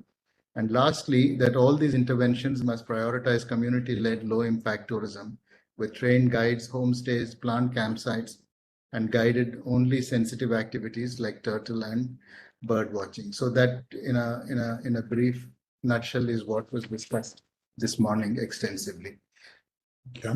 Yes, so the question was on the budget announcement relating to building excellence in hospitality and tourism skills. Two budget paras were of special interest for us. One was establishment of a National Institute of Hospitality by upgrading the existing NCHMCT so that it will function as a bridge between academia, industry, and the government. This was budget para number 66.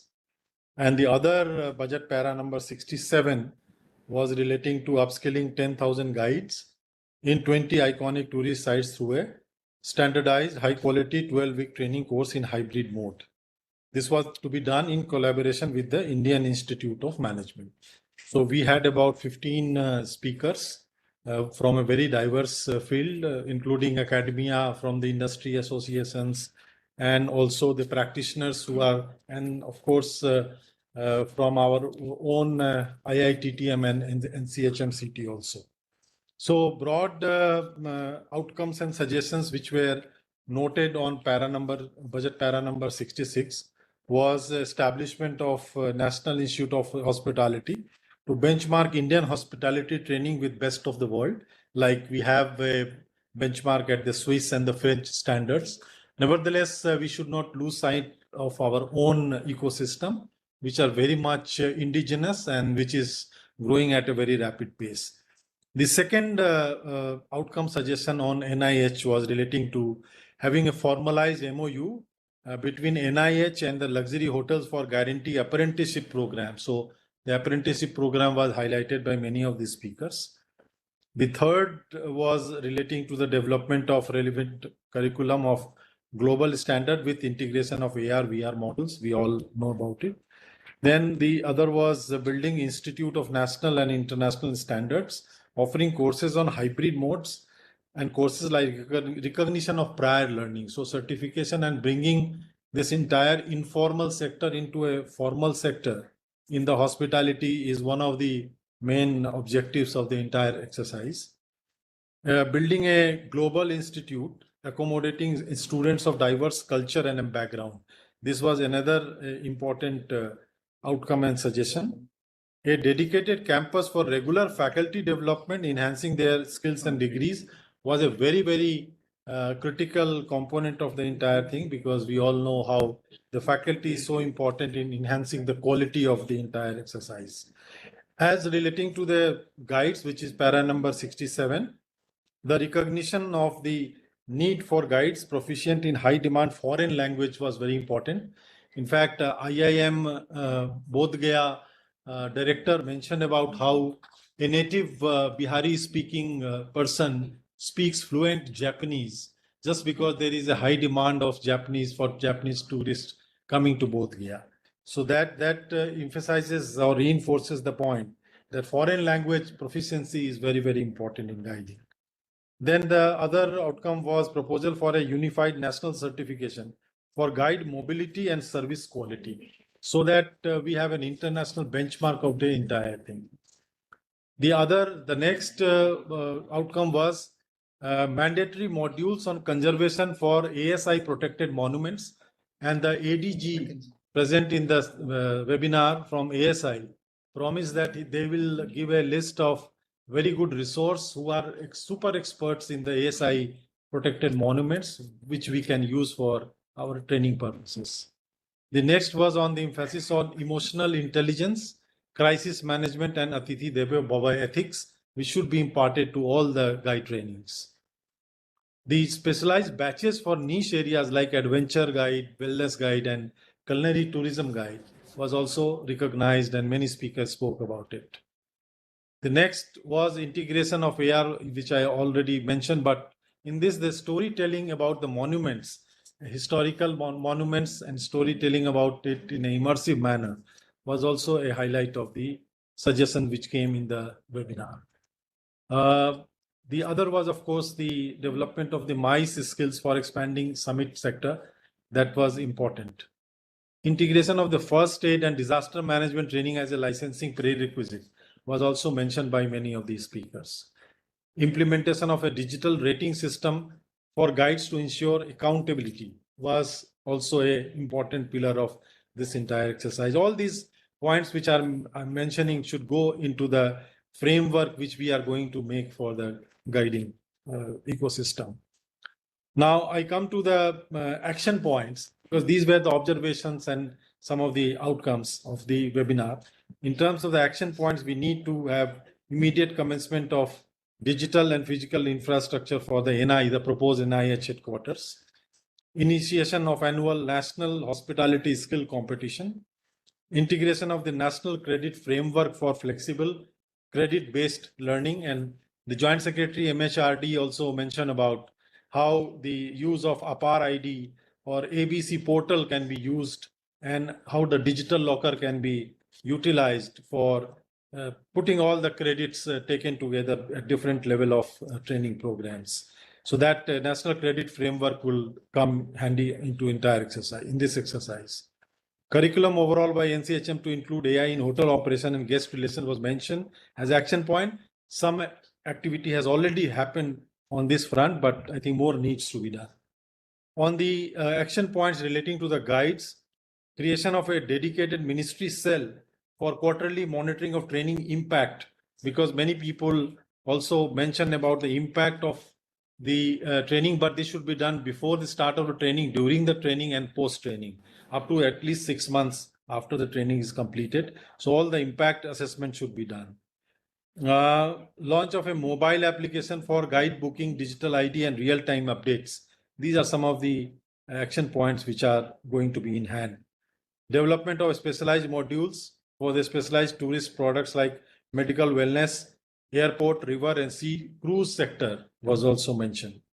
Collaboration with the Ministry of Ayush to train specialized wellness guides was also mentioned as one of the important action point.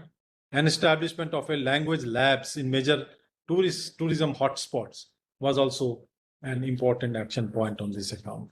There are several very detailed speaker-wise observation and action points are also there, which we will do in a noting format due to lack of paucity of time. We will stop here. Thank you. So we have got Minister of Culture, Secretary of Culture to give the initial remarks. I request Secretary Culture, Vivek Agarwal ji, to give his remarks. Thank you, Srivatsa. I hope I'm audible. Yeah. Yeah, thank you. So we had 2 panel sessions in the morning. One was on National Destination Digital Knowledge Grid, which was very interesting. A lot of practitioners spoke and gave valuable suggestions, which we would present. And the second session was on having the 15 iconic archaeological sites to have visitor infrastructure. We have structured a scheme called Development and Enhancement of Sanskritik Sampada and Heritage Desh. And as part of the seminar, we presented the main features of the new scheme, how the scheme would be implemented, and what are the basic elements where we would require the stakeholder engagement, including the states and the city administrations. So that also we had a participation from 9 sector experts who spoke on various aspects, and those suggestions have been well recorded. So now I'll hand it over to Lily Pandya, the Joint Secretary, to talk about the National Digital Destination Digital Knowledge Grid. And then I'll hand it over to Inderjeet for speaking on the Desh scheme. So this is to cover the two paras of the budget speech, which have been allocated to Ministry of Culture as a lead ministry. Over to Lily. Thank you, sir. So we had a very robust panel discussion on National Destination Digital Knowledge Grid. And I will just summarize for you some of the most important takeaways from the discussion today. So today's discussion highlighted that India's cultural, spiritual, and heritage assets form a significant part of country's emerging creative or the orange economy, linking culture, creativity, technology, and livelihoods. While India possesses enormous cultural resources across monuments, crafts, performing arts, archives, museums, and manuscripts, information about these assets remain fragmented across institutions and platforms, limiting its accessibility and policy value. The proposed National Destination Digital Knowledge Grid therefore represents a very significant opportunity to create a unified digital ecosystem that connects these cultural data sets into a structured knowledge framework. Importantly, the grid should evolve not merely as a repository or a record or an inventory, but as a planning and decision support tool that informs tourism development, cultural policy, and destination management. Initiatives such as Mera Gaon Meri Dharohar, which is a landmark initiative of the Ministry of Culture, demonstrate how community-led cultural documentation can generate rich data sets at scale, providing strong foundation for the knowledge grid. The discussion also emphasized that cultural knowledge in India is largely embedded within communities, and therefore the platform must promote participatory knowledge creation involving youth, researchers, artisans, and local communities. In that sense, the knowledge grid can evolve into a dynamic and participatory knowledge ecosystem, a kind of cultural Facebook of India, where stories, traditions, and discoveries are continuously documented and shared. Cultural platforms must also contribute to livelihood generation by digitally empowering the artisans, performers, and culture practitioners, including ensuring inclusive participation for the differently abled individuals. Expanding multilingual data ecosystems will be essential so that cultural knowledge becomes accessible across India's diverse linguistic landscape. Emerging technologies such as artificial intelligence and machine learning can significantly enhance cultural documentation, knowledge discovery, and user engagement. At the same time, the knowledge grid should build upon the existing cultural repositories and government inventories, including archives, museums, manuscripts, and cultural documentation initiatives. Strengthening heritage interpretation and storytelling will also be critical, including the development of small phygital site museums that combine physical and digital narratives to bring local histories alive. Cultural mapping should also help identify infrastructure gaps at tourist destinations, ensuring that heritage sites provide meaningful, accessible visitor experiences. A district-based cultural mapping approach can support the development of heritage clusters and tourism circuits, linking monuments, craft traditions, local markets, and cultural activities. Ultimately, the National Destination Digital Knowledge Grid can become a living cultural knowledge network, connecting heritage, communities, and technology that help us answer a very important question: what is the future of past? Thank you. Thank you, Ruby. Thank you, sir. Good evening, everybody. The second session focused on the proposed SAGE framework. This is a framework which is a comprehensive initiative to strengthen India's cultural infrastructure, as outlined by the Prime Minister in the webinar today morning. There is a felt need for creation of new heritage destinations, branding and rebranding of our cities, towns, and also creating a holistic ecosystem. Minister is not visible. Sir, your mic is not mute, so you're heard. Yeah. I was saying HMT has joined, but he's not visible. So I was asking my team to check. All right. So you're You to mute yourself. Okay, So, Under. creating a holistic ecosystem so that the culture and the heritage component goes forward. With respect to that, the discussion explored how archaeological sites, museums, cultural institutions, and heritage precincts can be systematically developed as knowledge spaces, cultural destinations, and engines of local economic growth. We have a discussion which featured experts from various fields. There were 9 specific experts, and we have 9 key takeaways from the discussion we had.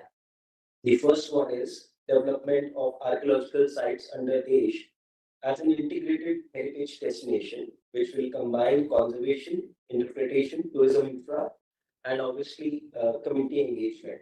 The second point would be promotion of community archaeological approaches, ensuring that local communities participate in and benefit from heritage preservation efforts. Third was strengthening of institutional capacity and professional capacity in archaeology, conservation, museum management, and heritage interpretation. This was a specific point highlighted that on the lines of the IITs and the IIMs, there is a need of museum managers, conservation managers in the future. Fourth point was the establishment of model interpretation systems, including site museums, digital storytelling, tools, and immersive visitor experiences. Fifth point was ensuring balanced development between conservation priorities as well as visitor accessibility, particularly for the sensitive archaeological sites and the World Heritage Monuments. Sixth point was promotion of integrated cultural circuits, which would go on to link monuments, museums, cultural institutions, and creative economy clusters. Seventh was encouragement of the use of technology, especially AI-based monitoring tools, to manage visitors' flows, assess carrying capacity, and as well as enhancing site management. Eighth point was fostering of public-private partnerships and institutional collaborations to improve heritage management, cultural programming, and visitor engagement. Lastly, strengthening of policy convergence between cultural infrastructure, tourism development, and urban planning for the future sustainable heritage ecosystems. Thank you. Thank you. Now, over to you, Srivatsa, for the next part of the closing seminar. Request Hariranjan Rao, Secretary Sports, to offer his remarks.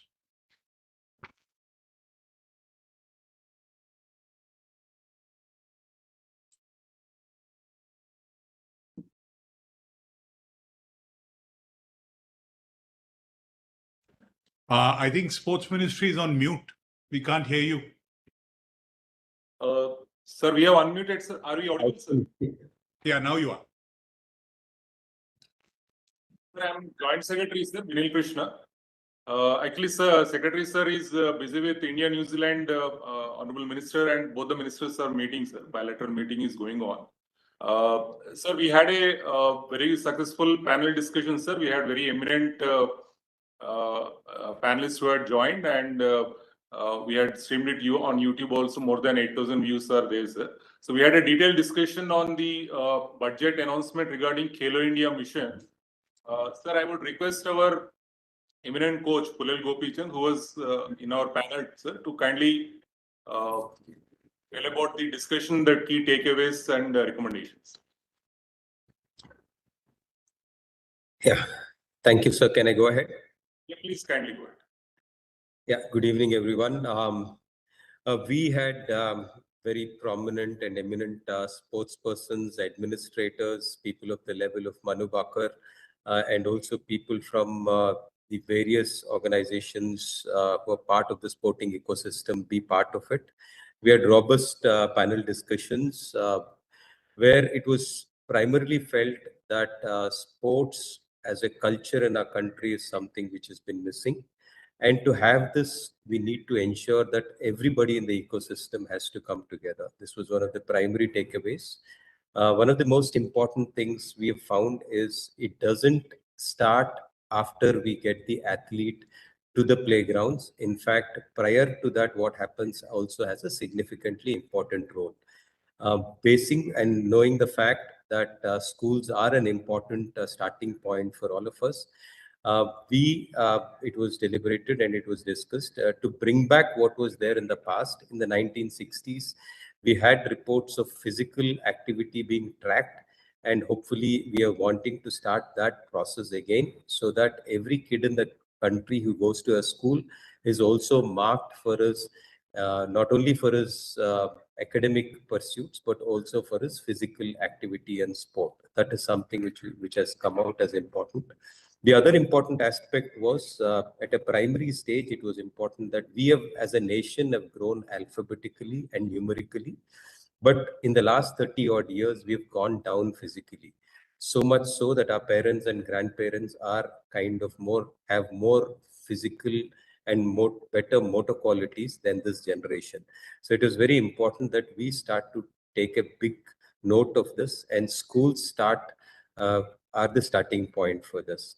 Nutritionally also, we find that when athletes who come to the sporting grounds at age 10 or 11 come with a lot of deficiencies, and it is important that we address these deficiencies at a primary stage. For us to have what our Prime Minister has put out for us, a top 10 finish at the Olympic Games in 2036, we need all of our guns to be firing. And it's very important that we start off at a very young age. And nutrition is a primary aspect. Physical literacy, physical education teachers at the school are lacking in big scale, and we need to address this at the grassroots level. This is something which was felt is very, very important. Now, once we move to the next stage of development, it's important that we build good infrastructure. This doesn't necessarily mean that we build big stadiums, because that is what was thought about, that we have a lot of enthusiasm to build big stadiums. But the fact is that to spend a good amount of money to ensure that we build good playgrounds where a lot of people can play in a safe and a secure environment is something which was thought about and which needs to be addressed.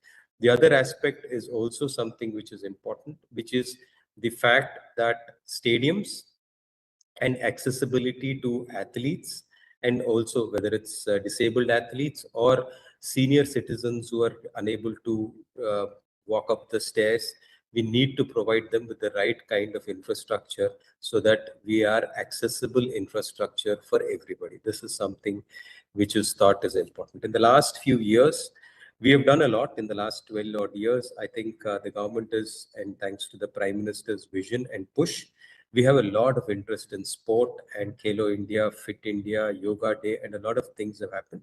But in general, we see that the sporting participation is low.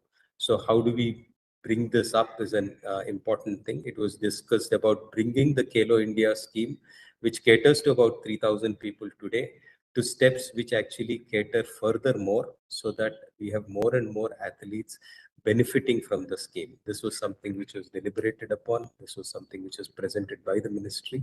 And to support all of these athletes to participate, whether it's PE teachers at the school level, community or grassroots coaches at the basic level, or intermediate, elite or national level coaches at various levels, coach development and support staff, whether it's physiotherapists, strength and conditioning, psychologists, physiologists, all of these allied activities are very important.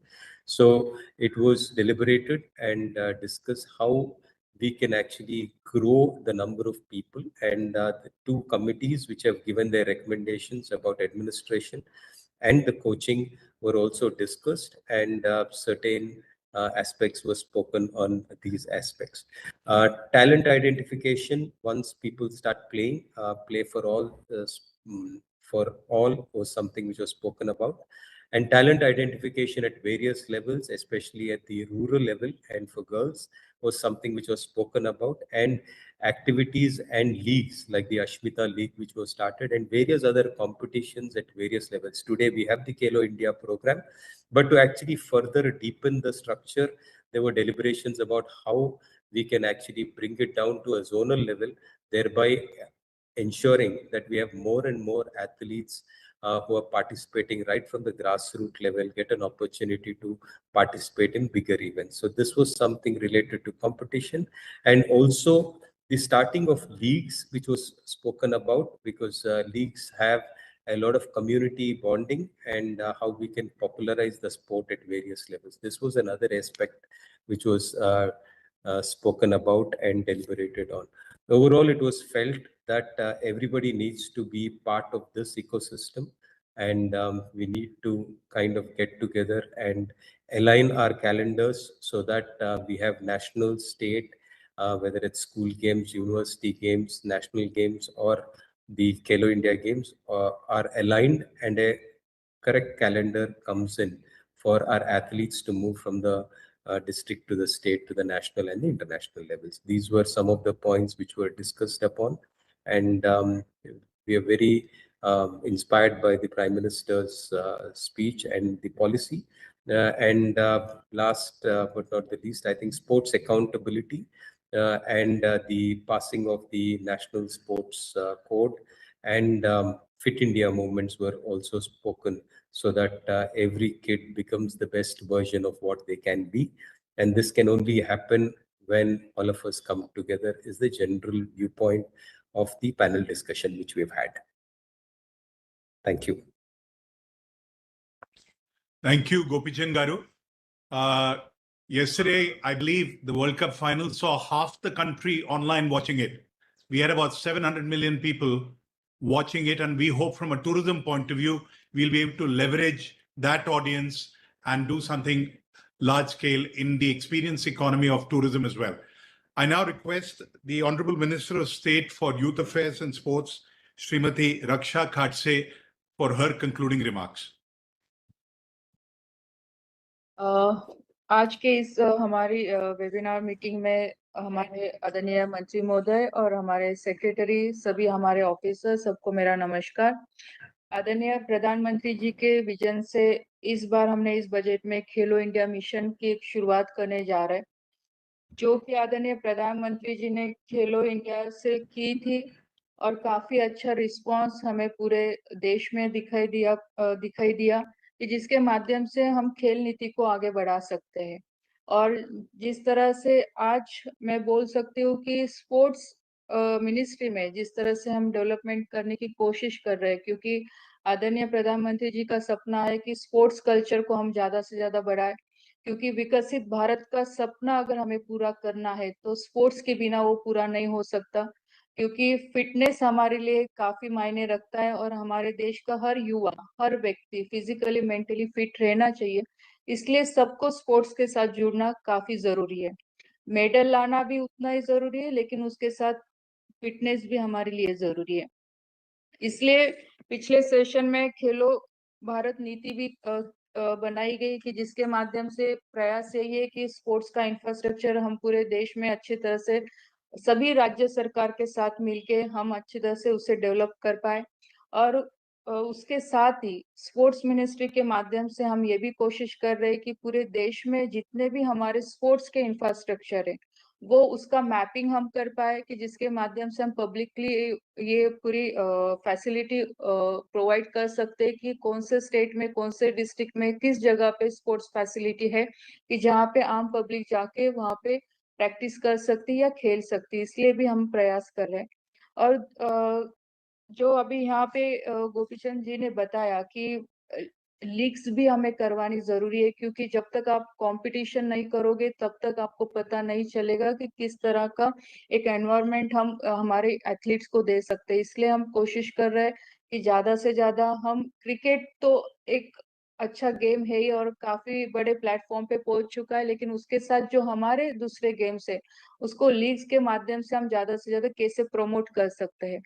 और आज जो हमारा webinar है tourism का है, तो मैं उसके बारे में बताना चाहूंगी। जो अभी भी यहाँ पे उसका उल्लेख हुआ कि स्पोर्ट्स टूरिज्म हमारे सेक्टर के लिए या हमारे स्पोर्ट्स मिनिस्ट्री के लिए या हमारे देश के लिए काफी महत्वपूर्ण विषय है कि स्पोर्ट्स टूरिज्म को हम कैसे आगे ले जा सकते हैं, कि जिसके माध्यम से हम इकोनॉमिकली भी ग्रोथ कर पाएंगे।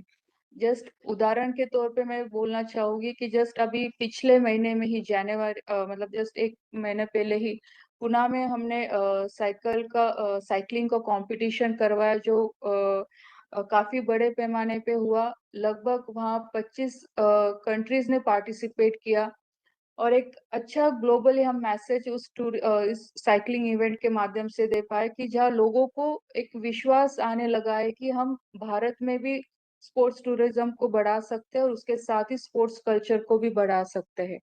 और सबसे अहम बात इसमें ये आदरणीय प्रधानमंत्री जी ने भी रखी कि हम प्राइवेट सेक्टर को प्रोफेशनली इसको स्पोर्ट्स को हम कैसे आगे बढ़ा सकते हैं, उसके लिए कैसे हम प्रयास कर सकते हैं कि जिसके माध्यम से ज्यादा हम पीपी मॉडल पे प्रोजेक्ट आगे ला सकते हैं और इन्हें स्पोर्ट्स को हम आगे बढ़ा सकते हैं। जो ग्रास रूट टैलेंट की यहाँ पे बात रखी है, तो उसके लिए भी खेलो इंडिया मिशन के तहत हम प्रयास कर रहे हैं कि ग्रास रूट टैलेंट आइडेंटिफिकेशन हो सके, कि जिसके माध्यम से हम अच्छे टैलेंट को आगे ला सकते हैं और उनको एक अच्छी अपॉर्चुनिटी हमारे देश के लिए खेलने के लिए हम दे सकते हैं। और जो यहाँ पे अस्मिता के बारे में बताया गया, तो अस्मिता लीग की शुरुआत भी आदरणीय प्रधानमंत्री जी ने की थी, जिसका मकसद था कि हमारे देश की सभी बेटियां, सभी महिलाएं स्पोर्ट्स के साथ जुड़े, हमारे देश के लिए खेले। इसलिए एक छोटा सा कल महिला दिवस के अवसर पे हमने एक छोटी सी कोशिश की कि देश भर में 250 डिस्ट्रिक्ट में हमने कल ये इवेंट करवाया और मुझे आज खुशी हो रही बताते हुए कि लगभग 2 लाख महिलाओं ने इस इवेंट में पार्टिसिपेशन किया। और इसका यही मकसद है कि ज्यादा से ज्यादा हम स्पोर्ट्स कल्चर को ग्रास रूट तक लेके जाए और एक अच्छा टैलेंट आगे आए। तो मुझे लगता है कि पूरी तरह से स्पोर्ट्स मिनिस्ट्री प्रयास कर रही है कि किस तरह से हम स्पोर्ट्स का infrastructure, sports tourism, sports science को हम कैसे आगे बढ़ा सकते हैं, क्योंकि स्पोर्ट्स साइंस का भी काफी बड़ा इम्पोर्टेंट रोल स्पोर्ट्स को आगे बढ़ाने में आने वाला है, क्योंकि वो जरूरी है। जैसे यहाँ पे न्यूट्रिशन के बारे में बताया गया, फिजियो के बारे में बताया गया, वो भी एक अहम हिस्सा है। तो वो स्कूल के माध्यम से हमें पहले से ही बच्चों को स्पोर्ट्स साइंस के बारे में हम कैसे बता सकते हैं या उन्हें अवेयर कैसे कर सकते हैं या उन्हें कैसे जोड़ सकते हैं, इसके लिए भी हम प्रयास कर रहे हैं। जो हमारे कोचेस है उनको अपग्रेड हम कैसे कर सकते हैं, सभी राज्य सरकार के साथ मिलके हम हमारे कोचेस को और अच्छे से ट्रेन कैसे कर सकते हैं, इंटरनेशनल लेवल तक उन्हें कैसे लेके जा सकते हैं कि जिसके ज्यादा से ज्यादा सुविधा हमारे सभी देश के एथलीट्स को पहले से ही उपलब्ध हो सकती है। तो इस तरह से पूरा प्रयास हमारा चल रहा है कि स्पोर्ट्स को अच्छी तरह से आगे बढ़ाने के लिए।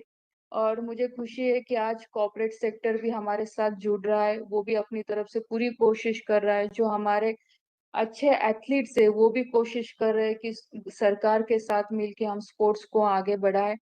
तो मुझे पूरी आशा है कि जिस तरह से मिनिस्ट्री के माध्यम से या भारत सरकार के माध्यम से जो स्पोर्ट्स को लेके कोशिश हो रही है, तो डेफिनेटली हम 2036 तक हमारे देश के अच्छे एथलीट्स हम आगे ला सकेंगे, जो कि हमारे देश के लिए खेल पाएंगे और हमारे देश में स्पोर्ट्स कल्चर को अच्छी तरह से डेवलप कर पाएंगे। धन्यवाद। Thank you, Madam. I now request the Honorable Minister for Tourism and Culture, Shri Gajendra Singh Shekhawat ji, for his guidance and concluding remarks. He's been someone who has always spoken about the synergy between tourism, culture, sports, skills, all contributing towards a Viksit Bharat. So over to you, sir, for your guidance and concluding remarks. सभी सम्मानित साथी मंत्रीगण, विषयों से जुड़े हुए सभी सम्मानित प्रतिभागीगण, भारत सरकार और राज्य सरकार के सभी सम्मानित अधिकारीगण और इसके साथ में टूरिज्म एंड हॉस्पिटैलिटी के सभी साथी स्टेक होल्डर्स, और इसके अतिरिक्त देश और दुनिया से जितने लोग आज इस वेबिनार में जुड़े, मैं आप सबको हार्दिक अभिवादन करता हूं। मित्रों, मैं अपने विचार व्यक्त करने से पहले ऋग्वेद की एक पंक्ति का उल्लेख करना चाहता हूं। आनो भद्रा क्रतवो यंतु विश्वतः, और इसका अभिप्रेत है कि दुनिया के सब श्रेष्ठ विचार हमारे पास में आए। और मैं ये मानता हूं कि माननीय प्रधानमंत्री जी ने जो ये बजट के बाद इस तरह से वेबिनार करके हम इन विषयों पर जुड़े हुए सारे विषय विशेषज्ञों से एक साथ चर्चा करें और इस बजट का ठीक से उपयोग सही रास्ते पर और मैक्सिमम प्रोडक्टिविटी के साथ में हो सके, इसको सुनिश्चित करने में कामयाब हो। और ये कथन और हमारा ये व्यवहार हजारों हजारों सालों से भारत में, जिस तरह से भारत ने दुनिया भर के विचारों का, दुनिया भर के साधकों का, दुनिया भर के यात्रियों का, विद्वानों का और साधकों का स्वागत किया है, उसको हमारे आचरण और व्यवहार में दर्शाता है। मित्रों, भारत की सभ्यता में यात्रा केवल भ्रमण या रिक्रिएशन का मात्र माध्यम नहीं थी, अपितु इसके विपरीत ज्ञान की खोज, विभिन्न संस्कृतियों के बीच में संवाद और मानवता के आपस में मिलने के एक माध्यम के रूप में थे।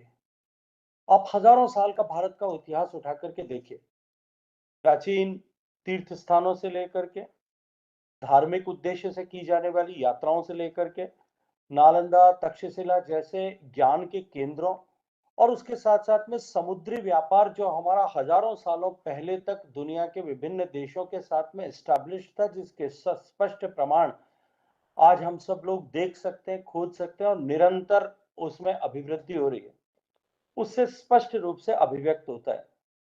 और आज माननीय प्रधानमंत्री नरेंद्र मोदी जी के नेतृत्व में भारत एक बार फिर नई ऊर्जा के साथ में इस विषय में और अधिक गहराई के साथ में उतरने का प्रयास कर रहा है।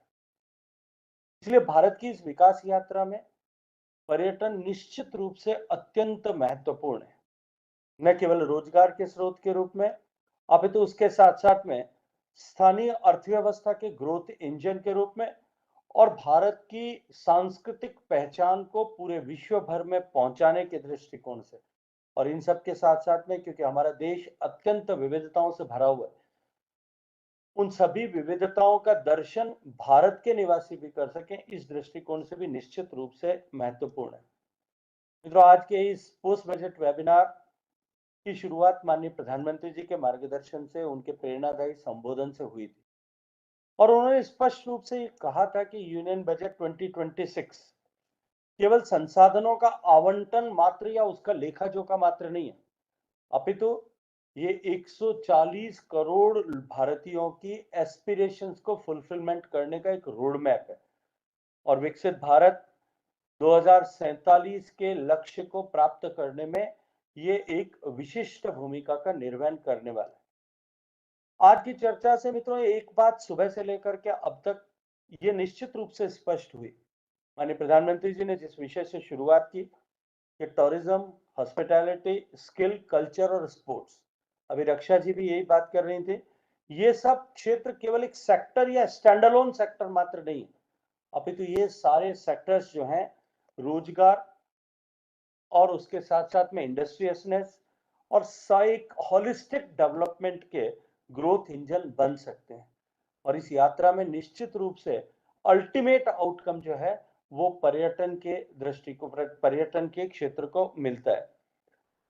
भारत के पर्यटन क्षेत्र में, जैसा हम सब लोग, क्योंकि सभी स्टेक होल्डर्स यहाँ बैठे हैं, हम सब जानते हैं that natural beauty is not the only resource for us, केवल वो हमारी इंडिविजुअल स्ट्रेंथ नहीं है, इसके अतिरिक्त भी हमारी जो सबसे बड़ी ताकत है और जो भारत को दुनिया में एक वैशिष्ट प्रदान करती है, वो है हमारी संस्कृति और संस्कृति की विविधता।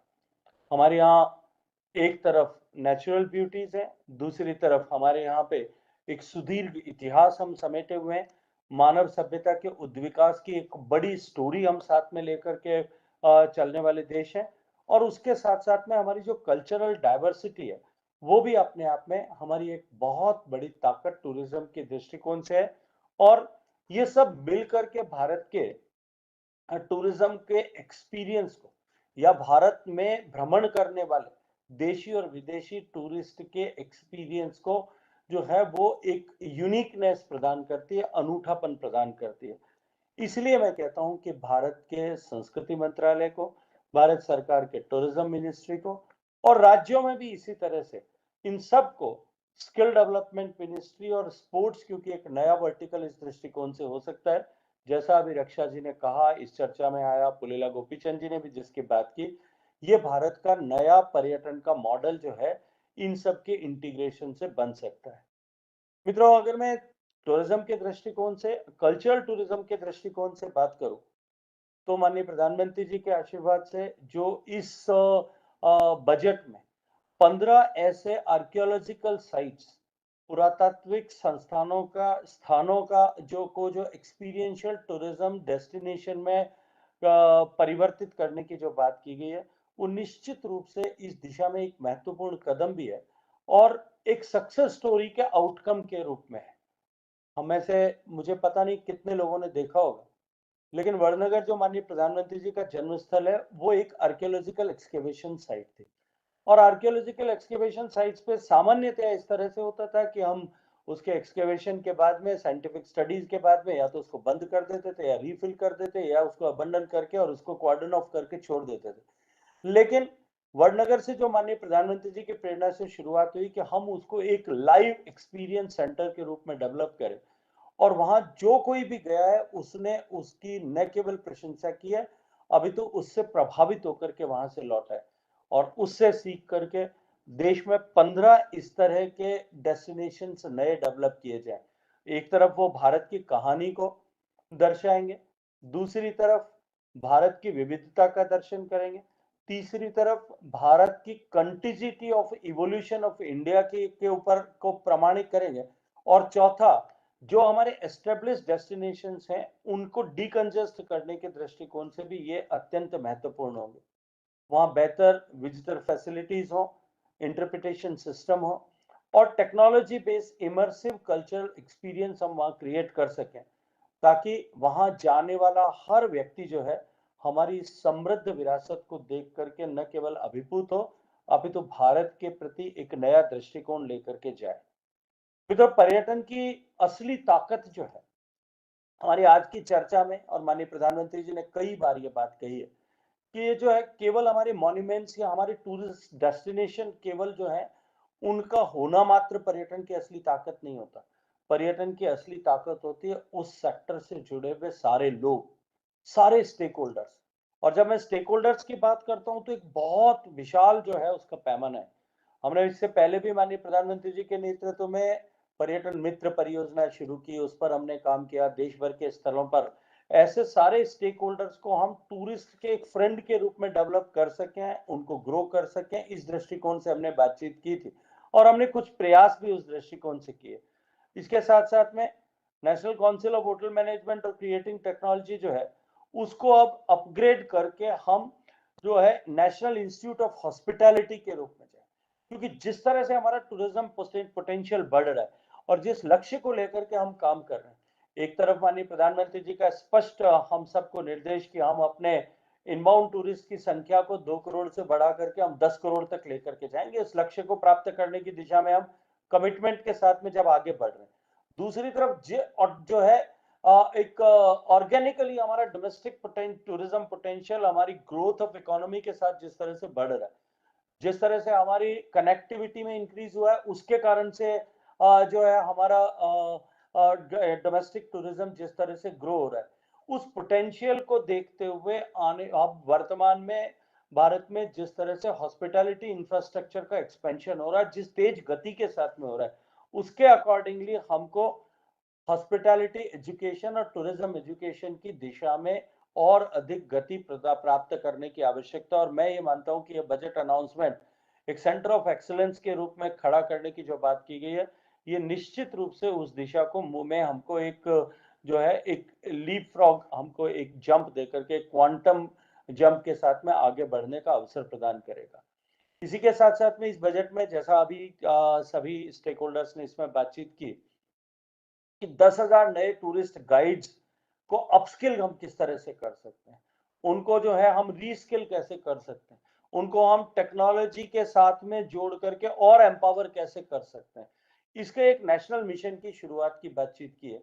और मैं ये मानता हूं कि मिशन मोड में अगर हम 10,000 लोगों को इस तरह का से अपस्किल कर पाएंगे, वो बेटर स्टोरी टेलर के रूप में बनेंगे, वो उस स्थान के बारे में ठीक से पूरी जो है जानकारी के साथ में सटीक रूप से बात करेंगे, तो निश्चित रूप से उनकी बातचीत का प्रभाव और टूरिस्ट के ओवरऑल एक्सपीरियंस को एलिवेट करेगा और उसको भारत के प्रति या उस स्थल विशेष के प्रति जो है उसको और अधिक उसके मन में आकर्षण को पैदा करेगा। तो आज पर्यटन का परिदृश्य विश्व भर में बहुत तेजी के साथ में बदल रहा है। आज का पर्यटक जो है वो केवल किसी मॉन्यूमेंट को या किसी जगह को नहीं देखना चाहता, वो प्रामाणिकता के साथ में वहां की स्थानीय कल्चर के साथ में जुड़ना चाहता है। वो वहां की local culture, local craft, local cuisine, इस सब के को एक्सपीरियंस करना चाहता है। इसीलिए सब आजकल सब लोग टूरिज्म सेक्टर के सभी लोग जब ये बात करते हैं कि आज टूरिज्म जो है वो एक्सपीरियंस ड्रिवन टूरिज्म की तरफ बढ़ रहा है। ऐसे में निश्चित रूप से ये दोनों विषय के हम हॉस्पिटैलिटी इंफ्रास्ट्रक्चर के लिए, एजुकेशन के लिए जो है हम ट्रेनिंग लोगों को, हमारे ह्यूमन रिसोर्सेज को ट्रेन करें, और साथ साथ में टूरिज्म के जो फ्रंटलाइन स्टेक होल्डर्स हैं उनको हम जो है हॉस्पिटैलिटी और टूरिज्म के दृष्टिकोण से और अधिक बेहतर तरीके से इक्विप करें। ये निश्चित रूप से अत्यंत महत्वपूर्ण है। इसके साथ साथ में इस बजट में एक विषय जिसके ऊपर विशेष रूप से चर्चा हुई, आप में से भी कुछ लोगों ने उसका उल्लेख किया, वो है national destination digital knowledge grid बनाने की बात। ये पर्यटन स्थलों की पहचान को मजबूत करेंगे। आज बहुत सारे हमारे नए पर्यटन स्थल या ऐसे हिडन जेम्स हैं जिनके बारे में आज जो है लोगों को, चाहे वो देश में रह रहे हो या देश के बाहर रह रहे हो, उनको उसके बारे में सटीक जानकारी नहीं है। माननीय प्रधानमंत्री जी ने अपने ओपनिंग रिमार्क्स में भी सुबह कहा था कि कुछ लिमिटेड जगह ऐसी भारत में है, जैसा हम सब लोग जानते हैं कि जयपुर, आगरा और दिल्ली, ये सर्किट जिसको गोल्डन ट्रायंगल की बात की गई थी, भारत में विदेश से आने वाले सैलानियों के लिए एक समय में जब ये डिजिटल इंफ्रास्ट्रक्चर मौजूद नहीं था, जब हमारे पास में इस तरह से इंटरनेट और ऑनलाइन कंटेंट की सुविधा नहीं थी, सोशल मीडिया के वर्टिकल्स और प्लेटफॉर्म्स नहीं थे, तो ये ट्रायंगल ही भारत की पहचान। और भारत आने वाले लगभग अधिसंख्य टूरिस्ट, अगर अनुमान किया जाए तो लगभग 65-70% जो है वो इन 3 जगहों पर जाकर के भारत गए ऐसा मान लेते थे।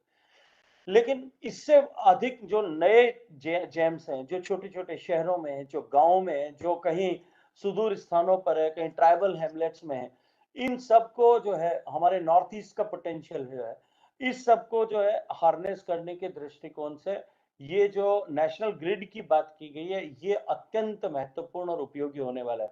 और भारत जैसे विविधताओं से भरे हुए देश, natural diversities as well as cultural diversities, इन सबको शोकेस करने के लिए एक नए पोटेंशियल का सृजन करने वाले। मित्रों, इसके साथ साथ में टूरिज्म का एक और भी इंपॉर्टेंट पहलू है, एंड वो है sustainability.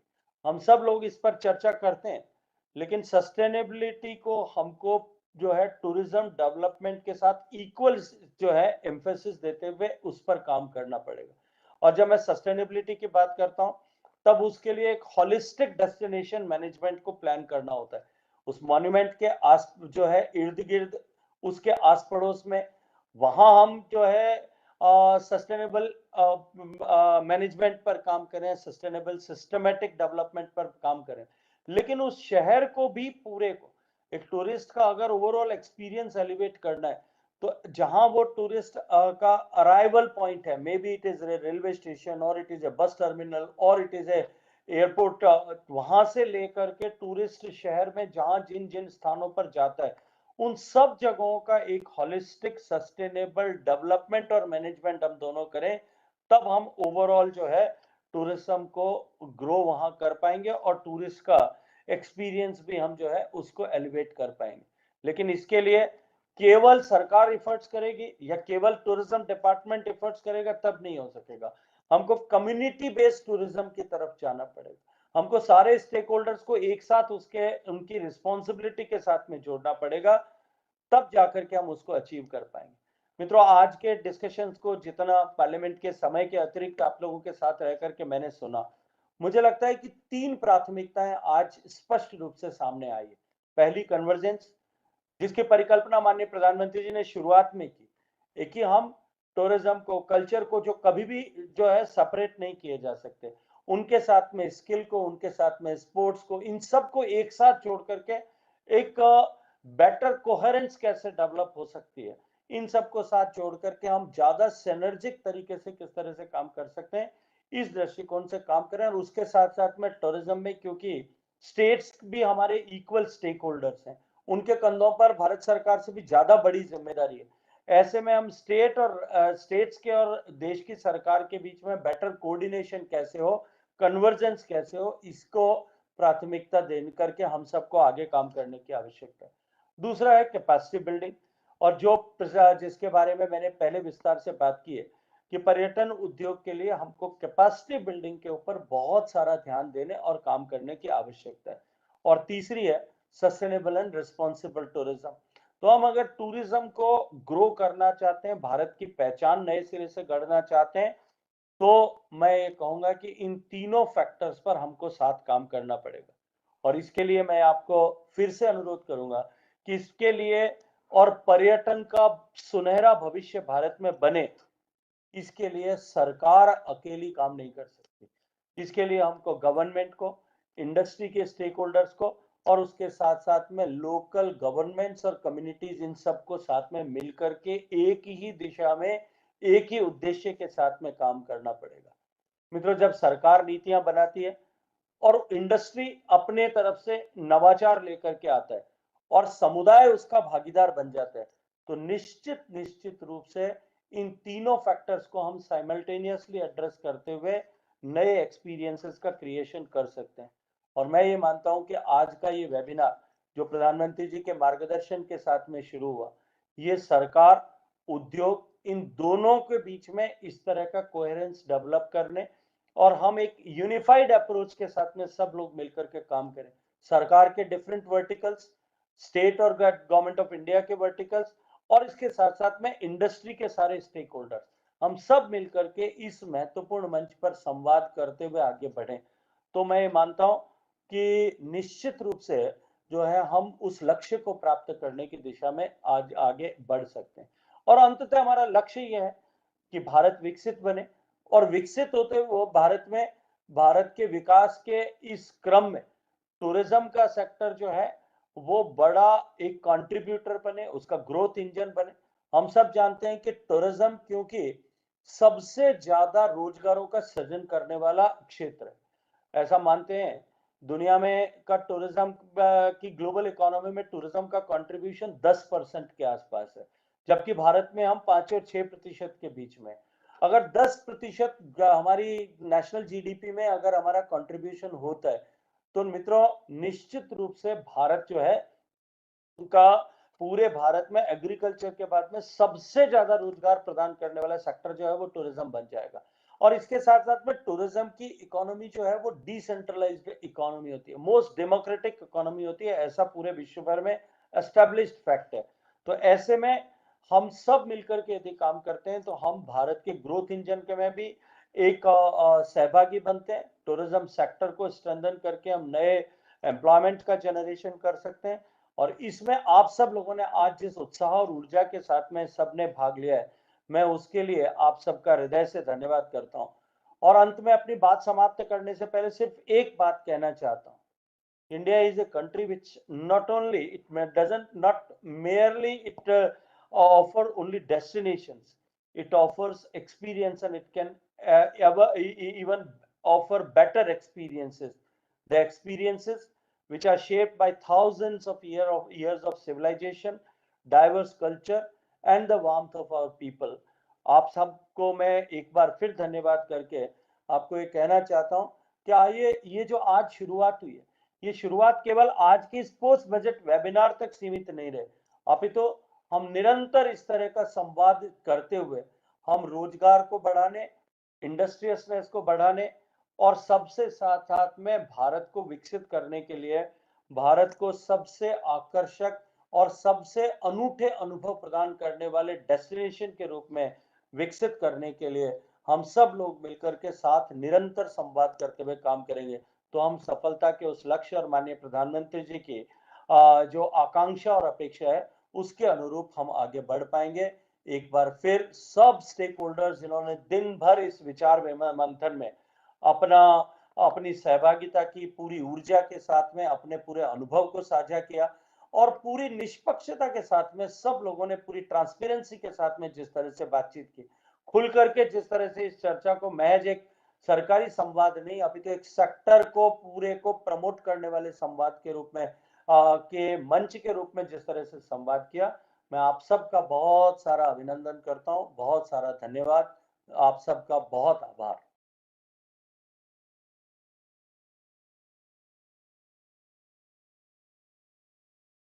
Like to thank the Honorable Minister for Tourism and Culture, the Honorable Minister of State for Youth Affairs and Sports, my colleagues in different ministries, all the various experts from the private sector, from the not-for-profit sector who have given their time so generously today.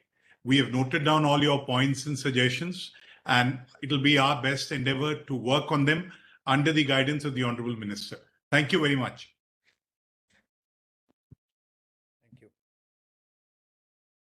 Thank you. This meeting is no longer being recorded. Thank you.